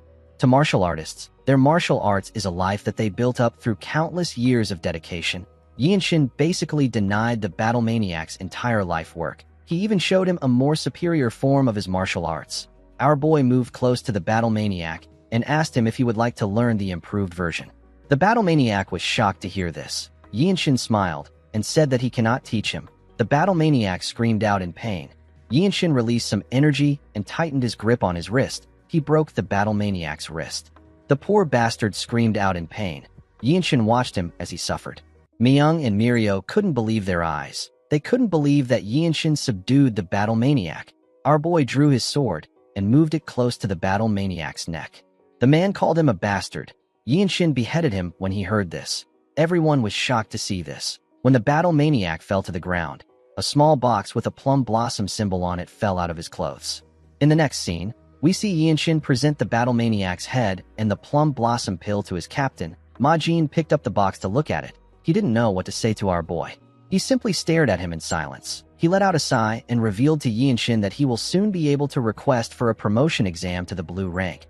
He said that this is the shortest time it has ever taken for a person to reach this rank. He told Yinshin that he will also be the youngest person to ever take the test.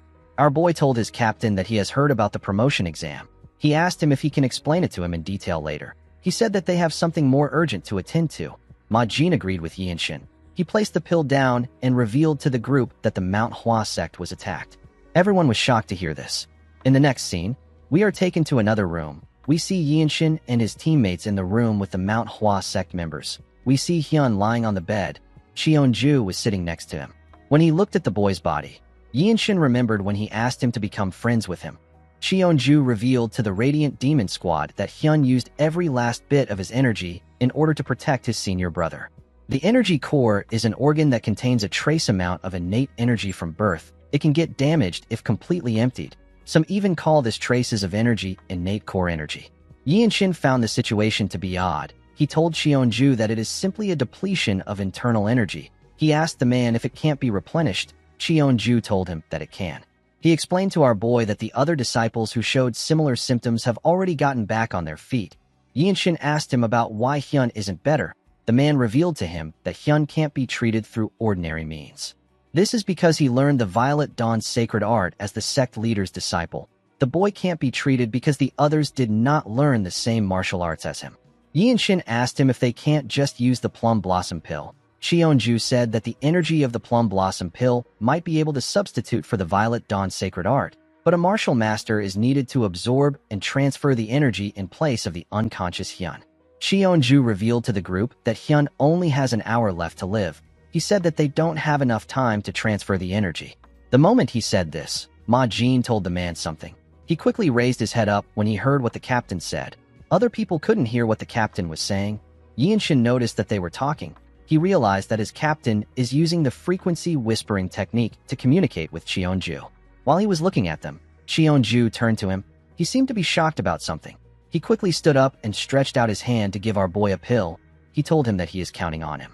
Yinshin asked him if he believes that he can transfer the energy. Ma Jin told him that he does. He asked our boy to swallow the pill and start immediately. He told him that the pill will also strengthen him. While watching Yinshin circulate his energy, Ma Jin recalled that our boy had previously absorbed an elixir incredibly fast and perfectly integrated it. Yinshin absorbed it before he could help him. With our boy's talent, Ma Jin believes that it will be possible to quickly dissolve the Plum Blossom Pill's energy and transfer it to Hyun within the time limit. After preparing himself, Yinshin collected the pill and swallowed it. Hyun sat in front of him in a lotus position. The moment our boy swallowed it, he felt something within. The Plum Blossom Pill is a special elixir tailored to a specific way of manipulating internal energy.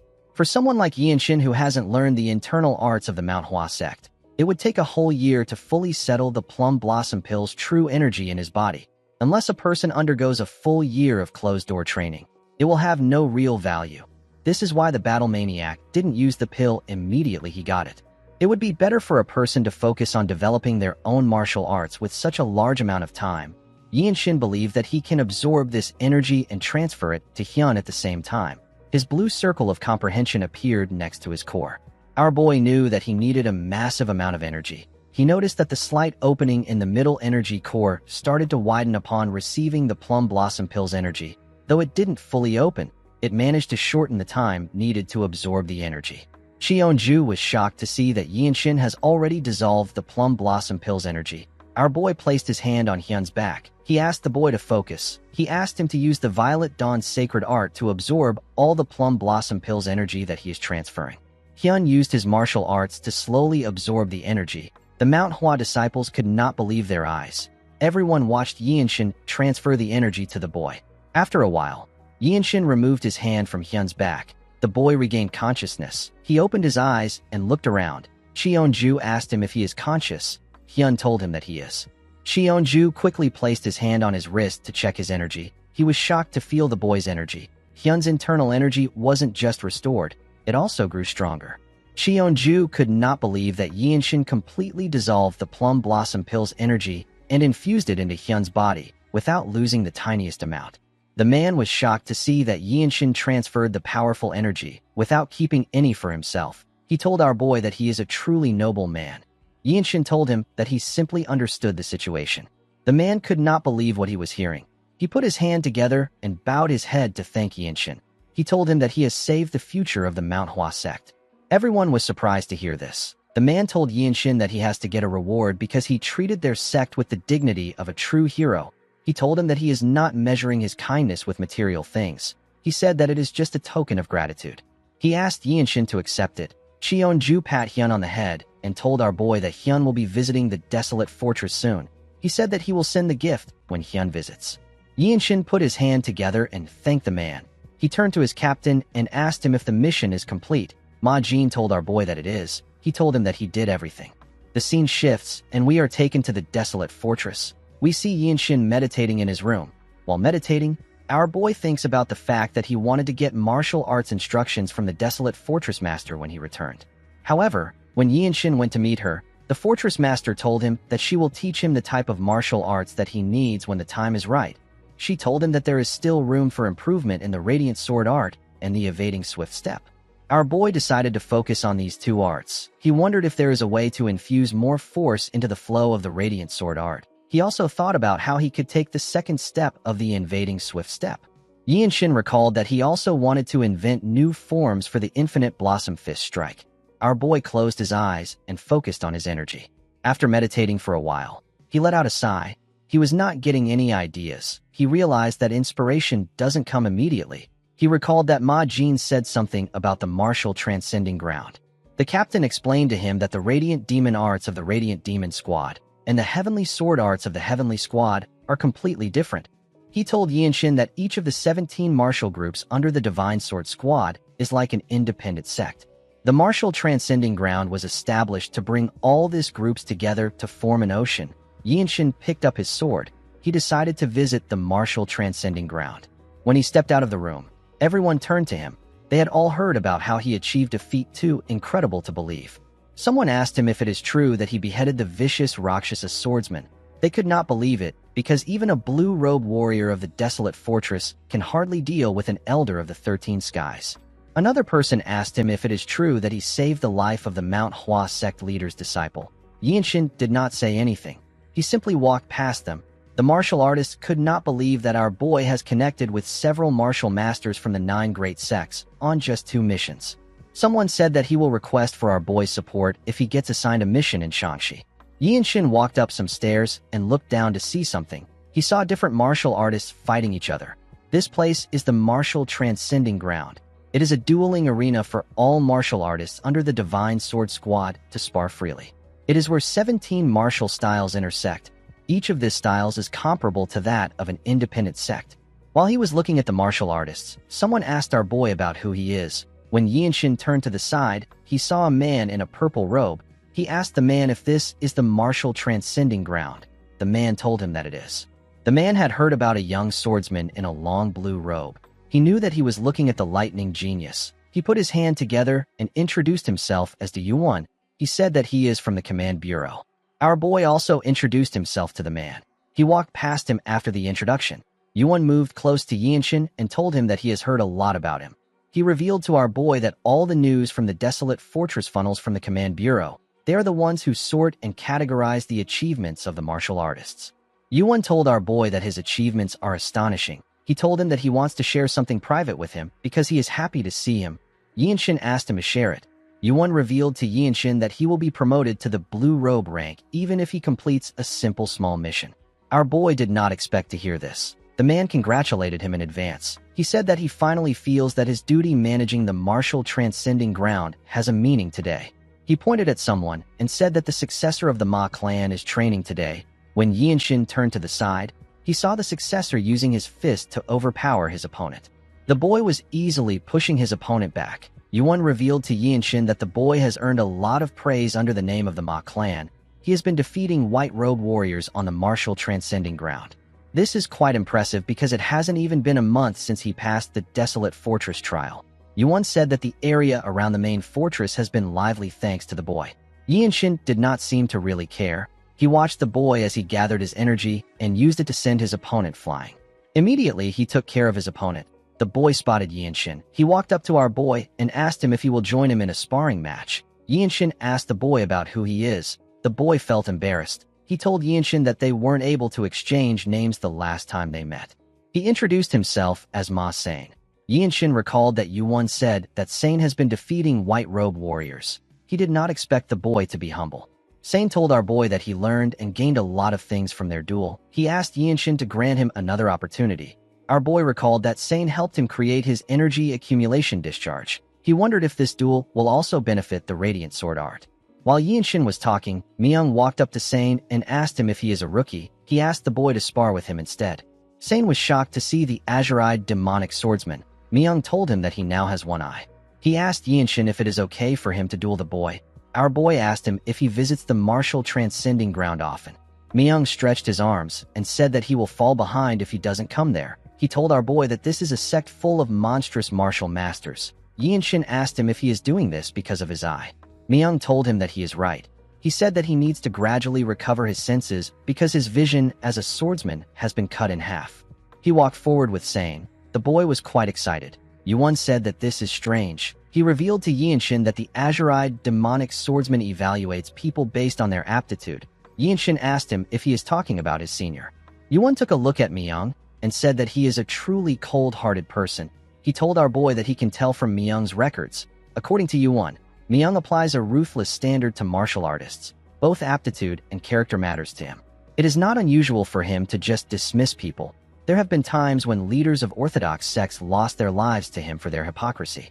This is why he is called the demonic swordsman. Yuan said that Myung's standards are quite harsh. Our boy said that he doesn't understand this. Yuan told him that he has never experienced anything because his aptitude is exceptionally outstanding. He said that most blue-robe warriors are reluctant to approach Myung. Yinshin recalled that his senior has also never treated Wenchang poorly. While he was talking, Yuan saw something. He saw Myung give Sane a heavy punch in his chest. With a smile on his face, he said that Sane picked the wrong opponent. Sane spat out some blood and fell to the ground. He quickly stood up and sat in a lotus position. He began to meditate. He smiled as he circulated his energy.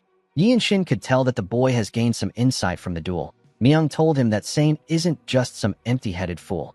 Yinshin noticed that his senior's martial prowess hasn't diminished much even though he lost his sight.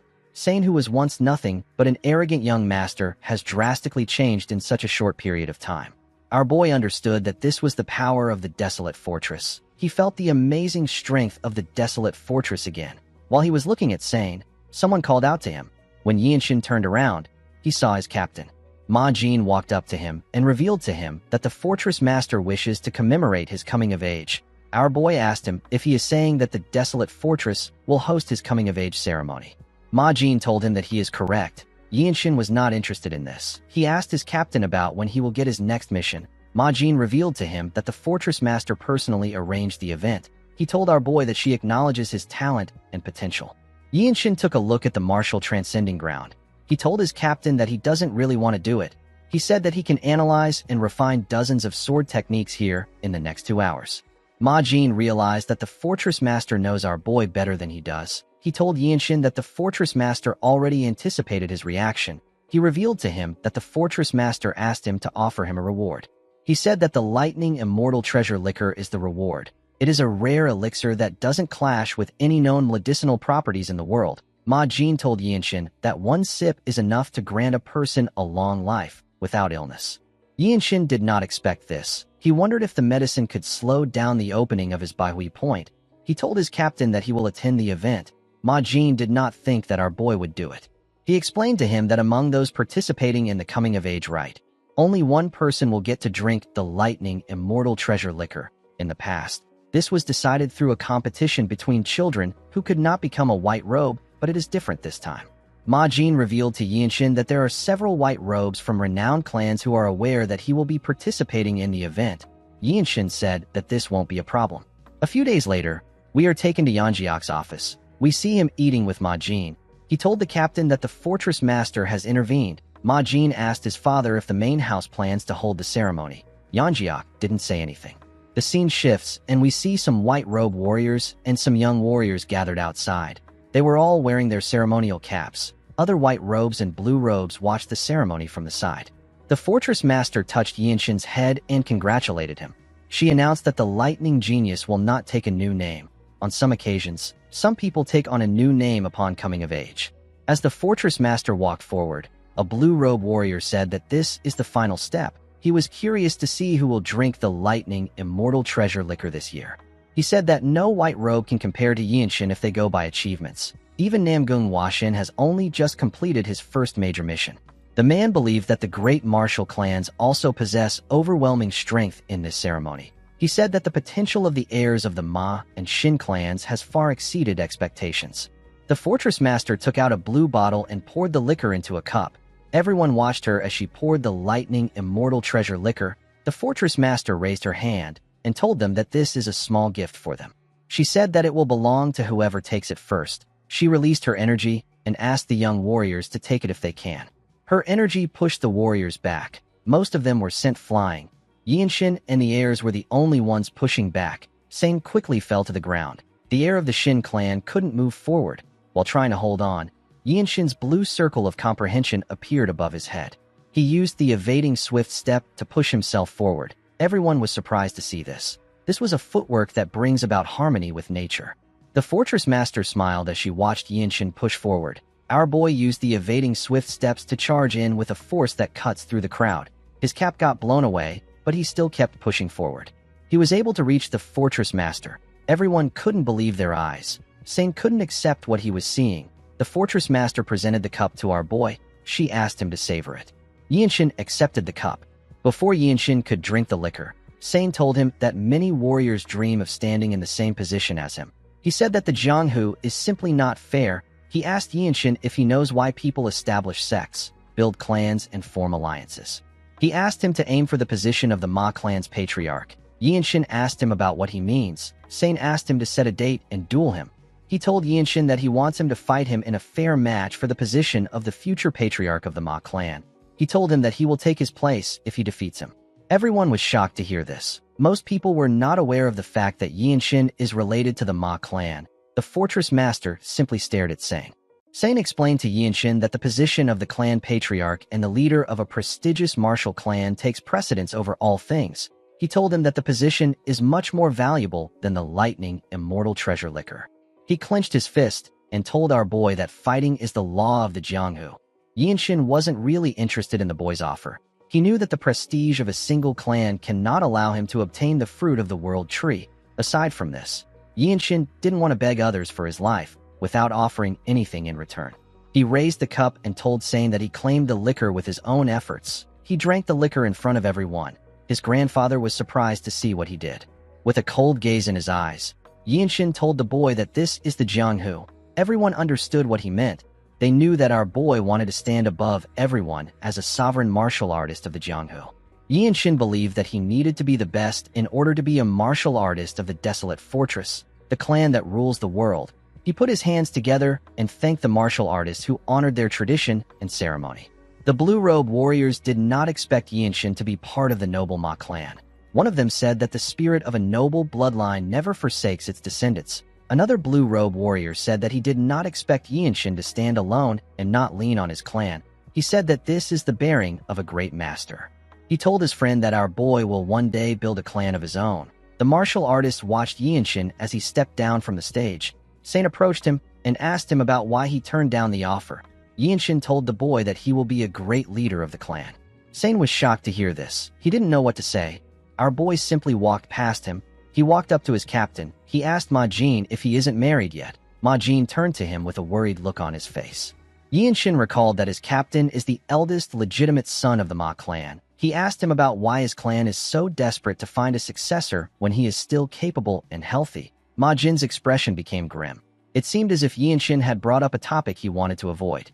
Myung moved close to his captain. He told him that our boy deserves to know the truth. He asked him if he can tell him. Ma Jin walked forward and asked him to go ahead. When the captain was no longer close to them, Myung told our boy that he has something to tell him.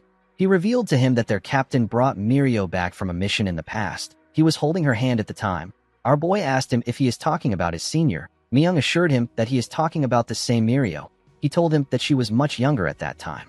Ma Jin took Mirio from a secretive sect and said that she is destined to become a pillar in the Desolate Fortress. However, Mirio wasn't the issue in this story. The story is about the mission that Ma Jin took. The mission took place in Mount Tian Shan. It is a battleground swarming with the remnants of the demonic cult. Myung told our boy that it is a perilous place.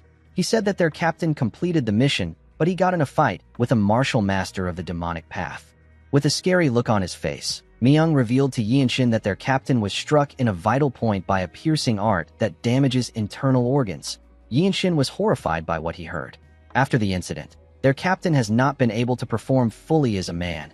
Even the Heavenly Squad captain, who Ma Jin often argues with, never brings up this incident. Yinshin didn't know what to say. Myung asked him if he now understands the situation. Our boy assured him that he does. In the next scene, we see Yinshin in Ma Jin's office. The two of them looked each other in the eye. Our boy asked his captain about when the next mission will take place. Ma Jin explained to our boy that he can go for a month's break now that he has completed the customary ceremony. Yinshin told him that the break is not important to him. He told him that he wants to take a mission immediately. Ma Jin couldn't understand why our boy was in such a hurry. He stood up and told Yinshin that they have to do a purge. He explained to him that they are cutting off one of the Blood Flame cult's arms. Our boy did not expect to hear this. His captain revealed to him that he fought another cult apostle while he was fighting the battle maniac. This apostle's hair had turned completely black. His strength completely surpassed that of the Blood Master swordsman. The apostle was recently spotted near Mount Pingding in Hainan province, which is the Shaolin Temple's territory. Yinshin recalled that the Shaolin is located on Mount Song in Zhengzhou. He knew that Mount Song was extremely far from Hainan. He asked his captain to tell him how Hainan is considered the Shaolin's territory.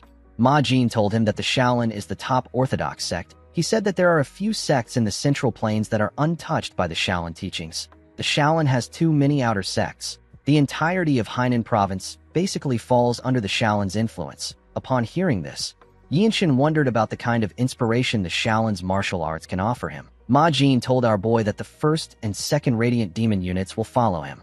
After completing the Plum Blossom Pill mission in Shaanxi, Ma Jin created the first Radiant Demon unit.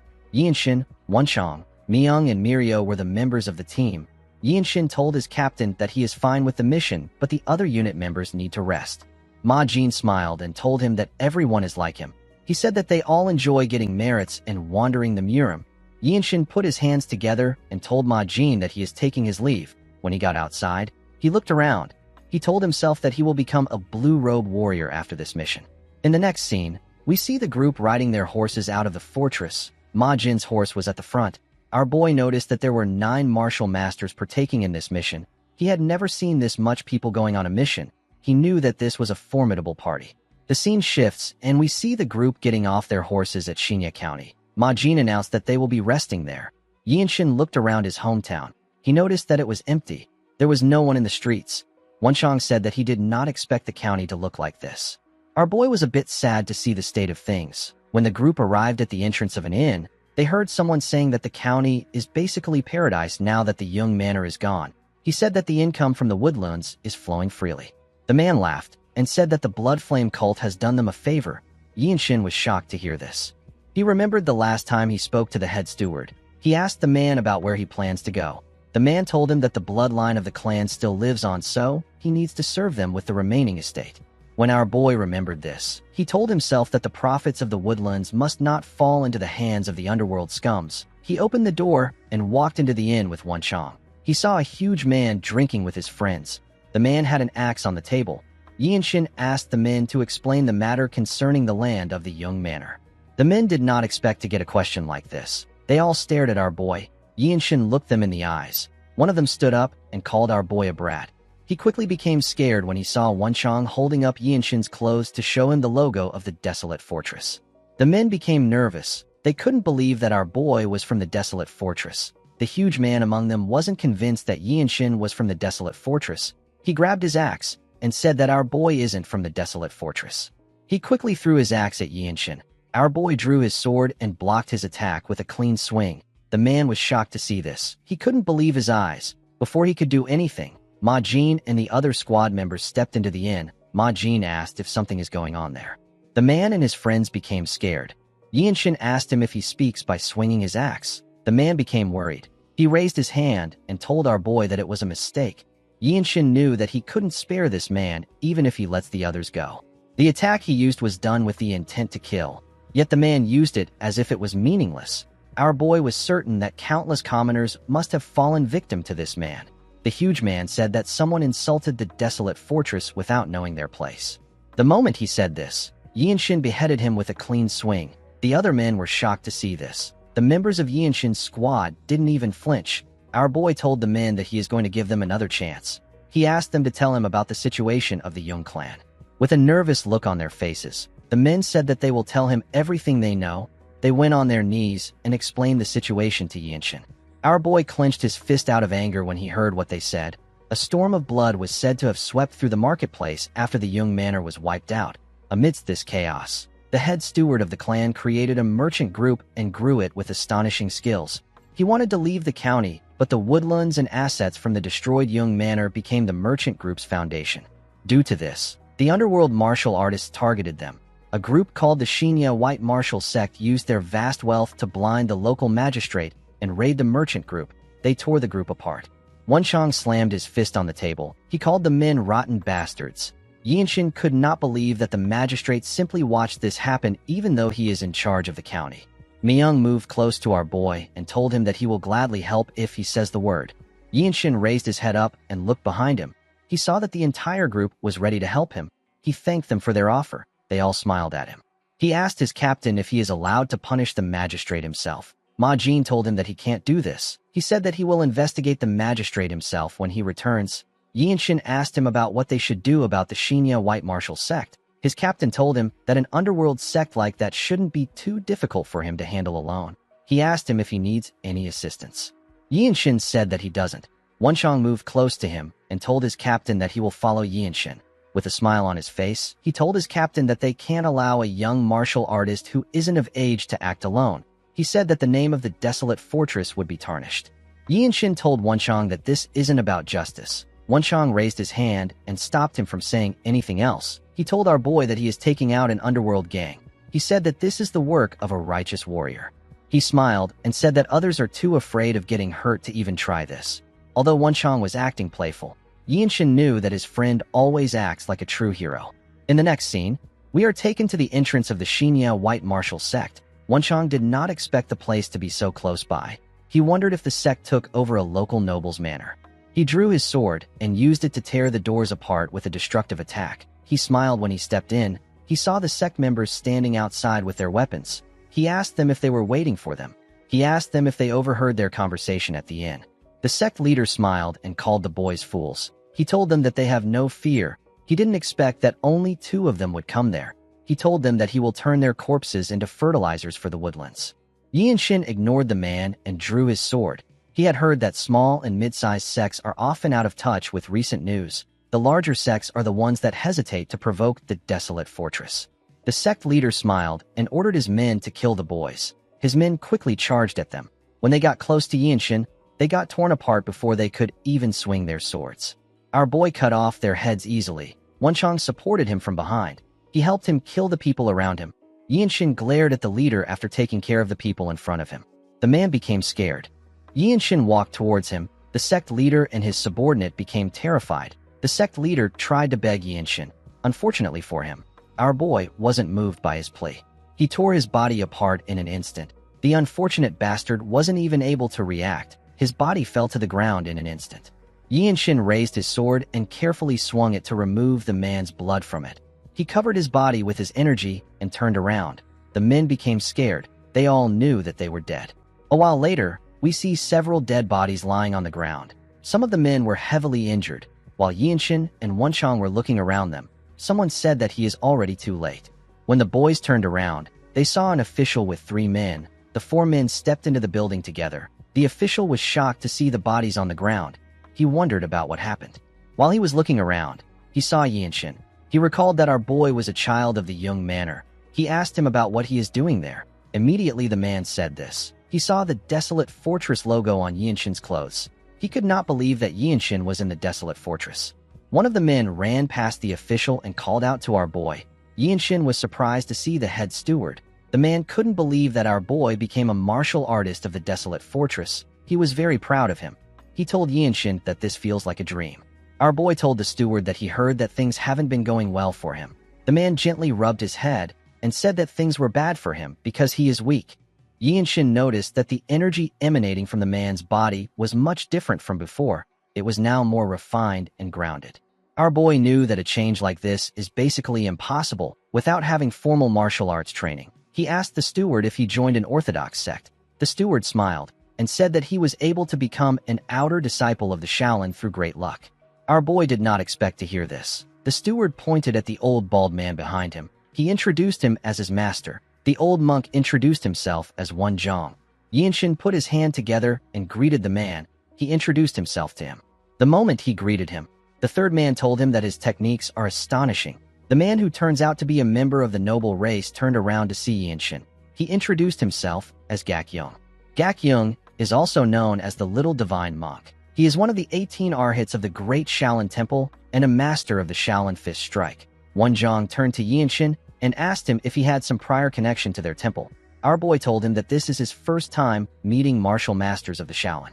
Wen Zhang told our boy that his physique is really interesting. He said that his body looks like it has been well tempered through the muscle transformation art. The Shaolin's 72 supreme arts are said to begin and end with the Dharma muscle transformation art. It is a very important art to the temple. It is basically a foundation for them.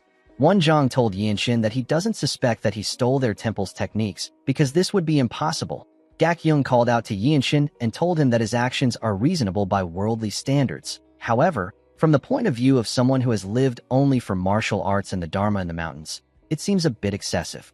Gak Yung told Yinshin that he is worried because he will definitely become a top martial master. Our boy asked the monk to tell him what he is trying to say.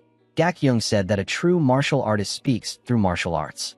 He clenched his fist and suggested that they cross fists. He said that a favor will be granted to the one who prevails. He took out a small bottle and told Yinshin that he will give it to him if he wins. He revealed to him that there is a meridian purification pill inside the bottle. He told him that it is a secret pill of his clan that is produced at the temple's medicinal hall. Wen Zhang was surprised to see the bottle. He asked Gak Yung if he is talking about the pill that the Shaolin uses to instantly restore their energy. The monk told him that he is correct. Yinshin could not believe that he was already offering this rare and valuable pill without telling him what he wants. He couldn't see through Gak Yung's intentions. He decided to accept the duel. He said that he will give it his all. The monk laughed and thanked our boy for allowing him to meddle in his affairs. He told him that he can take the pill if something happens. Yinshin asked him about what his request is. The monk smiled and told our boy that he wants him to listen to an hour of his Dharma lecture. Our boy and Wen Zhang were surprised to hear this. Gak Yung laughed when he saw their reaction. He asked Yinshin if he believed that he was going to ask him to shave his head and join the Shaolin as an official disciple. Our boy realized that he was witnessing the famed fairness of the Shaolin monks.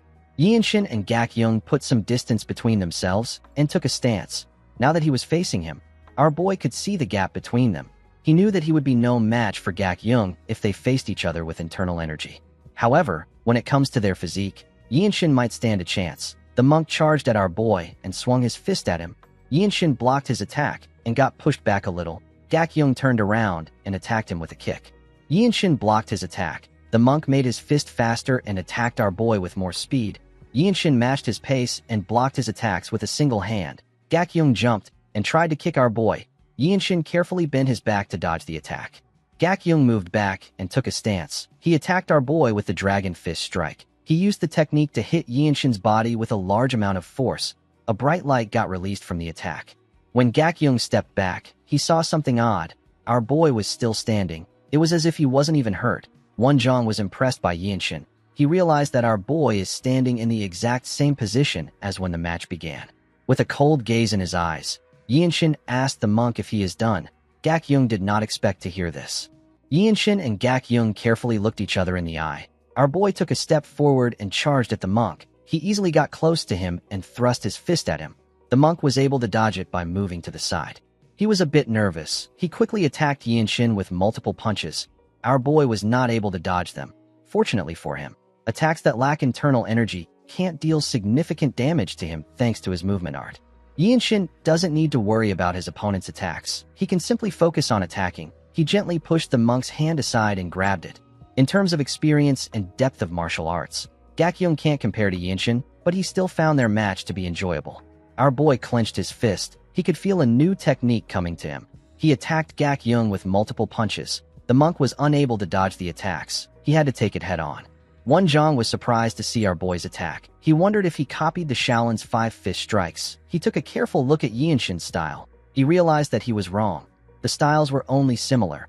Our boy's own was actually much better. While fighting Gakyung, Yinshin's eyes had a blue glow in them. It seemed like he was understanding and creating a new martial art. He made his fist strikes faster. Gakyung was still able to keep up. The old monk noticed that Yinshin's mastery and range of application of energy emission techniques have improved significantly. He couldn't believe that our boy was getting better the more he fought. He realized that Yinshin was in the process of creating an entirely new martial art.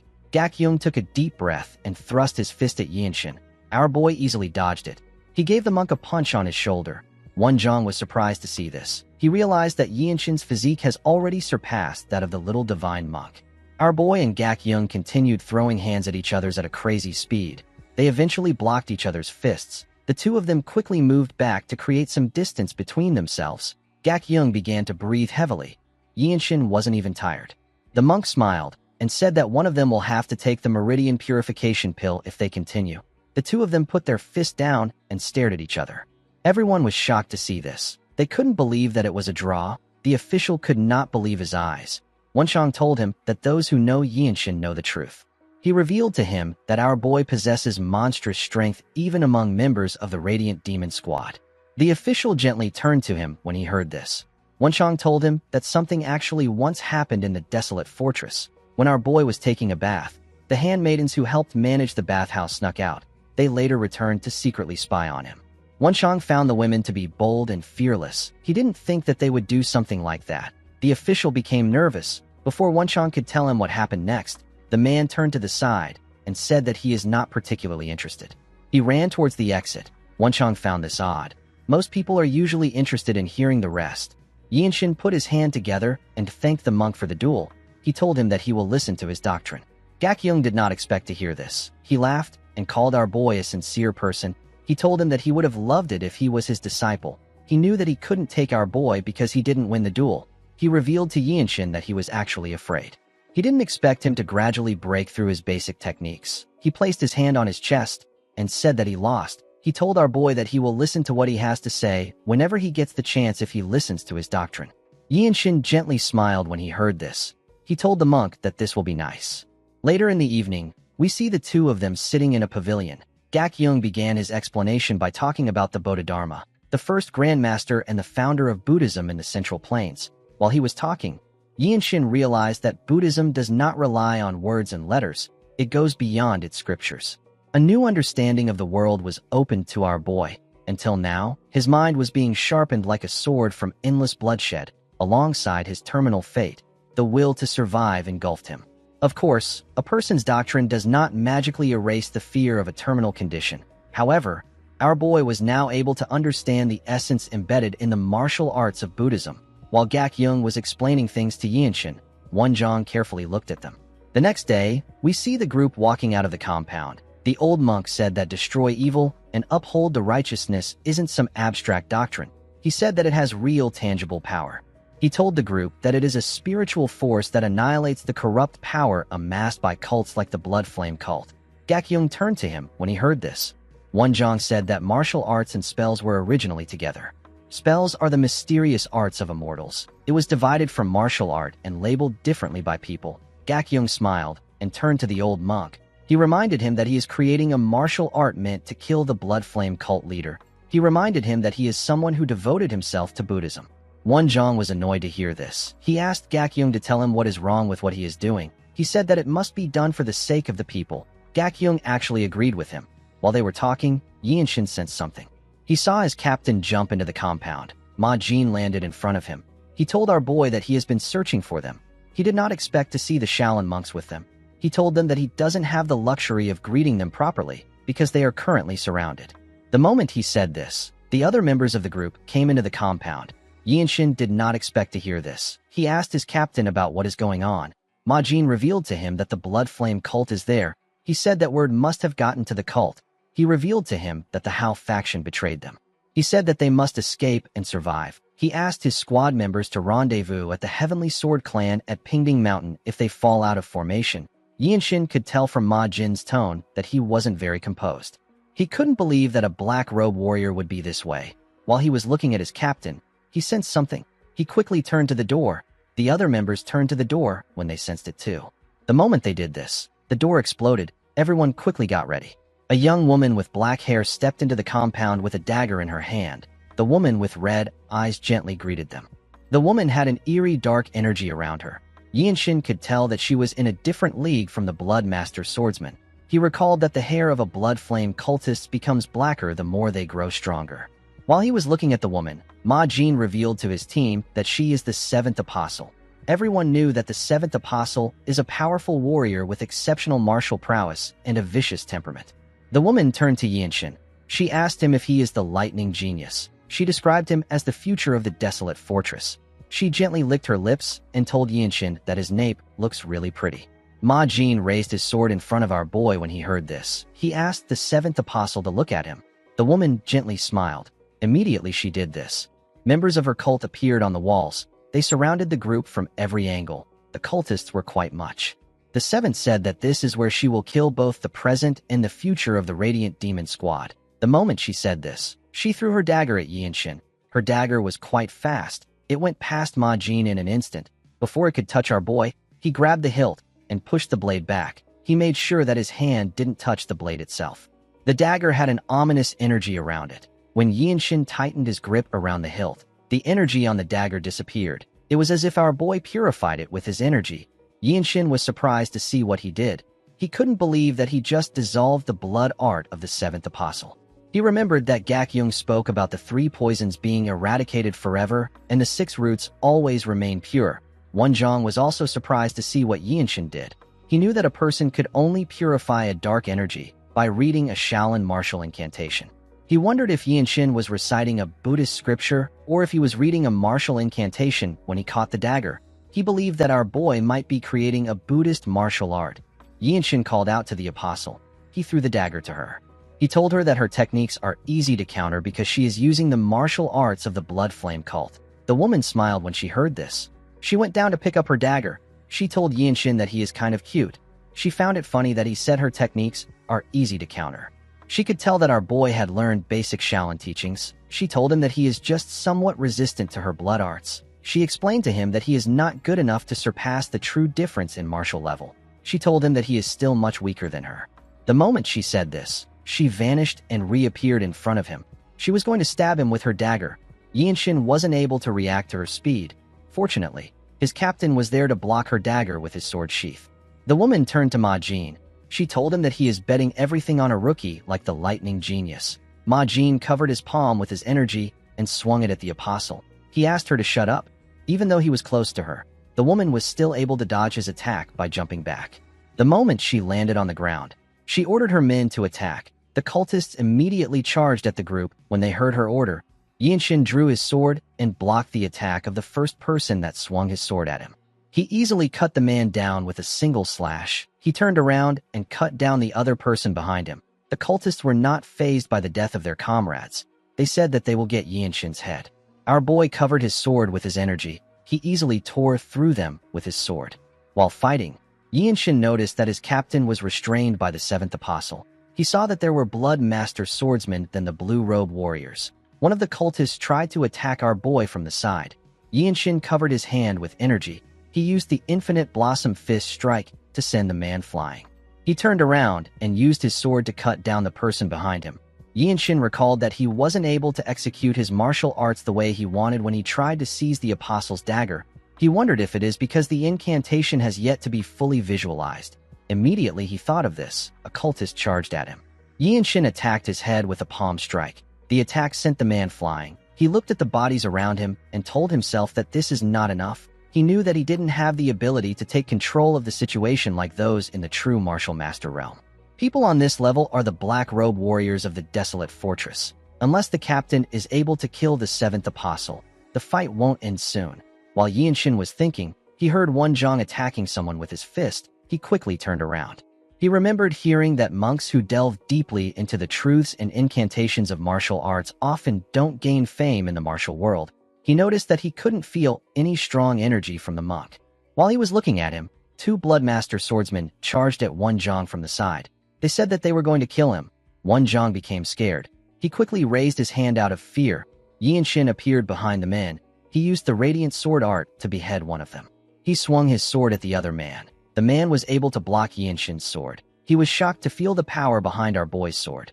Yi Shin kicked the man in his stomach and made him lose his balance. He swung his sword at him and beheaded the man with a single strike. Wan Zhang was shocked to see this. He already knew that Yi Shin was extraordinary, but he didn't expect him to be on this level. He couldn't believe that someone this young could use such martial arts.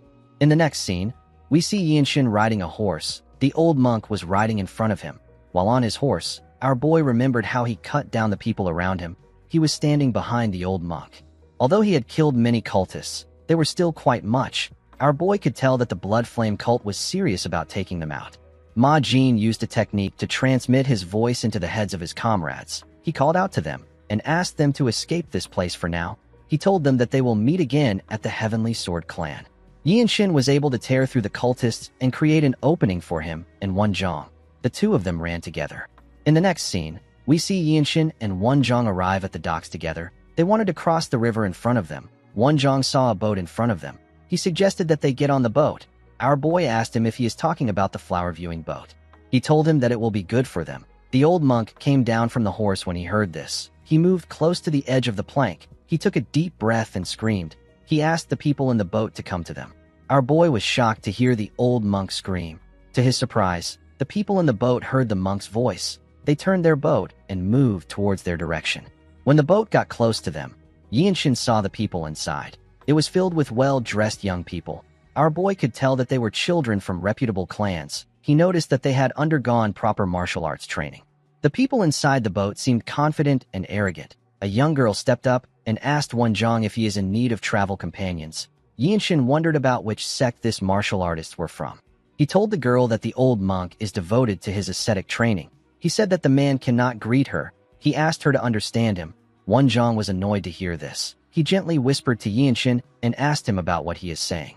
The girl said that this is entertaining. She told our boy that things were getting a bit dull on their boat. She asked him if they will be boarding the boat. She assured him that it can take their horses. After Yi Shin and the monk got on the boat, they moved away from the docks. Our boy stared at the girl on the boat. He seemed suspicious of her. The girl introduced herself as Hodam. She said that she is a rising talent from the Martial Alliance. She said that people call her Sword Flower. Our boy knew that the Martial Alliance is part of the 13 Skies, just like the Blood Flame cult and the Tyrant Sword tribe. He realized that this was a gathering of young elites from the unorthodox sects. One of them noticed the symbol on Yi Shin's clothes. He asked him if he is a martial artist of the Desolate Fortress. He asked him about why he is in such a hurry to cross the river. Yi Shin told him that a group from the Blood Flame cult was running rampant nearby. He said that he and the old monk fled the area. The boy found it interesting that the Desolate Fortress was involved with the 13 Skies. He placed his cup down and asked Yi Shin if he knows that the blood-sucking demons feared that a small fry like him would escape. The boy grabbed his sword and stood up. He said that he never expected a Shaolin monk to be caught up in this as well. Hodam said that the timing is perfect. She said that the river is the best place for silencing people. She noticed that Yi Shin and the old monk weren't saying anything. She told them that they don't look frightened. Yi Shin ignored her and turned to a woman who walked past her. The woman seemed to be trying to get away from them. Hodam was annoyed to see this. She found our boy to be arrogant. She drew her sword and said that they need to spill a little blood to start. The moment she said this, she covered her sword with her energy and swung it at the woman. Yi Shin grabbed the woman's hand and dragged her. He was able to save her from getting injured. He realized that these people don't respect human lives. He drew his sword and used the radiant sword art to behead the girl with one strike. The poor girl was unable to even react to the attack. With a scary look on his face, Yi Shin asked the boys to stop messing around. The boys became scared. They couldn't believe that someone like Yi Shin used such a powerful sword strike. The boy who spoke earlier revealed to Yi Shin that Hodam is the treasured daughter of the Martial Alliance Sung Manor. He asked our boy if he is not afraid of the consequences. Yi Shin swung his sword to remove her blood off it. He reminded the boys that they were the ones who tried to kill them. He advised them to be worried about retaliation from the Desolate Fortress.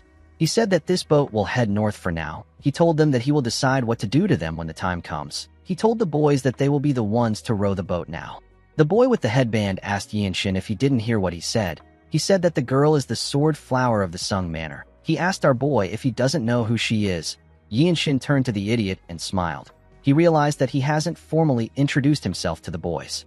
He sat on a box and revealed to them that he is the lightning genius of the Radiant Demon Squad. The boy became scared when he heard Yinshin's title. He realized that he is talking to the top young talent of the Desolate Fortress and the person who cut down an elder of the Tyrant Sword tribe. Later in the day, we see everyone standing behind Yinshin. Our boy was meditating. He remembered the fight he had with the cultists. Wonjong watched Yinshin as he meditated. He decided to talk to him. He revealed to him that the Blood Flame cult attacked his clan when he was around the same age as him. People said that the Blood Flame cult leader came to his clan by himself.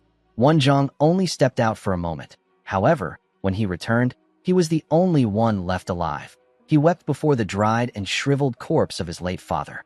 By sheer luck, Wonjong caught his master's eye. He was taken to Songshan. However, he soon found out that he lacks talent for martial arts. He decided to devote himself to creating the natural enemy of his enemy through martial arts. Yinshin turned to him when he heard this. The old monk told him that he showed him a martial art that he has only began to grasp. He asked him if he can tell him what he can do to help.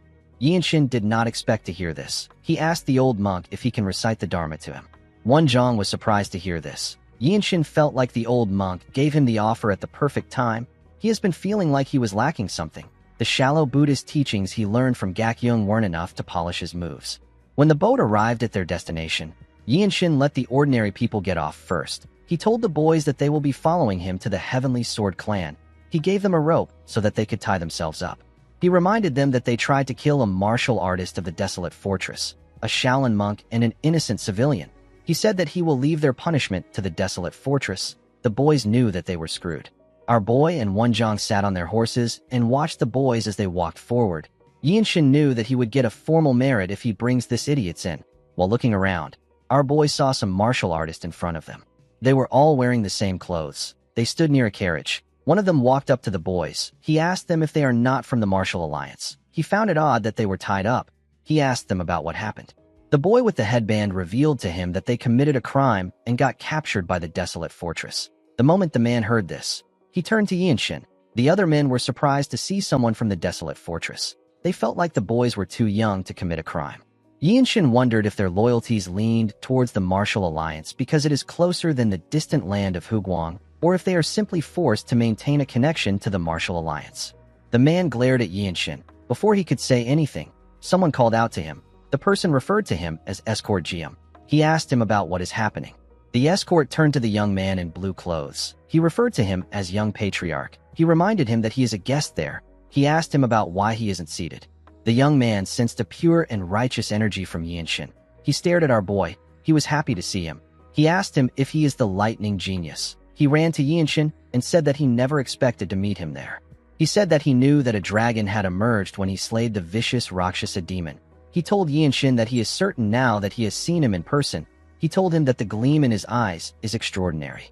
Yinshin asked the young man if he is the young patriarch of the Heavenly Sword clan. The young man realized that he hasn't introduced himself. He put his hands together and introduced himself as Haiyan Uriang of the Heavenly Sword clan. Yinshin asked him if there are others from the Desolate Fortress at his estate right now. Uriang said that many have arrived. He told him that all that remains is for the Radiant Demon Squad that is currently out on a mission to return. He revealed to him that they are also expecting a monk from the Shaolin. Yinshin thanked him for informing him. He stepped down from his horse and said that he has something to take care of. Uriang did not expect to hear this. Yinshin took a step forward and appeared behind Escort Jiam. He told the man that his energy felt extremely familiar. The man was shocked to see our boy behind him. Yinshin poured water on the man's face. The escort quickly moved back. He asked our boy to tell him what he is doing. Our boy simply smiled when he heard this. He told the man that he is really terrible at hiding it. The moment he said this, the man's red eyes and black and red hair got revealed. Everyone was shocked to see it. They could not believe that the man was from the Blood Flame cult. While the man was flustered, Yinshin closed the gap between them. He covered his fist with his energy and attacked him on his head. His punch crushed the man's skull. The poor bastard was unable to even react. He fell to the ground.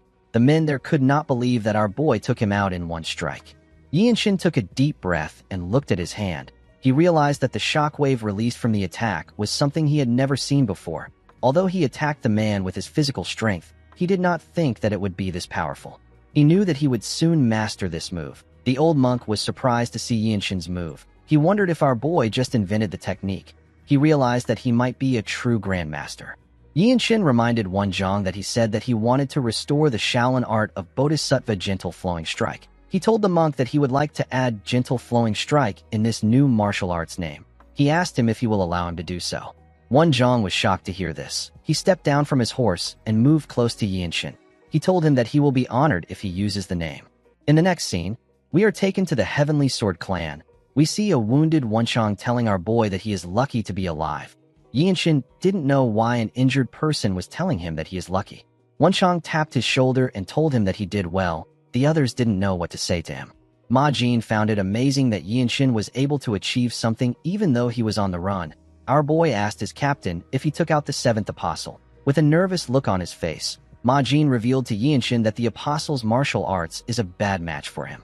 He said that Myung might have been able to take her out if he was on the same level as him. Myung moved close to his captain and asked him if he is making an excuse. Mirio moved close to our boy and touched his shoulders. She told him that he looks quite healthy. She noticed that his energy was transforming again. She looked into his eyes and told him that people around his age usually focus on building their foundation. She told him that he has been improving too fast. Yinshin looked away from her. He turned to his captain and asked him about what they will do about the Blood Flame cult. He said that the seventh apostle seems to have intel on their squad. Ma Jin told him that they will wait. He revealed to him that they are planning to respond by coordinating with the Heavenly Sword Clan. He told his squad that the cultists have received orders to eliminate them. Although it seems like a small fight between the Desolate Fortress and the Blood Flame cult, it is actually an all-out war for the Radiant Demon Squad. The captain explained to them that they will use the trap devices in the Heavenly Sword Clan, which were brought by the master craftsmen of the Desolate Fortress to assist them in their fight. He said that they will recover their full strength and stand against their enemies. Yinshin remembered hearing about the trap devices. The craftsmen weave things together with bizarre techniques and laws of nature to create an unusual phenomenon. After explaining things to them, Ma Jin told his squad that they will continue their conversation later. He asked them to go inside to get some rest. Our boy decided to use this chance to practice. The scene shifts, and we see Yinshin meditating. While he was meditating, someone knocked on his door. Our boy quickly opened his eyes. The servant informed him that the young patriarch has asked him to come over after breakfast. He said that Yuriang also asked him to deliver a letter. The man placed the letter and some clothes on the table and left. When our boy opened the letter, he saw that Yuriang was asking him to come to the pavilion after breakfast. He wrote that his sister will be with him. He asked Yinshin to be mindful of his manners. He also asked him to wear the clothes he provided. The moment he read this, our boy remembered that Yuriang asked him for his age after he killed his escort. Our boy found this odd. He told the man that he is 16. Yuriang was happy to hear this. He said that this is the right age. He told Yinshin that he would like to introduce him to his younger sister if he doesn't already have a marriage arrangement. He said that his sister is a very kind and lovely girl. Yinshin was shocked to hear this. In the present, our boy stared at the letter. He knew that having a child and living with someone for 100 years were things that he could only dream of. Such things were not possible for someone like him who was destined to die early. While Yinshin was looking at the letter, he heard a loud sound in the compound. Someone screamed and called out to the Radiant Demon Squad. Yinshin and the other members of the squad heard this person's voice. They all knew that this was their captain's emergency call. Our boy grabbed his sword and ran out of the room. He realized that they were being ambushed. When he got outside, he saw his captain and some guards. He also saw a building on fire. Ma Jin revealed to him that there was an explosion at the south gate. He said that he believes that their trap formation has been completely obliterated by the explosion. Yinshin could not believe that the cultists made use of bombs without permission from the Imperial Palace. Myung said that he had heard rumors that the Tang clan created bombs, but he did not think that they were true. He wondered if the Tang clan was mad enough to create something like that. The moment he said this, the gates in front of them blew up. Everyone was shocked to see this. When the smoke cleared up, the seventh apostle and her subordinates walked into the compound. She smiled and said that the Tang clan has been really helpful. She said that the Tang clan is supposed to be part of the Orthodox sects. Ma Jin said that she is trying to sow distrust among the sects. He asked her not to worry about it. He told her that the Desolate Fortress is already watching all the sects. The woman smirked when she heard this. She told the captain that the martial sects, the noble houses, and the Desolate Fortress are all hypocrites who hold the world in their hands and refuse to let it go. Ma Jin drew his sword when he heard this. The apostle glared at him. and said that her cult will cleanse this world. She told Ma Jin that she will usher the birth of a blood-soaked world even if she loses her life. The moment she said this, the two groups charged at each other. Ma Jin and the Apostle released their energies and swung their blades at each other. The Radiant Demon Squad and the martial artists of the Heavenly Sword Clan swung their blades at the cultists. Mirio attacked and cut down the cultist that was fighting Wenchang. Yinshin quickly drew his sword. He saw that a martial artist of the Heavenly Sword Clan was fighting a cultist. He assisted the man by cutting the cultist's hand. Our boy knew that this was a life-and-death battle. He knew that there was no such thing as fairness in group combat like this. A martial artist needed to use every opportunity he got. Yinshin easily tore through the cultists that attacked him. When he turned around, he saw his captain fighting the seventh apostle and two other cultists. Yinshin put himself together and walked towards his captain. Several cultists charged at him. Our boy easily dodged their attacks. He swung his sword at a crazy speed and cut them down before they could even raise their swords again. He walked towards his captain. Ma Jin sensed his presence when he got close to him. He saw that Yinshin was behind the seventh apostle. The apostle did not expect to see Yinshin behind her. She licked her lips and told him that he doesn't know his place. The moment she said this, she raised her palm and charged at our boy. Ma Jin asked her to stop. When Yinshin saw her coming at him, he remembered the Buddhist teachings he received from Gak Yung and Wenchang. Yinshin covered his palm with a different kind of pure energy. His blue circle of comprehension appeared above his head.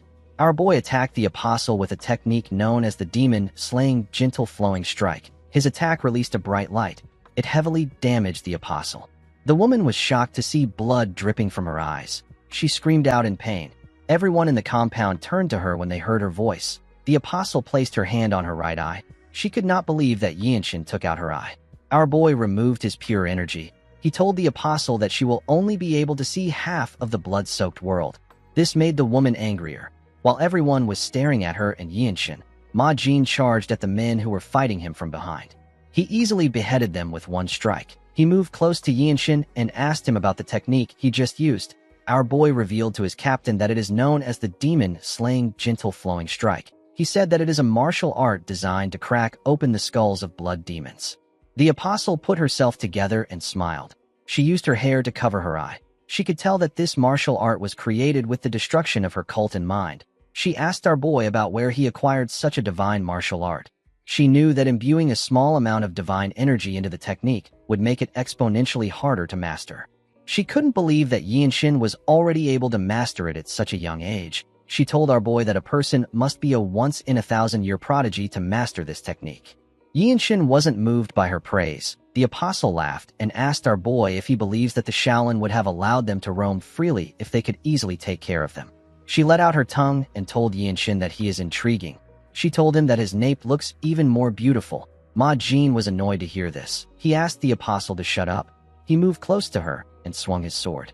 The apostle easily dodged the attack. Ma Jin swung his sword at her again. The apostle quickly jumped back. She turned to Yinshin and told him that they will meet again.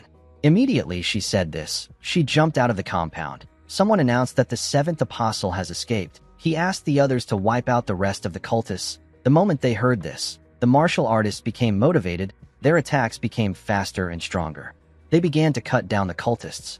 A while later, we see the bodies of the cultists on the ground. After taking care of their enemies, Yinshin told his captain that he didn't fulfill his role well. Ma Jin told him that he knows. Our boy informed his captain that he was a level above the apostle. Ma Jin was annoyed to hear this. He couldn't believe that our boy was lecturing him on things he already knows. Yinshin turned around and asked his captain if the problem lies with his clan's mobility arts. Ma Jin looked away from him and said that he is well trained in the mobility arts of his clan. Yinshin didn't say anything to him. When he turned to the side, he saw the old monk next to him. Wenchang told him that he has shown him that martial arts can be backed by divine power. Yinshin told the man that he discovered it thanks to him. Wenchang said that he will never forget the divine impact wave and the sacred surge that blinded the seventh apostle. He told Yinshin that he is not just a true genius, but he is also a virtuous person. He asked our boy to visit the Shaolin one day. He promised to personally serve him tea. Gak Yung told our boy that he has never met someone like him before. He was amazed that our boy created such a unique martial art. He told him that he is worthy of being the Shaolin's honored guest. Yinshin told him that he will forever remember his explanations and teachings. Gakyung laughed when he heard this. He asked our boy to try to visit Songshan once. He assured him that his master will welcome him warmly. Yinshin said that a day will come when he will have to climb Songshan. He told the old monk that he will be counting on his kindness. The next day, we see the Radiant Demon Squad and the monks standing outside the Heavenly Sword clan. The Patriarch and his son were also outside with them. The Patriarch asked everyone to return safely. Ma Jin put his hand together and thanked him for allowing them to stay in his clan. He assured him that the desolate fortress will never forget the aid his clan provided them. Yuryang turned to Yinshin. He informed him that they will set a date and send a formal envoy to the desolate fortress. He asked our boy to think about his offer. The moment he said this, Yinshin saw someone inside the compound. It was a beautiful girl with a veil on her face. This girl is Yuryang's sister. Yinshin let out a sigh and put his hand together. He thanked Yuryang for hosting his squad. The Patriarch wished our boy the best.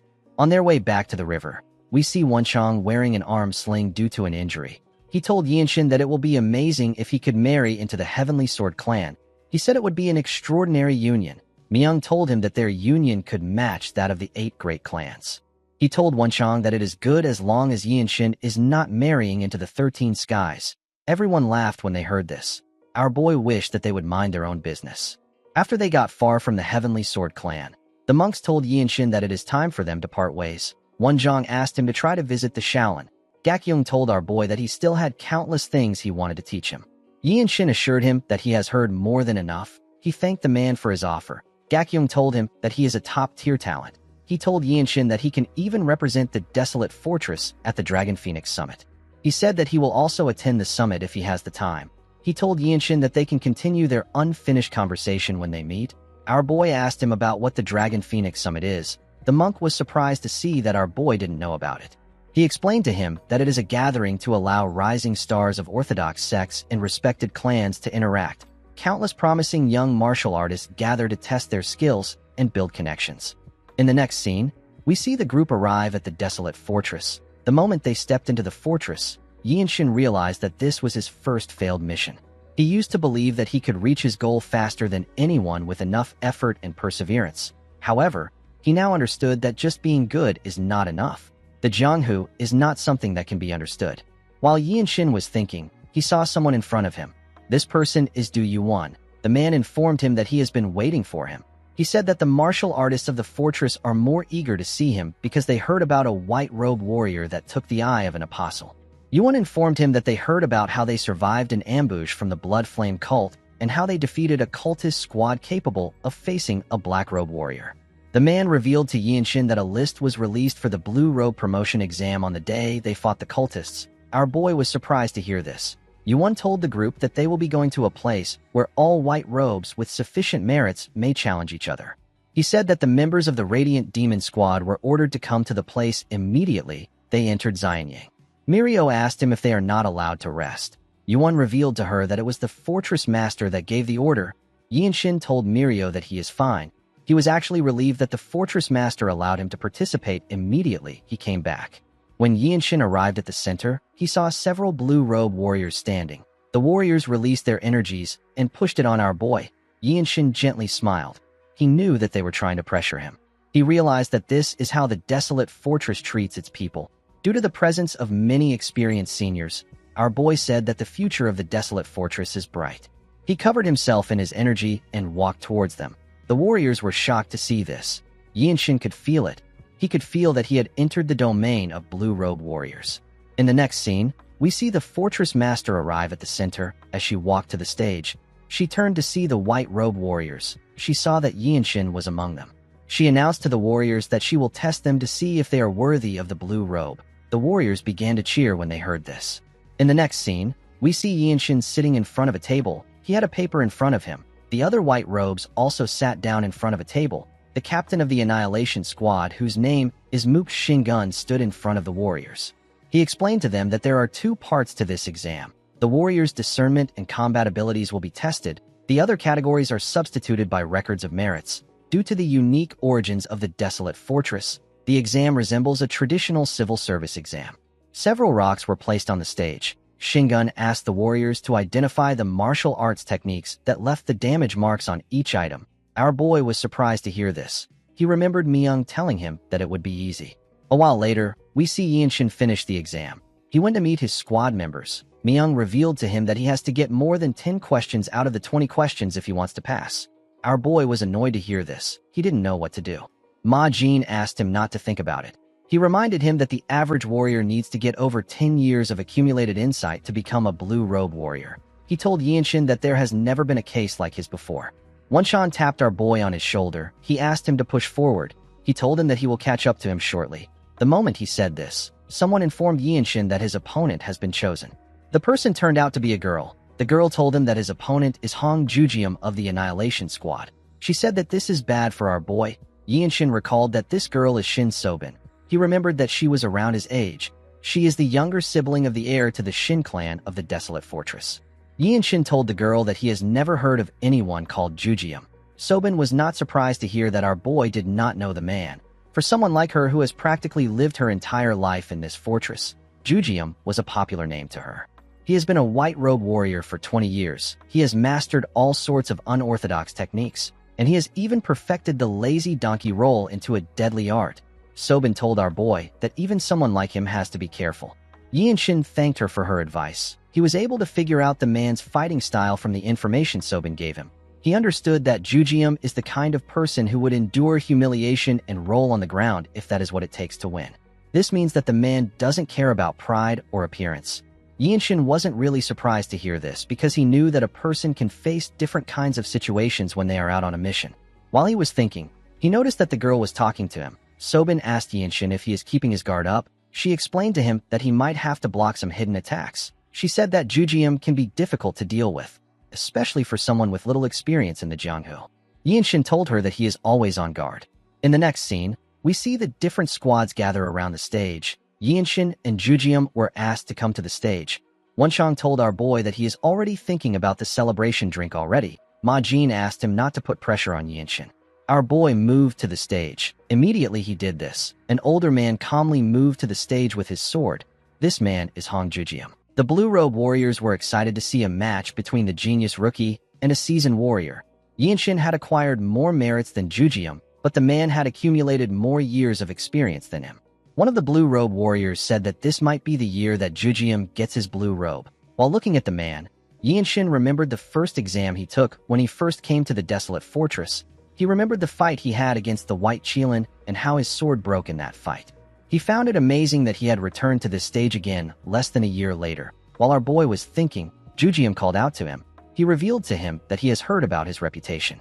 Although the rumors in the Jianghu were not always accurate, the man told our boy that he and everyone in the Desolate Fortress know his true skills and achievements. He said that he is proud to see such an outstanding junior appear in the Desolate Fortress. Yinshin told the man that he has also heard a lot about him. Jujium smiled and thanked him. He told him that he will reveal the full extent of his martial arts to him. He explained to Yinshin that there are many things that he has not experienced in the Jianghu. He told him that he might be bewildered and even get angry. He asked him if he can endure this. Our boy remembered hearing that the man can skillfully wield all sorts of techniques. He has even perfected the lazy donkey roll into a peerless skill. Yinshin placed his hand on his sword and told the man that it is time for them to deepen their acquaintance with their sword. Jujium gently smiled when he heard this. Shingun asked them to begin. Immediately, he gave the order. Jujium took out 2 blades from his clothes and threw it at our boy in an instant. Yinshin drew his sword and used it to block the blades. He decided to do his best in the match. Jujium quickly grabbed his sword hilt when he saw Yinshin block the attack. One of the Blue Robe Warriors was impressed that our boy was able to block the blades with one strike. He noticed that Yinshin perfectly traced the path of the Radiant Demon Arts when he drew his sword. The man could tell that our boy was already in the realm of true masters. Yinshin gathered his energy and activated a movement art known as the Limit Releasing Technique. His body instantly got covered in his energy. He charged at Jujium at a crazy speed and appeared behind him before he could even draw his sword. The man looked like he was moving in slow motion to Yinshin. The man was shocked to see our boy behind him. Shingun was surprised to see the technique Yinshin used. He knew that the footwork he just saw was beyond the limits of martial arts. Our boy covered his sword with his energy and used the Radiant Sword art to attack the man. Everyone was surprised to see this. Our boy used his attack to push the man's hand away and send his sword flying. He quickly pointed his blade at Jujium's neck before he could do anything. Jujium was shocked to see that Yinshin got him. The warriors around the stage were also shocked to see that Yinshin won so quickly. Ma Jin and his team were not shocked by this, because they already knew that Yinshin was built different. Shingun realized that Yinshin was born with a natural talent for martial arts. He knew that no martial artist of equal rank could face our boy. He wondered if Yinshin is a fortune to the desolate fortress. The man envied Ma Jin for acquiring such a talented warrior. While thinking, the man saw that our boy was looking at him. He quickly realized that he made a mistake. He announced that Yinshin has won his duel. He told him that there will not be any other duels for him in this test. He told our boy that he got a full mark in this promotion test. Yinshin thanked the man for the marks. Shingun turned to Jujium and asked him to prepare for his second match. The man told him that he understands. Jujium picked up his sword from the ground and took a look at it. He smiled and asked Yinshin to use his talent to help people. He told him that he has the ability to be the best under the heavens. He turned around and waved to him. Our boy came down from the stage. Sobin moved close to him and asked him about how he was able to move like that. She asked him about the kind of footwork he used and the sword technique he used to knock Jujium's sword out of his hand. Yinshin walked past her and ignored her question. The girl said that she has never seen his martial arts before. She asked him about the clan he is from. She quickly realized that our boy was not going to give her an answer. She congratulated him on his win. Myung told Yinshin that he did well.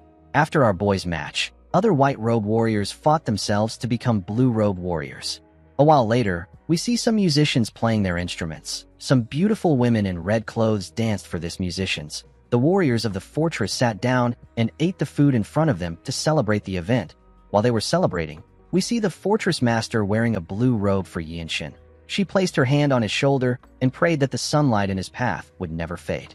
Yinshin had now become a blue-robe warrior of the desolate fortress. He was now at the level where he would be treated like a martial master anywhere in the Jianghu, and he would possess authority anywhere in the world. Being a blue-robe warrior means that a person is part of the core fighting force of the desolate fortress. Ma Jin and Myung congratulated Yinshin on officially becoming a blue-robe warrior. Myung told him that he is the youngest and fastest to ever become a blue-robe warrior. Our boy smiled and bowed his head. His teammates surrounded him and congratulated him on his new achievements. In the next scene, we see Yinshin going somewhere with the new blue-robe warriors. They were being guided by Yuan. The man turned to the warriors and told them that someone has been in a bad mood recently. He advised them to be careful with the way they behave. The warriors became nervous when they heard this.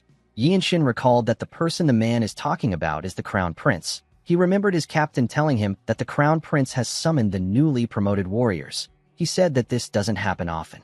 Our boy was surprised to hear that the Crown Prince called for them. Ma Jin explained to him that the Crown Prince is currently staying in the desolate fortress to train his martial arts. He advised Yinshin to be very careful.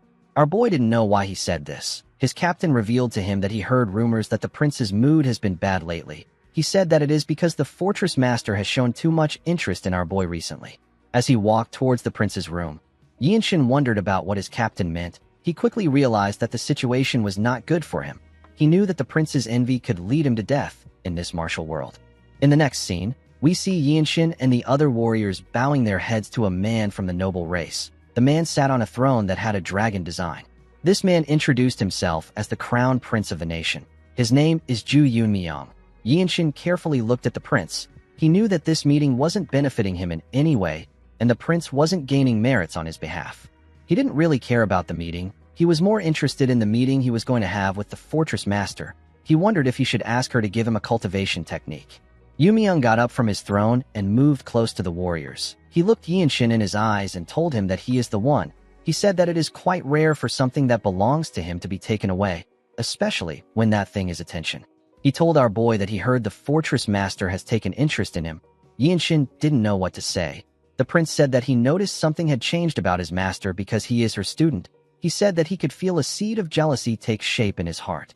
Yinshin told him that he is honored that he feels jealous of him. The prince said that his jealousy is his own fault. He said that a crown prince should never have such a flaw. He believed that this was a lack of virtue. He smiled and looked Yinshin in his eyes. Our boy also looked him in his eyes. Yunmyong asked him if he can play music with his sword. Our boy did not understand what the prince was talking about. Yunmyong said that many renowned swordsmen can make their names echo with one blade, but they can't perform the sword song because it is different. A person needs to be born with a certain sensitivity to be able to perform the sword song. With this sensitivity, they can turn the sound of a sword into a music. This was our boy's first time of hearing a person turning a sword's resonance into a song. The crown prince laughed and told Yinshin that he only brought up the topic because he heard that he was exceptionally talented. He said that he wanted to see someone around the same age as him perform the sword song. He revealed to Yinshin that he actually wanted to see his abilities with his own eyes.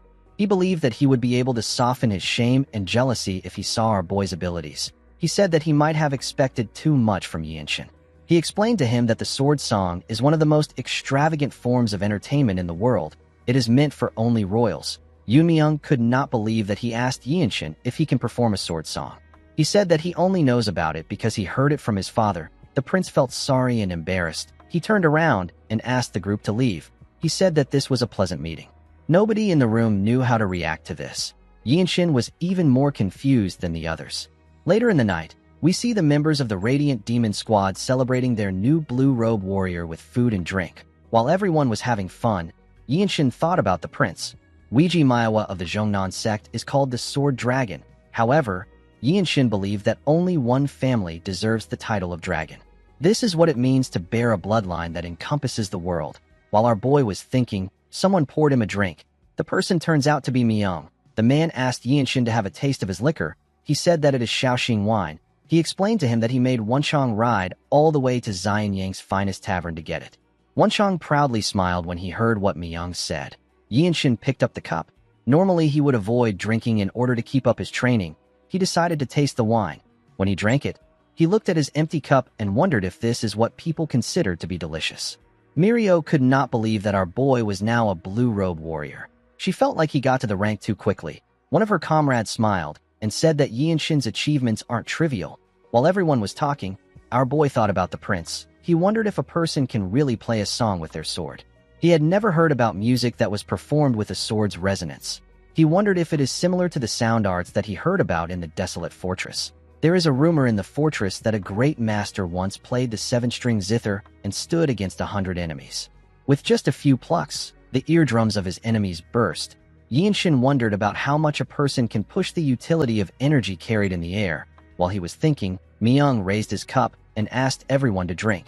The squad members raised their cups and cheerfully drank their wine. The next day, we are taken to a blacksmith's workshop. We see a dwarf with pointy ears ask Yinshin to pick quickly. He said that all his swords are good. Our boy looked around the blacksmith's workshop. His was his first time meeting the Iron Tribe. He saw the dwarves in the workshop making swords. There were several swords in the workshop. The Iron Tribe founded the nation together with the noble race. They settled down in the Central Plains. Because of their skill, the imperial family has been hiding them away and keeping them a secret. It is believed that they can forge divine swords. Myung advised Yinshin to be careful. He told him that this is the only reward he will get for advancing in rank. He said that he will be given another chance to pick another one when he becomes a black robe warrior. The blacksmith asked Myung if Yinshin is really a blue robe warrior. He said that he has never seen a blue robe as young as our boy. He believed that he would have heard about him even though their clan stays away from worldly affairs. Myung glared at the man. He asked him if he cannot see Yinshin's robe. While our boy was looking at the swords, he picked up a sword with a silver sheath. The blacksmith was surprised to see this. He said that the North Ming is a good sword. Yinshin drew the sword and saw how smooth it was. He said that he might even be able to play the sword song with this sword. The blacksmith informed him that the sword song is a divine art that cannot be performed unless a person is deeply attuned to their weapon. Without natural sensitivity, even the top martial masters cannot imitate it. The blacksmith could not believe that our boy wanted to perform a sword song with a sword he just picked up. He asked Yinshin to stop spouting nonsense. Our boy ignored him and continued looking at the blade. Myung asked the man to shut up. He could tell that our boy was locked in. Even without swinging it, Yinshin already knew the kind of motion that the sword would make. He could feel how slight variations in the sword path could catch the air. He wondered if he should test this feeling. He pushed his energy into the sword. The blacksmith was annoyed to see that he was just looking at the blade. He asked him to choose a sword quickly. Immediately he said this. He saw something shocking. The sword began to release some energy in the air. It played a song in the workshop. The blacksmiths in the workshop were shocked to see this. Myung could not believe what he was hearing. The current empire rose from the union of the founding emperor and the empress of the noble race. The noble race was revered as a family of immortals. Due to the union of the two races, a bloodline that gave its descendants eternal life was created. The imperial throne changed hands only through wars and assassinations. Thanks to the support of the desolate fortress, the current emperor stayed in power without any mishaps. No peerless martial master could ever covet the imperial throne or the imperial family's power. As the years went by, the emperor slowly became complacent, but the crown prince remained the crown prince for decades. His son, who is the imperial grandson, had to watch him gradually lose his vigor. Whenever his father calmed his heart, he would always perform a certain martial art with his sword. This martial arts was known as the sword song. However, at some point, Yoon Myung could no longer see his father perform. His father had lost his will to live. The scene shifts, and we are taken to the present. We see Yoon Myung stop moving when he heard the sword song. The boy instantly knew that this wasn't a sword resonance. He quickly rushed to where the sound was coming from. When he stepped into the workshop, he saw something shocking. He saw Yinshin playing the sword song. He remembered that our boy was called the Lightning Genius. He knew that Yinshin is a swordsman whose every move is reported daily to the fortress master. The prince wondered if there has ever been anyone who could make him want to be their rival. The moment he thought of this, the other swords in the workshop began to shake. Myung and the blacksmith were surprised to see this. Our boy continued staring at the blade. It was as if he was entranced by its music. In this moment, the foundation of a martial skill capable of bearing the weight of a whole faction was being created. After a while, Yinshin stopped looking at the blade. He turned to the side and saw the crown prince. He quickly bowed his head to him. Yoon Myung smiled and told him that he would like them to meet more often. He walked past him and went to meet the blacksmith. Yinshin did not understand why the prince wanted to meet him more often. He wondered if this was Yoon Myung's way of asking him not to die too soon. In the next scene, we see Yinshin knock on the fortress master's door. The door opened for him. Our boy realized that the woman used the phantom reach. She was at a level where she could touch all things without laying a hand on them. Yinshin could now feel a small amount of the woman's power. She uses a earth-shattering martial art that is said to have single-handedly annihilated an entire royal household. As he walked towards the fortress master, Yinshin thought about increasing his inner energy. He believed that it will be incredibly useful for him if he can use the infinite blossom fist strike and control his sword without touching it when he becomes the Divine Sword Squad captain. While he was thinking, the fortress master told him that he has become confident to the point where he can think about other matters in front of her. Yinshin quickly looked at her. He apologized to her. The woman asked him if he has made his choice. Our boy told her that he has. He told the fortress master that he wants to use the favor to ask for a cultivation method where the circulation of energy is swift. The fortress master understood why he made such a request. She believed that the amount of core energy a person has is also important. She said that a vessel must be filled with water once it is cleansed. She told Yinshin that she has something for him. She asked him to move closer. Our boy climbed up the stairs and stood in front of her. The woman asked him about what he is doing. Yinshin told her that she asked him to move closer. The fortress master asked him to still move closer. Our boy didn't expect to hear this. The fortress master smiled and stood up. She realized that this was Yinshin's first time receiving proper instructions in energy circulation. She moved close to him and explained to him that there would be no need for teachers if training from manuals were enough. She told him it is inefficient for him to merely recite the steps. She sat on the floor and asked Yinshin to sit in front of her. She told him that she will guide his core energy. She explained to him that cultivation methods like this must be learned in a single try. Yinshin told her that he understands. He said that he has to do something first. He went on his knees and bowed his head to the fortress master. Since the woman was about to give him a cultivation technique that will remain in history for ages to come, our boy decided to bow and to accept her as his master. He carefully took a look at the fortress master. He noticed that she wasn't rejecting him. He realized that she accepted him as her disciple. Our boy stood up and sat in front of her. The fortress master smirked and asked him to turn his back to her. She revealed to him that the cultivation method is called the Moon Spirit Harmonization Art. She said that it is her own secret martial art. Immediately she said this, she placed her hand on his back. She began to send her energy into his body. Yinshin noticed that her energy was warm. It was as if the energy of nature itself was being pushed into his body. It was pure and serene. The fortress master asked him to focus on the energy. She began to recite some chants for him. Yinshin focused on her words. When he opened his eyes, he saw himself in a forest at night. The moon was in the sky. Our boy could feel the energy of nature flowing through him. The fortress master told him that he is doing well. An hour later, we see Yinshin looking at his hand. He could feel himself controlling his energy. The fortress master stood up and asked him to come to her. Whenever he gets stuck in his cultivation, Yinshin quickly stood up and put his hand together. He told the fortress master that he is grateful for the reward. The woman gently smiled at him. In the next scene, we see Yinshin circulating his energy. He noticed that the moon spirit harmonization art uses core energy differently from the various other orthodox sword and fist strike techniques. He could feel the power of nature. He couldn't believe that such a transcendent martial arts exists, a martial art that allows him to draw the energy of nature and contain it in his body. He understood that the world of martial knowledge is quite vast. He noticed that the cultivation technique does not reject the energy of the Jung clan's sacred art. The cultivation technique felt like the aura of the fortress master who embraces all things. While Yinshin was circulating his energy, someone knocked on his door and asked him if he is inside. The person turned out to be Wenchang. Our boy opened his eyes to see his friend.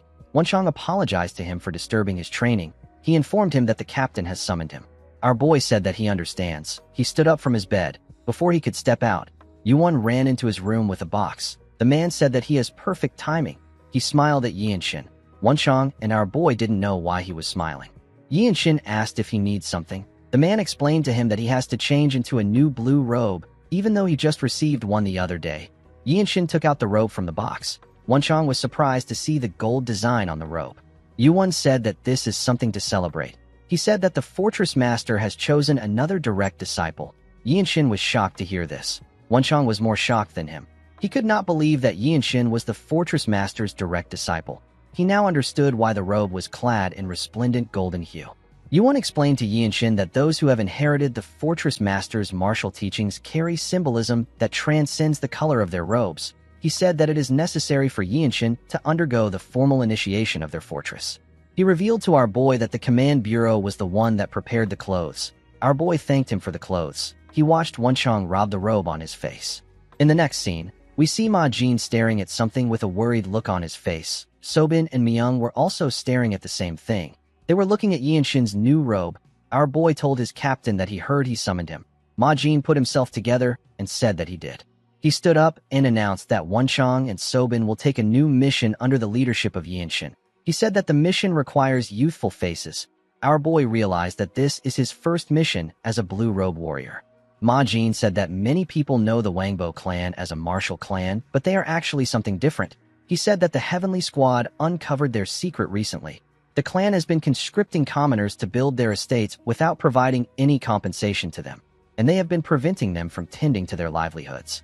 Wenchang was annoyed to hear that they have been forcing labor on the people without an imperial decree. Sobin said that such things are not uncommon. Ma Jin revealed to the group that the clan has over 1,000 forced laborers. He said that the issue is quite sensitive. He told the group that there is a limit to how much they can tolerate local martial aristocrats. He said that punishing an orthodox sect requires utmost precision because they need the public's sentiments to stand behind the desolate fortress. According to the captain, the Wangbo clan has taken complete control over the Jinan land of Shandong, and they even treat themselves like royalty. Due to this, it is very difficult to expose their deeds. Ma Jin explained to our boy that he and the two white robes will disguise themselves and infiltrate the Dragon Phoenix summit. The moment he said this, Yinshin remembered the little divine monk telling him about the event. Ma Jin said that the event is hosted by the Namgung clan this year, and the Wangbo's young clan heir will attend. He told Yinshin that his role is to provoke him. He asked him to aggravate the boy until he loses control and mobilizes his clan against him. He explained to him that he needs to force the Wangbo clan to take large-scale actions. If he is able to do this, cracks will appear in their control over Jinan. Through this cracks, the desolate fortress will extract credible witness and evidence. Our boy asked his captain about what will happen after they get their evidence. Ma Jin revealed to him that 3 units of the Divine Sword Squad will convene. The Radiant Demon Squad, the Heavenly Squad, and the Annihilation Squad will attack the Wangbo clan with their full force. Everyone was surprised to hear this. Yinshin knew that the 3 units would be invincible if they fought together. He realized that the desolate fortress plans to wipe out one of the 8 great Orthodox clans. He asked his captain if he can kill the Wangbo clan heir if his behavior becomes intolerable. Ma Jin smiled and told him that this decision can be taken at his own discretion. He told him that he has the authority to do this with his rank. Mirio explained to our boy that this mission is extremely dangerous. She advised him not to overdo things. Myung told him that the young heir was fated to die naturally. He said that the boy has amazing talent, but he was born with a weak constitution. He revealed to Yinshin that the boy is the genius of the solar divine meridians. He said that the young heir is very strong. The next day, we see Wenchang panicking when he found out that they had to cover the logo of the desolate fortress. He told his captain that this is all he and Yinshin have. Yinshin carefully moved away from him. He didn't want to get involved. Wenchang asked his captain to give them the logo of the Manhwa. He said that he doesn't like this. He told Ma Jin that he will soon be recognized in the desolate fortress. His captain completely ignored him. Sobin felt nervous when she saw how Wenchang was acting. She said that she doesn't know if this covert operation will go smoothly.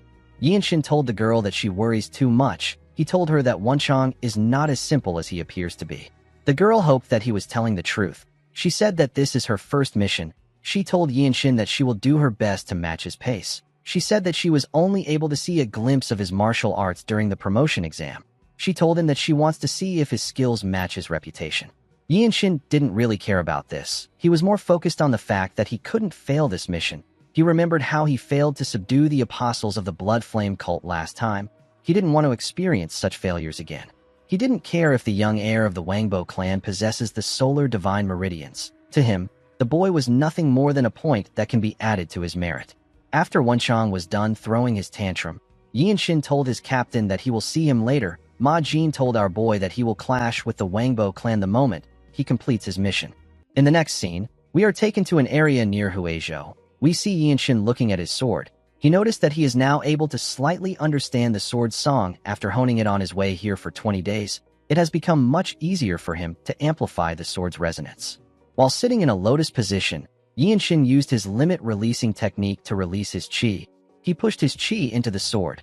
Wenchang and Sobin turned to him when they felt his energy. They could hear Yinshin's sword song. Our boy noticed that he could now control the pitch of the sword song. He realized that he will be able to create a sound art if he joins the resonating music with a dispersing inner energy. Sobin noticed that there were other people around them. She told Yinshin that his sword song really draws attention. Yinshin saw that the people in the area were looking at them. He apologized to his teammates and put his sword away. Wenchang told him that it was pleasant to the hear. While eating a snack, the man said that the sword song carries a refined taste. The moment he said this, two people wearing the same attire asked the group if they are attending the Dragon Phoenix Summit. One of them told our boy that his conduct is arrogant beyond measure. The boy and the girl walked up to the group. The boy asked Yinshin if he is trying to flaunt his shallow martial skill by wringing out his sword resonance in broad daylight without even fighting. Yinshin carefully looked at the boy and girl. He took a look at their swords and attires. He saw their subordinates behind them. He could tell that these people were from a great martial clan of the Orthodox world. Wenchang didn't understand why the boy and girl were spouting nonsense. Before he could say anything, Yinshin stood up.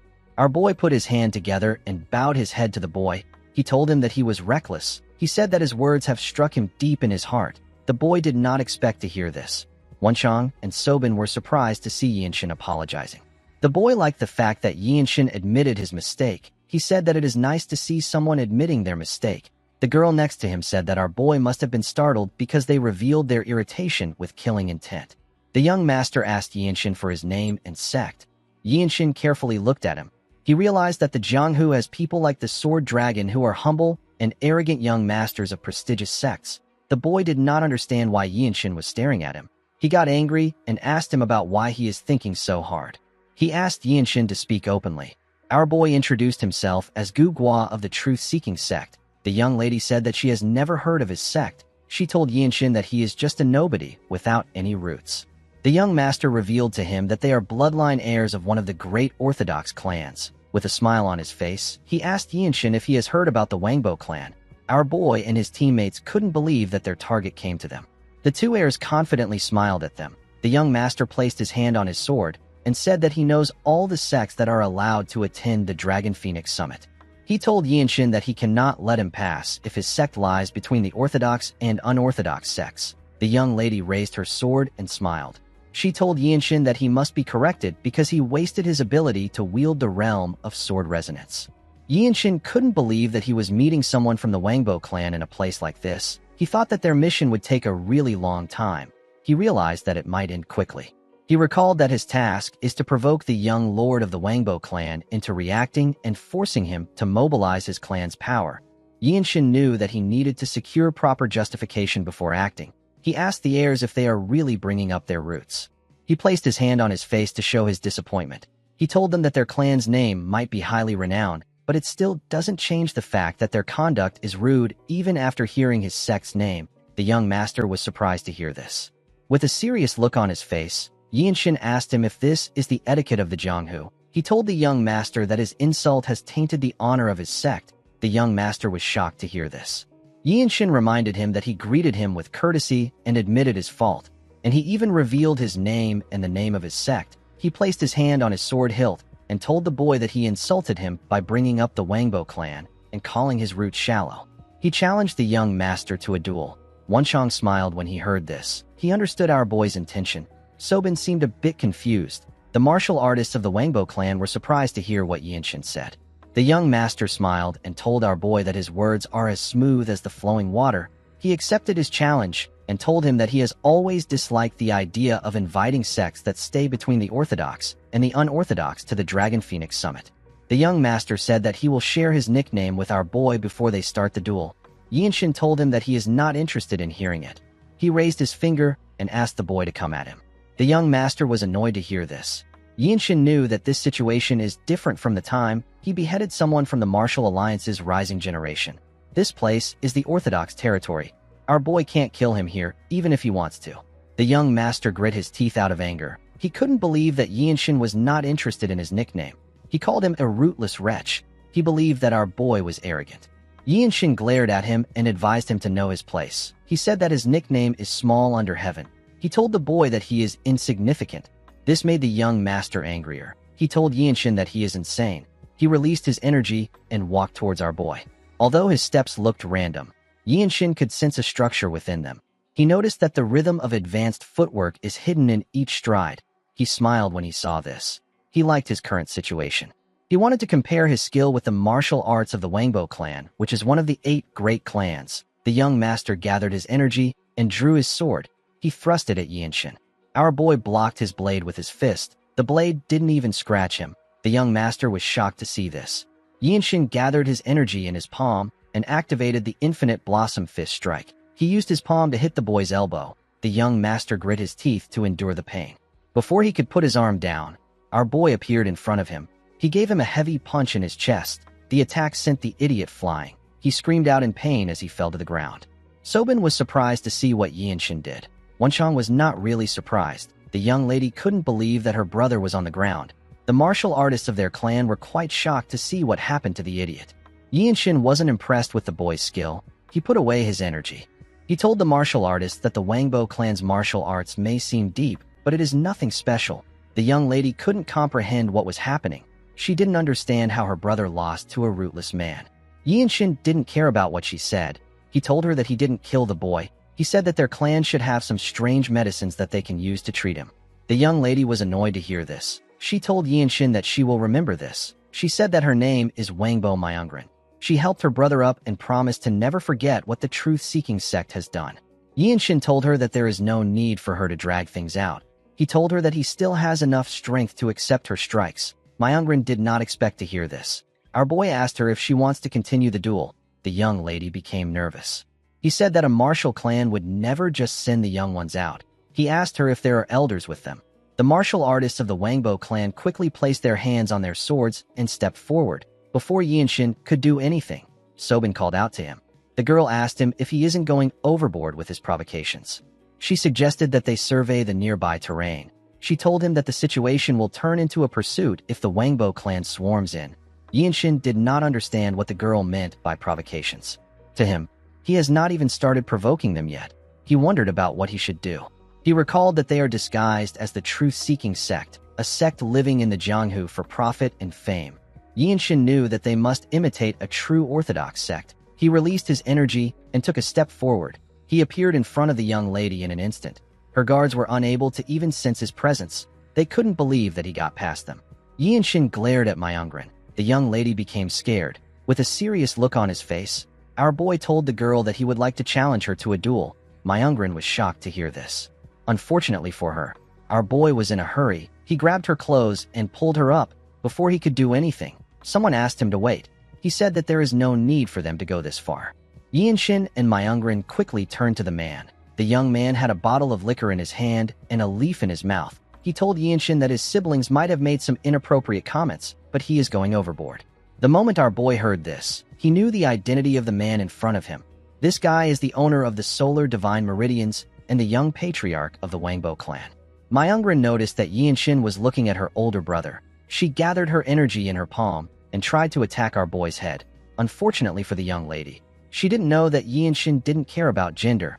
Our boy gave her a heavy punch on her head before her hand could reach him. The girl spat out some blood. Sobin and the martial artists of the Wangbo clan were surprised to see this. The young patriarch simply smiled. Unfortunately for the girl, our boy wasn't done. He clenched his fist and gave her several punches on her face. The young lady spat out more blood. She eventually lost consciousness. The young patriarch said that he is already worried about how the elders will react. He threw the leaf and the bottle of liquor away. He appeared next to Yinshin. He covered his fist with his hot energy and thrust it at our boy at a crazy speed. He wanted to grab Yinshin's hand. Yinshin let go of his sister when he saw multiple hands coming at him. He was able to block the man's attack. The young patriarch pulled his sister aside and continued attacking Yinshin. It was hard for our boy to distinguish between his actual attacks and his feints. Of course, Yinshin was still able to match his speed. He noticed that the inner energy contained in the man's hand was incredibly heavy and hot. He realized that this was a supreme advanced martial art. Each time he blocked the man's attack, a small explosion takes place. Yinshin felt like he was crossing hands with a more experienced version of himself. The young patriarch was impressed with Yinshin. He could not believe that there was another person like him. He increased the speed of his attacks. He found the fight to be entertaining. Yinshin noticed he was getting pushed back by the man's strength. He decided to change his attacks. He gathered his energy in his palm and activated the Infinite Blossom Fist Strike. He used a technique known as Vortex to attack the young patriarch. A bright light was released when their fist clashed. Yinshin got pushed back when their palms touched. The young patriarch was still standing in the same position. He smiled and told Yinshin that he will become a sight to behold after accumulating more years of experience. He told him that this is only possible if he continues to polish his skills. Yinshin glared at him. He noticed that the man did not retreat at all. The young patriarch took out a leaf and placed it in his mouth. He told Yinshin that he will not be able to see the day he improves. He asked our boy to forgive his siblings. He glared at his sister and told Yinshin that they won't be able to look him in the eyes in the next 10 years. Myungren became nervous when she saw her older brother glaring at her. The young patriarch and his group gathered their things and moved past our boy. The man told Yinshin that he will see him later. Yinshin turned around and watched them move forward. He believed that it would have been better for the young patriarch to enter the desolate fortress and aim for the fruit of the world tree. While thinking, he remembered how their fight went. He remembered how the man used his fist. Yinshin did not think that he could use his senses like that. He realized that he needed to learn how not to be stuck in the direction of an attack. While he was reflecting, Wenchang called out to him. He asked Yinshin if he is alright. He told him that he was going to step in, but he didn't do anything because our boy looked like he was enjoying himself. He told Yinshin that he is the best at provoking a person. Our boy agreed that he was enjoying himself. He told his friend that he saw right through him. He said that he doesn't understand what he means when he says that he is good at provoking others. Wenchang and Sobin were surprised to hear this. They realized that our boy was just acting like himself. Wenchang said that the young patriarch of the Wangbo clan is a formidable opponent. There are rumors of people calling him a spoiled brat who struts on the clouds. Wenchang said that his martial skill and his temperament matched the rumors. Sobin moved close to Yinshin and said that she is impressed by the fact that he was only pushed back a single step. She revealed to him that the young patriarch carries the nickname of the Supreme Flame Dragon. He is regarded as the most talented martial artist in the north of the Yangtze River. He dominated the Dragon Phoenix Summit at age 20. 5 years have passed since that time. Yinshin was shocked to hear this. Sobin said that the Supreme Flame Dragon was arrogant enough to say that he enjoyed watching the antics of the White Qilin, who was the previous champion of the event. Yinshin asked the girl if the young patriarch has really lived 5 years after age 20. Sobin said that he has. She told Yinshin that she actually thought that he and the young patriarch are the same age. She asked him if he will be 20 in 5 years' time. Yinshin didn't respond to her. Wenchang and Sobin didn't know what was wrong. Our boy put himself together and told the girl that she is correct. In the next scene, we are taken to Huizhou. We see Yinshin and his teammates greet 2 guards. One of the guards asked them if they have come for the Dragon Phoenix Summit. Yinshin put his hand together and introduced himself as Gugua. He told them that he is from the Truth-Seeking sect. Wenchang was not happy to hear the name of the sect. The guards took a look at a list. The guard with beards turned to Yinshin and apologized to him. He said that the Dragon Phoenix Summit will not be held at their clan's estate this year. He explained to him that a grave issue has occurred at the main estate, so the venue has been changed. He asked our boy for his understanding on the matter. Wonchong couldn't believe that the event was no longer held at the clan's estate. The man walked past them and said that he is going to guide them to the Lotus Pavilion in the north of Huizhou. Yinshin found the situation to be strange. He could tell that this people treat the Dragon Phoenix Summit as an important event. He realized that something might have happened at the Namgung clan. He wondered if they were attacked by the 13 Skies. After guiding them to their destination, the guard informed them that nearby inns will accept them once they mention the Namgung clan name. He asked them to make good connections. After saying this, he left. Immediately the man left. Yinshin and his group heard a loud sound come from the pavilion. They quickly turned around. They went into the pavilion. They saw different martial artists inside. 2 martial artists were fighting on the stage. Yinshin realized that this is the next generation of martial masters. 2 martial artists spoke about how Yu Hyun, who is a disciple of the Manhwa, has profound martial skill. One of them said that the boy ate the plum blossom pill. His friend said that it is still dangerous. He said that the Supreme Flame Dragon's eyes have gone wild. He said that the young patriarch knows no shame, even though he is older. The Supreme Flame Dragon thrust his blade at Hyun at a crazy speed. He called him an incompetent fellow and asked him if this is all he can do. Hyun was able to block his attacks, but he was getting pushed back. The other martial artists felt like the Supreme Flame Dragon was going too far. They wondered about what they should do. One of them said that someone has gone to get the officials. Yinshin stepped out and jumped over the pond, separating him from the stage. He landed next to the fighters. The young patriarch turned to him when he sensed his presence. Yinshin glared at him. Hyun was shocked to see our boy. The Supreme Flame Dragon referred to Yinshin as an insignificant brat and asked him about what he is doing there. He swung his blade at Hyun with a large amount of force. The boy was unable to block the attack. It sent him flying. He crashed on the ground. The Supreme Flame Dragon gathered his energy in his hand and thrust it at Yinshin. Our boy carefully pushed his hand aside and grabbed his arm. Although he did not have the same amount of energy as the young patriarch, Yinshin was able to deduce that he could fight him if he is able to read the direction of his attack. He used the limit releasing technique to release his energy. He gathered his energy in his palm and used it to tighten his grip on the young patriarch's arm. The Supreme Flame Dragon was shocked to see this. He was able to break away from our boy's grip, but he got heavily injured. Yinshin told the man that he is not like him. He looked at his palm and told the young patriarch that he is a little slow-witted. A young martial artist wondered about what was happening. His friend told him that the Supreme Flame Dragon's pressure points have been blocked. The man said that he has never seen a technique like the one Yinshin used. He told his friend that our boy's grasp technique and pressure points blocking was perfect. The man felt like he was looking at an elder of a noble clan. He wondered about the sect Yinshin came from and how he was able to do this to the Supreme Flame Dragon in their brief clash. The young patriarch took a look at his hand. He couldn't believe that Yinshin actually told him that he is slow-witted. Yinshin took a look at his hand and told the man that he is nothing special if he can't sense this. The moment he said this, Yinshin took a look at the young patriarch's hand. He remembered hearing that the energy of heat can easily disperse the inner energy of others when it enters the body. This means that the Supreme Flame Dragon will be able to release his acupoints if he circulates his energy and breathes. Immediately, our boy thought of this. The Supreme Flame Dragon circulated his energy and released fire from his hand. Yinshin found this fascinating. He wondered about how it was possible to use core energy to evoke the property of flame. The Supreme Flame Dragon turned to Yinshin after he was done circulating his energy and told him that he doesn't seem interested in him. His complexion looked bad. He asked our boy if he is really from the truth-seeking sect. He told our boy that he could sense his potential from their brief exchange. He put his sword away and told Yinshin that someone like him will be able to leave a name behind for a long time.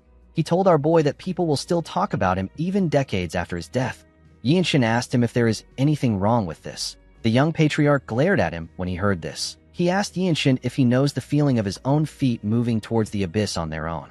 Our boy didn't understand why the man brought this up. The Supreme Flame Dragon told Yinshin that he possesses everything. He told him that his complexion is excellent. He asked Yinshin to tell him how it feels to have everything without ever having to pay a price. Our boy did not expect to hear a question like this. The young patriarch took a look at his hand and revealed to Yinshin that he has carried extreme yang energy since birth. He said that he grew stronger even without training his cultivation techniques. However, His sharpened senses always came with the burning pain of his blood channels. With a look of anger on his face, the Supreme Flame Dragon told our boy that he built his martial arts on a foundation of vast inner energy that shaped his body's constitution. He told him that it is not something that he can belittle by calling him slow-witted. Everyone watched the Supreme Flame Dragon warn Yinshin. Unfortunately for him, our boy didn't really care about what he was saying. He actually found the young patriarch's constant chatter to be embarrassing. He asked the young patriarch to tell him what he wants him to do. He told him that he was simply telling him the truth. He told the Supreme Flame Dragon that he hasn't even acquired martial arts that can overwhelm his talent. He explained to him that he merely called out his slow-wittedness to inform him about it. He told him that there is nothing wrong with this. The Supreme Flame Dragon did not like what he was hearing. Our boy explained to him that he is the only one who knows his suffering. No one else can understand. The Supreme Flame Dragon was shocked to hear this. He told Yinshin that he has never heard this before. He said that everyone always told him that they understand. He said that even Hyun told him the same thing. The young patriarch found it interesting that someone who understands his attack trajectory didn't understand him. He said that the elders of his clan always kept him bound under their choking expectations. He took a look at Yinshin and smiled. Our boy was shocked to see this. He noticed that the man's complexion improved when he smiled. He realized that this was bad. He saw that the Supreme Flame Dragon's anger was dissipating. He put himself together and told the young patriarch that he would sever ties with his clan and join the desolate fortress if he was in the same situation as him. He told him that the fruit of the world tree heals all diseases. He told him that the fruit should also help him take care of the solar divine meridians. He asked the young patriarch not to talk about life without making this level of effort. He said that it doesn't make sense. He told the man that it won't matter if he lives for a few more years. He told him that it is already too late for him. The Supreme Flame Dragon glared at Yinshin. Everyone focused their attention on him. To Yinshin's surprise, the young patriarch began to laugh. Our boy didn't understand why he was doing this. The young patriarch asked Yinshin if he is worried about him. He asked him if he was so sad that a potential companion to discuss martial arts with would disappear. Yinshin was shocked to hear this. He didn't know why the young patriarch was spouting nonsense. He told the man that this is why he called him slow-witted. The Supreme Flame Dragon laughed harder when he heard this. Yinshin couldn't understand the man's thoughts. He wondered if his prolonged suffering has driven him mad. This was an unexpected obstacle for Yinshin. He realized that he made a mistake by approaching the Supreme Flame Dragon with provocations that would work on ordinary people. His goal was to provoke the young patriarch into charging at him first. But now, no provocation would work on the Supreme Flame Dragon. Yinshin decided to wait and try again later. He turned to his comrades and nodded at them. Wonchong and Sobin were visibly frustrated. They didn't understand why the young patriarch was happy now. Yinshin walked past the Supreme Flame Dragon. He wanted to leave the stage. The Supreme Flame Dragon didn't understand why he was leaving.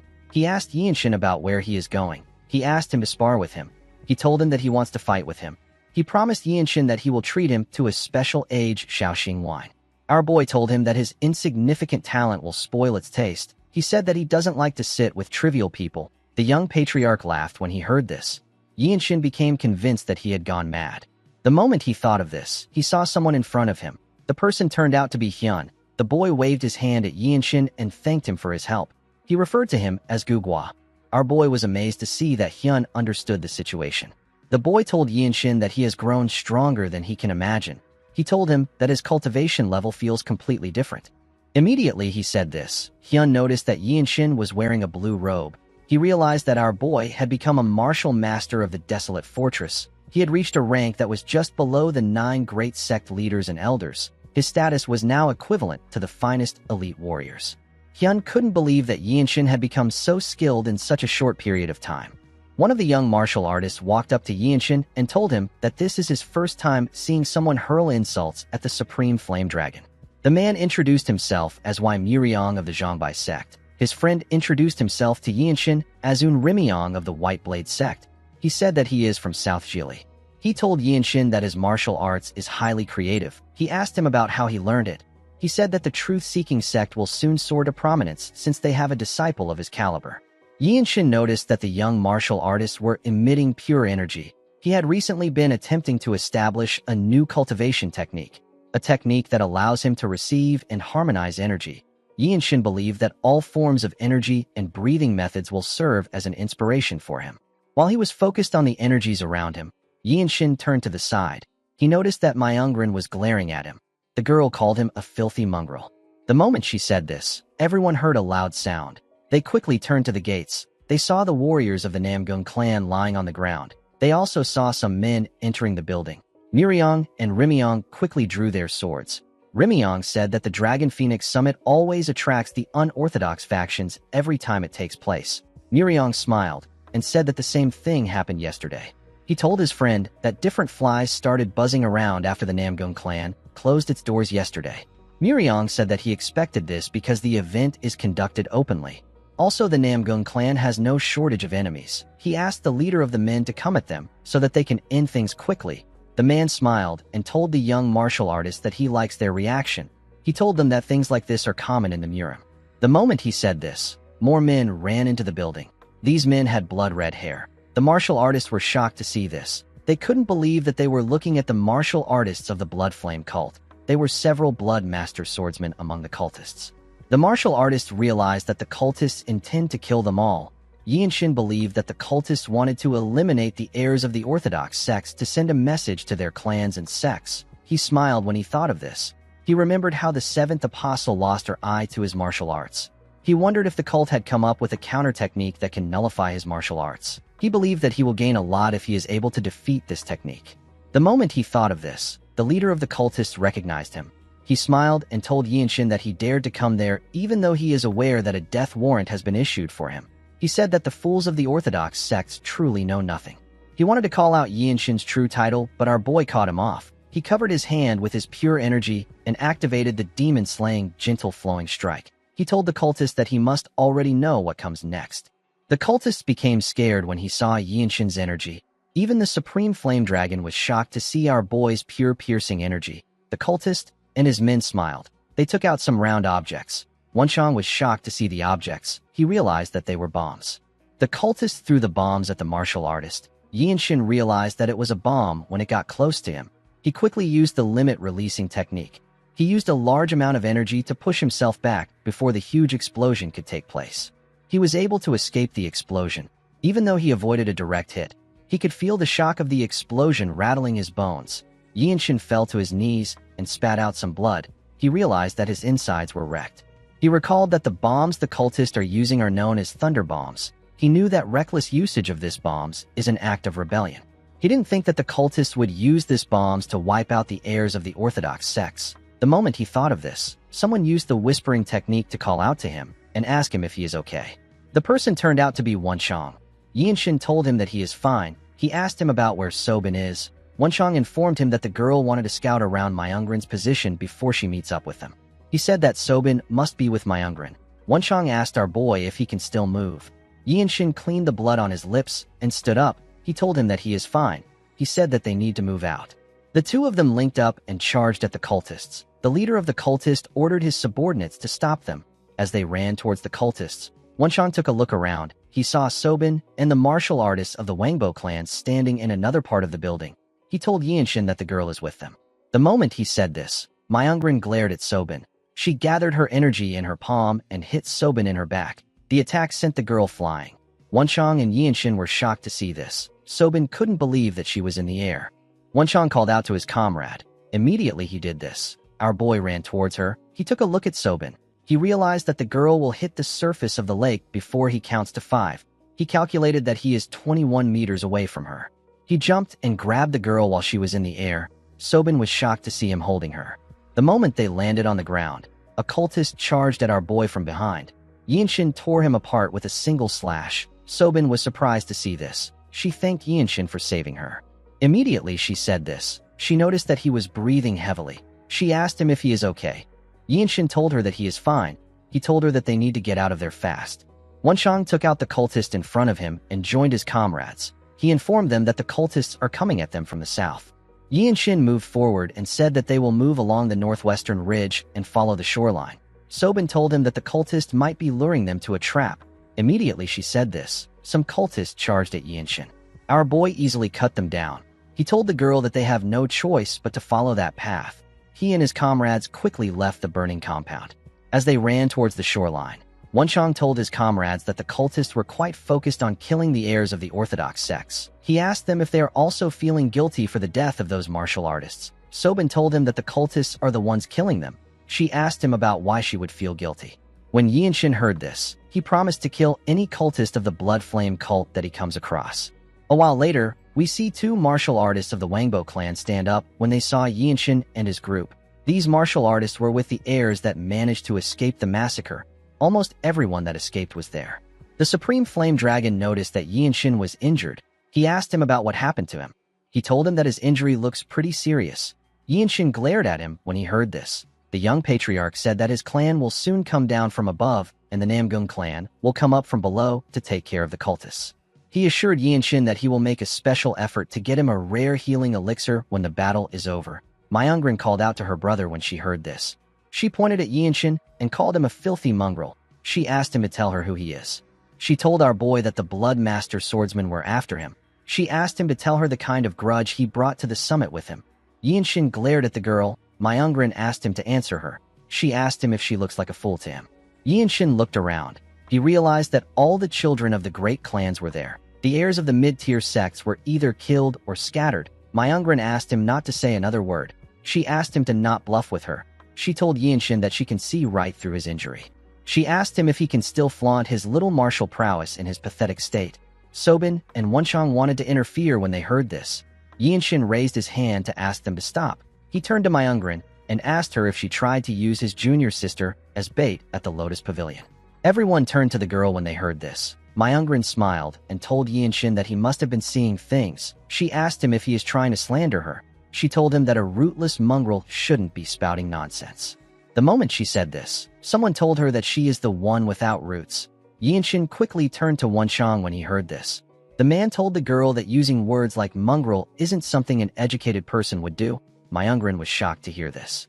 With a look of anger on his face, Wenchang asked the girl if this is how her clan teaches the code of Confucian order. He said that the Wangbo clan might not be as prestigious as he heard. Myungrin was annoyed to hear this. She called him a bastard. Wenchang walked forward and told the girl that her words are truly classless. He told her that there are two witnesses to her atrocity, and yet she still denies it. He turned to the heirs of the great clans and asked them if they have ever heard of a noble from the Shandong Murim that is as lowly as Myungrin. The heirs avoided eye contact with him. They didn't want to get involved in the matter. The young patriarch didn't say anything. He simply watched his sister with a smile on his face. Myungrin gathered her energy in her palm out of anger and thrust it at Wenchang. Yinshin gave her a punch that sent her flying. The heirs were shocked to see this. Wenchang and Sobin smiled when they saw what happened. The young martial artists drew their swords and pointed it at Yinshin. One of them told him that there is no neutrality in the Murim. He said that a person can only side with the one they share ties with when they don't know the truth. Wenchang was surprised to hear this. Our boy wasn't really shocked. He remembered hearing that it is difficult to find true martial artists outside the mountain sects. Even those with formidable martial skills are not always true martial artists. However, Yinshin also heard that there are still some who take joy in performing chivalrous deeds. Since the Supreme Flame Dragon wasn't taking his bait, Yinshin decided to use his stupid sister to complete his mission. For the next 20 days, the group moved as the Supreme Flame Dragon suggested. While they were running, the young patriarch turned to Yinshin and told him that the person who brought the cultists there doesn't matter. He said that they all need to join forces to survive. He told Yinshin that the cultists came to kill everyone at the summit, so it is better if they all join hands together. While running through the forest, the group evaded the pursuit of the Blood Flame cults several times. They fought the cultists at different locations. While everyone was busy with the cultists, Myungrin's brother kept exchanging messages with his clan. He asked them to provide aid. The group continued living their lives like this for 20 days. One day, we see Myungrin allow a messenger pigeon land on her hand. She took out the letter attached to the pigeon. With a smile on her face, she announced that the escort unit of her clan is nearby. She said that their struggles are over now. She told the other heirs that the cultists won't be able to chase them anymore. Immediately she said this, she turned to the side and glared at Yinshin and his teammates. The next day, we see the entire group walking somewhere. Myungrin quickly noticed that she could see someone from afar. She realized that the reinforcements have arrived. The leader of the escort team called out to Myungrin when he saw her. He quickly appeared in front of her. Yinshin found the man's mobility arts to be quite astonishing. Myungrin quickly hugged her uncle. She referred to him as Supreme Sword. The huge man pat his niece on her head. He told her that he is relieved to see her. He told her that she looks like she has been through a lot. Yinshin realized that the man in front of him is the Supreme Sword and the younger brother of the Wangbo clan's patriarch. He is one of the top swordsmen in Shandong. Our boy carefully observed the Supreme Sword's energy. He realized that the number of years a person has trained truly makes a difference. He knew that he wouldn't get a guaranteed victory if he fought the man. The Supreme Sword called out to the Supreme Flame Dragon and told him that he should be grateful that the patriarch bestowed the ceremonial robes of an heir upon a concubine's son. He asked the young patriarch if he truly needed to make his pure-blooded siblings suffer so much.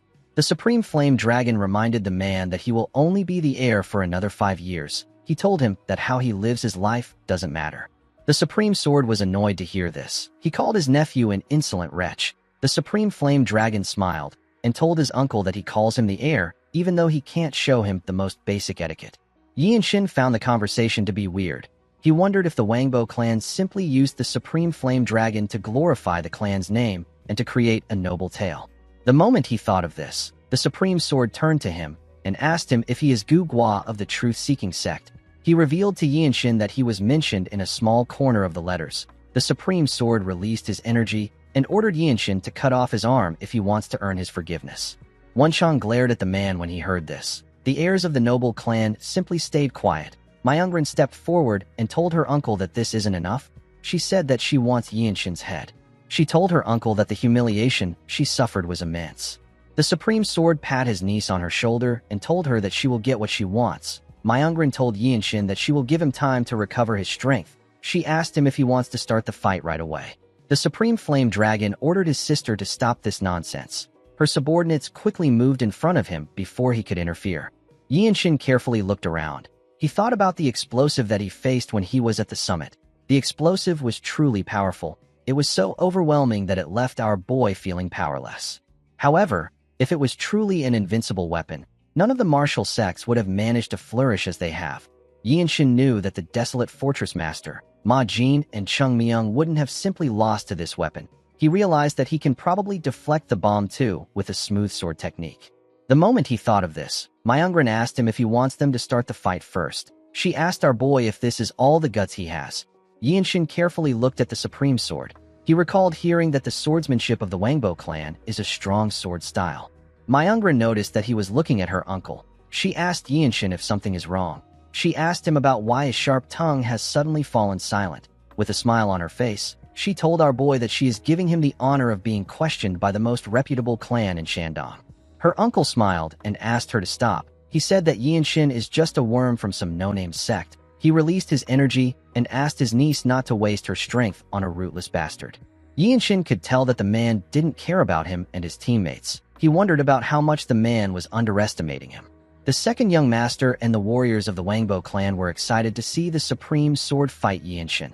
The Supreme Flame Dragon did not like this situation. Wenshang and Sobin had their guards up.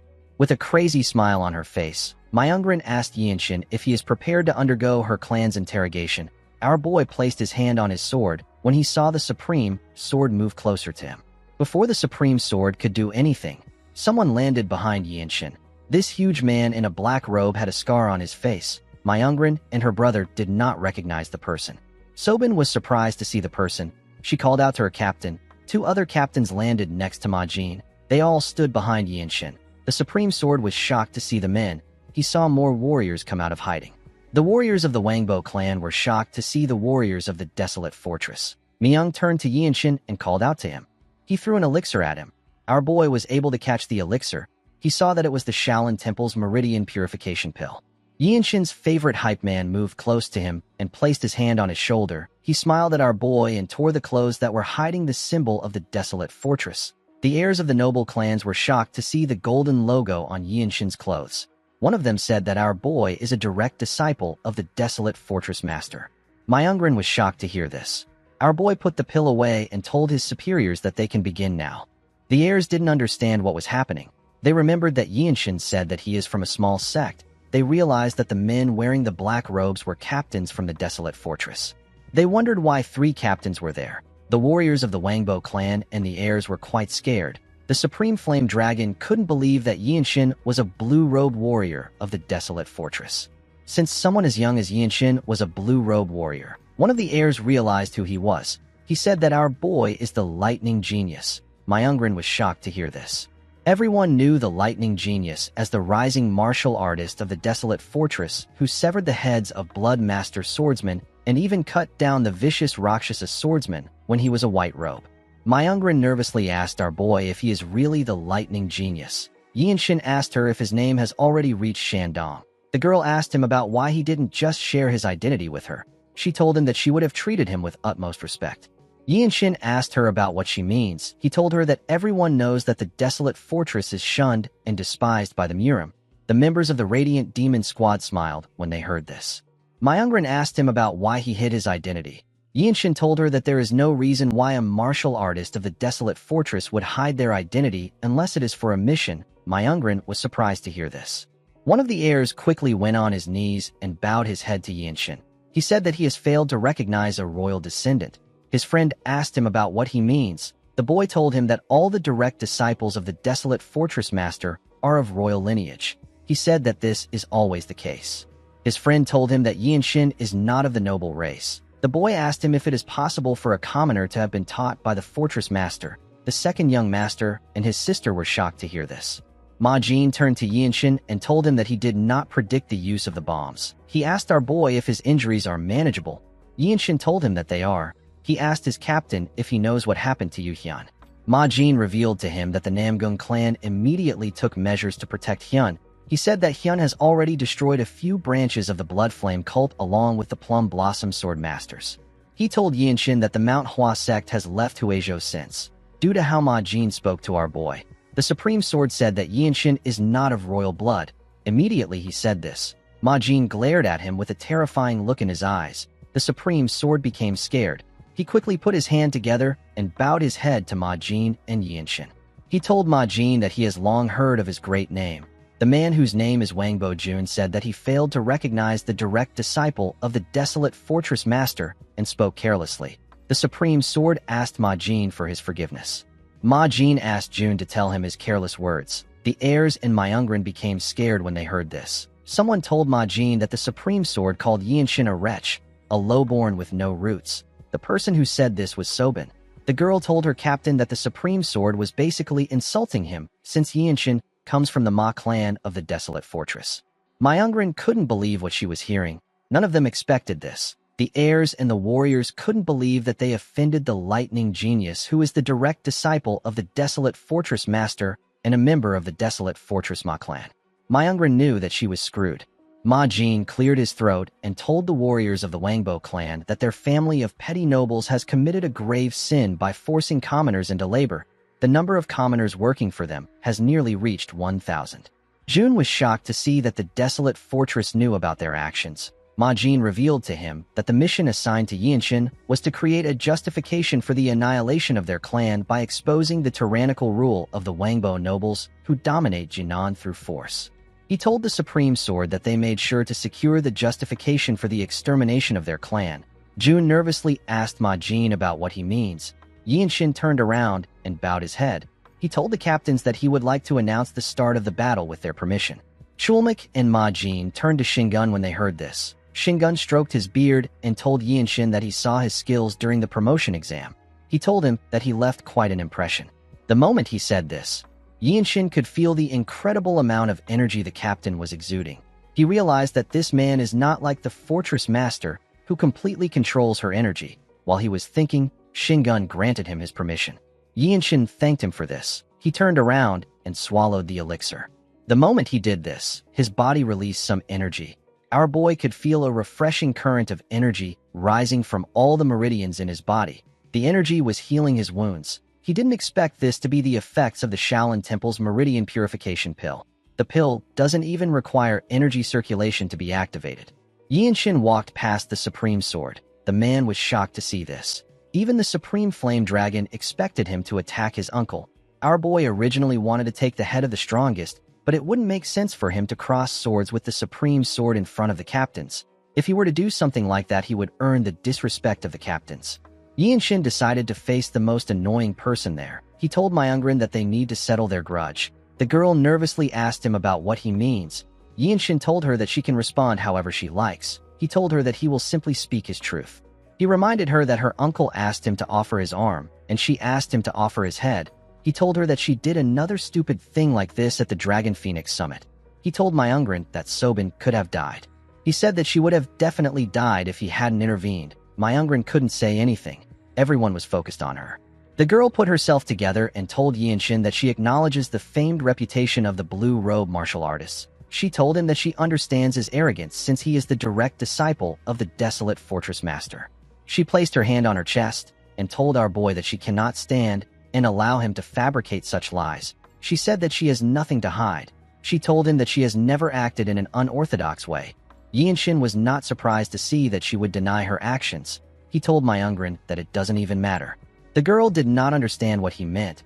Yinshin revealed to her that his final mission is the annihilation of the Wangbo clan. He told her that nothing will change no matter what she says. Myungrin was shocked to hear this. Yinshin drew his sword and used the swift sword style to behead Myungrin with a single strike. The last thing Myungrin saw as her head fell to the ground was Yinshin's face. After taking care of the girl, our boy put his sword away. The Supreme Flame Dragon and the warriors of his clan were shocked to see what happened. The warriors of the desolate fortress weren't even bothered. The Supreme Sword was shocked to see what happened to his niece. He called out to her and ran towards Yinshin. Before he could get far, Shingun appeared above him. He slammed Jun's head to the ground. The Supreme Sword couldn't even move his body. The warriors of the Wangbo clan and the second son charged at Yinshin. Before the poor bastards could reach Yinshin, Ma Jin and Chulmik appeared above them.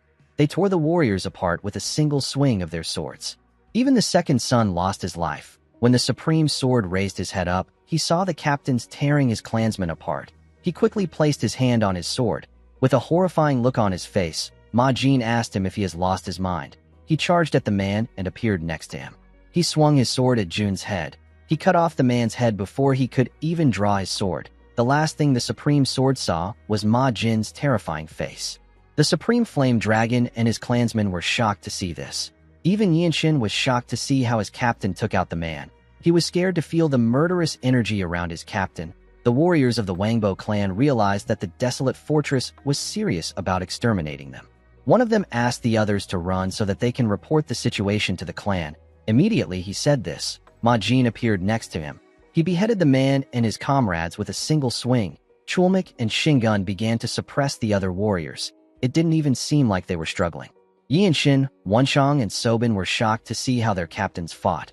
One of the blue robe warriors said that the captains won't allow them to fight unless the scale of the battle is enormous. He said that their captains will probably be the only ones to earn merit for this. The man told his friend that he is envious of Yinshin because he has already done something significant. While they were talking, someone asked the warriors of the desolate fortress to arrest him. The person turned out to be the young patriarch. The Supreme Flame Dragon introduced himself as the infamous degenerate young master of the Wangbo clan. The moment he said this, he noticed that one of the blue robe martial artists took the bag containing his medicine. The Supreme Flame Dragon asked the man to return his poppy. He did this to make them arrest him. They made him kneel before them. Myung found it odd that the Supreme Flame Dragon wasn't even resisting. The young patriarch smiled and said that the desolate fortress would wipe out his entire clan if they knew everything. He smiled at Yinshin and told him that he never expected him to be a blue robe warrior. Yinshin could tell that this guy wasn't really bothered even though his half-sister just got beheaded and his clansmen are dying. He believed that the Supreme Flame Dragon was completely out of his mind. He wondered if he was like this because the solar divine meridians are tearing apart his blood vessels. He wondered if the pain was truly beyond one's imagination. The Supreme Flame Dragon asked Yinshin about the type of sword technique he used to behead his sister. He said that he has never seen or heard of such a technique. With a crazy look in his eyes, he asked Yinshin to tell him the cultivation method he learned. Our boy reminded him that he just sent his sister to the afterlife. The Supreme Flame Dragon told him that fools don't matter to him. He said that his sister has always lived in a completely different world from him. He revealed to Yinshin that Myungrin never saw herself as his sister, and he also never looked at her like that. He said that there is no point in worrying about his clan when it is about to collapse. With a smile on his face, the young patriarch told our boy that he wants to know about his martial arts. Yinshin realized that this guy was obsessed with martial arts and pain. He turned around and walked away. He thought about creating a sword technique that can deflect the bombs and a circulation technique with fast energy circulation. He also thought about creating a sword style that is useful against multiple opponents. A while later, we see the heirs of the other clans tied up. Most of the martial artists of the Wangbo clan were dead. One of the blue-robe martial artists pat Sobin on the head and told her that she worked hard. He said that he will be able to finish an old mission thanks to her. The girl gently blushed when she heard this. While she was talking to her seniors, Yinshin was talking to Myungrin and Mirio. Mirio told our boy that a blue-robe warrior should be able to handle fire pellets. She explained to him that he can use the techniques of the Harmony Realm to wrap his sword or fist with an inner energy barrier. This will allow a person to deflect the fire pellets. She told Yinshin that she can demonstrate it to him once the situation is resolved. She told him that he can learn from her until he masters it. Yinshin looked at his palm and said that he is reminded of something. He revealed to his seniors that there are few applied techniques that he is curious about. He said that he feels as if he is about to understand these techniques. He told his seniors that he would like them to take a look at these techniques. Myung and Mirio couldn't believe that our boy was learning more techniques. Wanchang walked up to him and told him that he is envious. He said that it feels as if it was just yesterday when they fought together at the desolate fortress. Now, our boy is his superior. Yinshin turned to him and told him that he has something to say as a blue-robe martial artist. He told Wanchang that he didn't have to help him tear the clothes that hid his symbol. He told his friend that he didn't say anything to him because he didn't want him to feel awkward. Yinshin said that he actually felt a bit embarrassed. He told Wanchang that he will do it himself next time. Wanchang was shocked to hear this. He couldn't believe that Yinshin would say this to him. He asked our boy if he has to take away one of the few joys of his life. Yinshin didn't know what to say to him. Guys, we have come to the end of our video. Don't forget to like and smash that subscribe button for more recaps. See you guys later.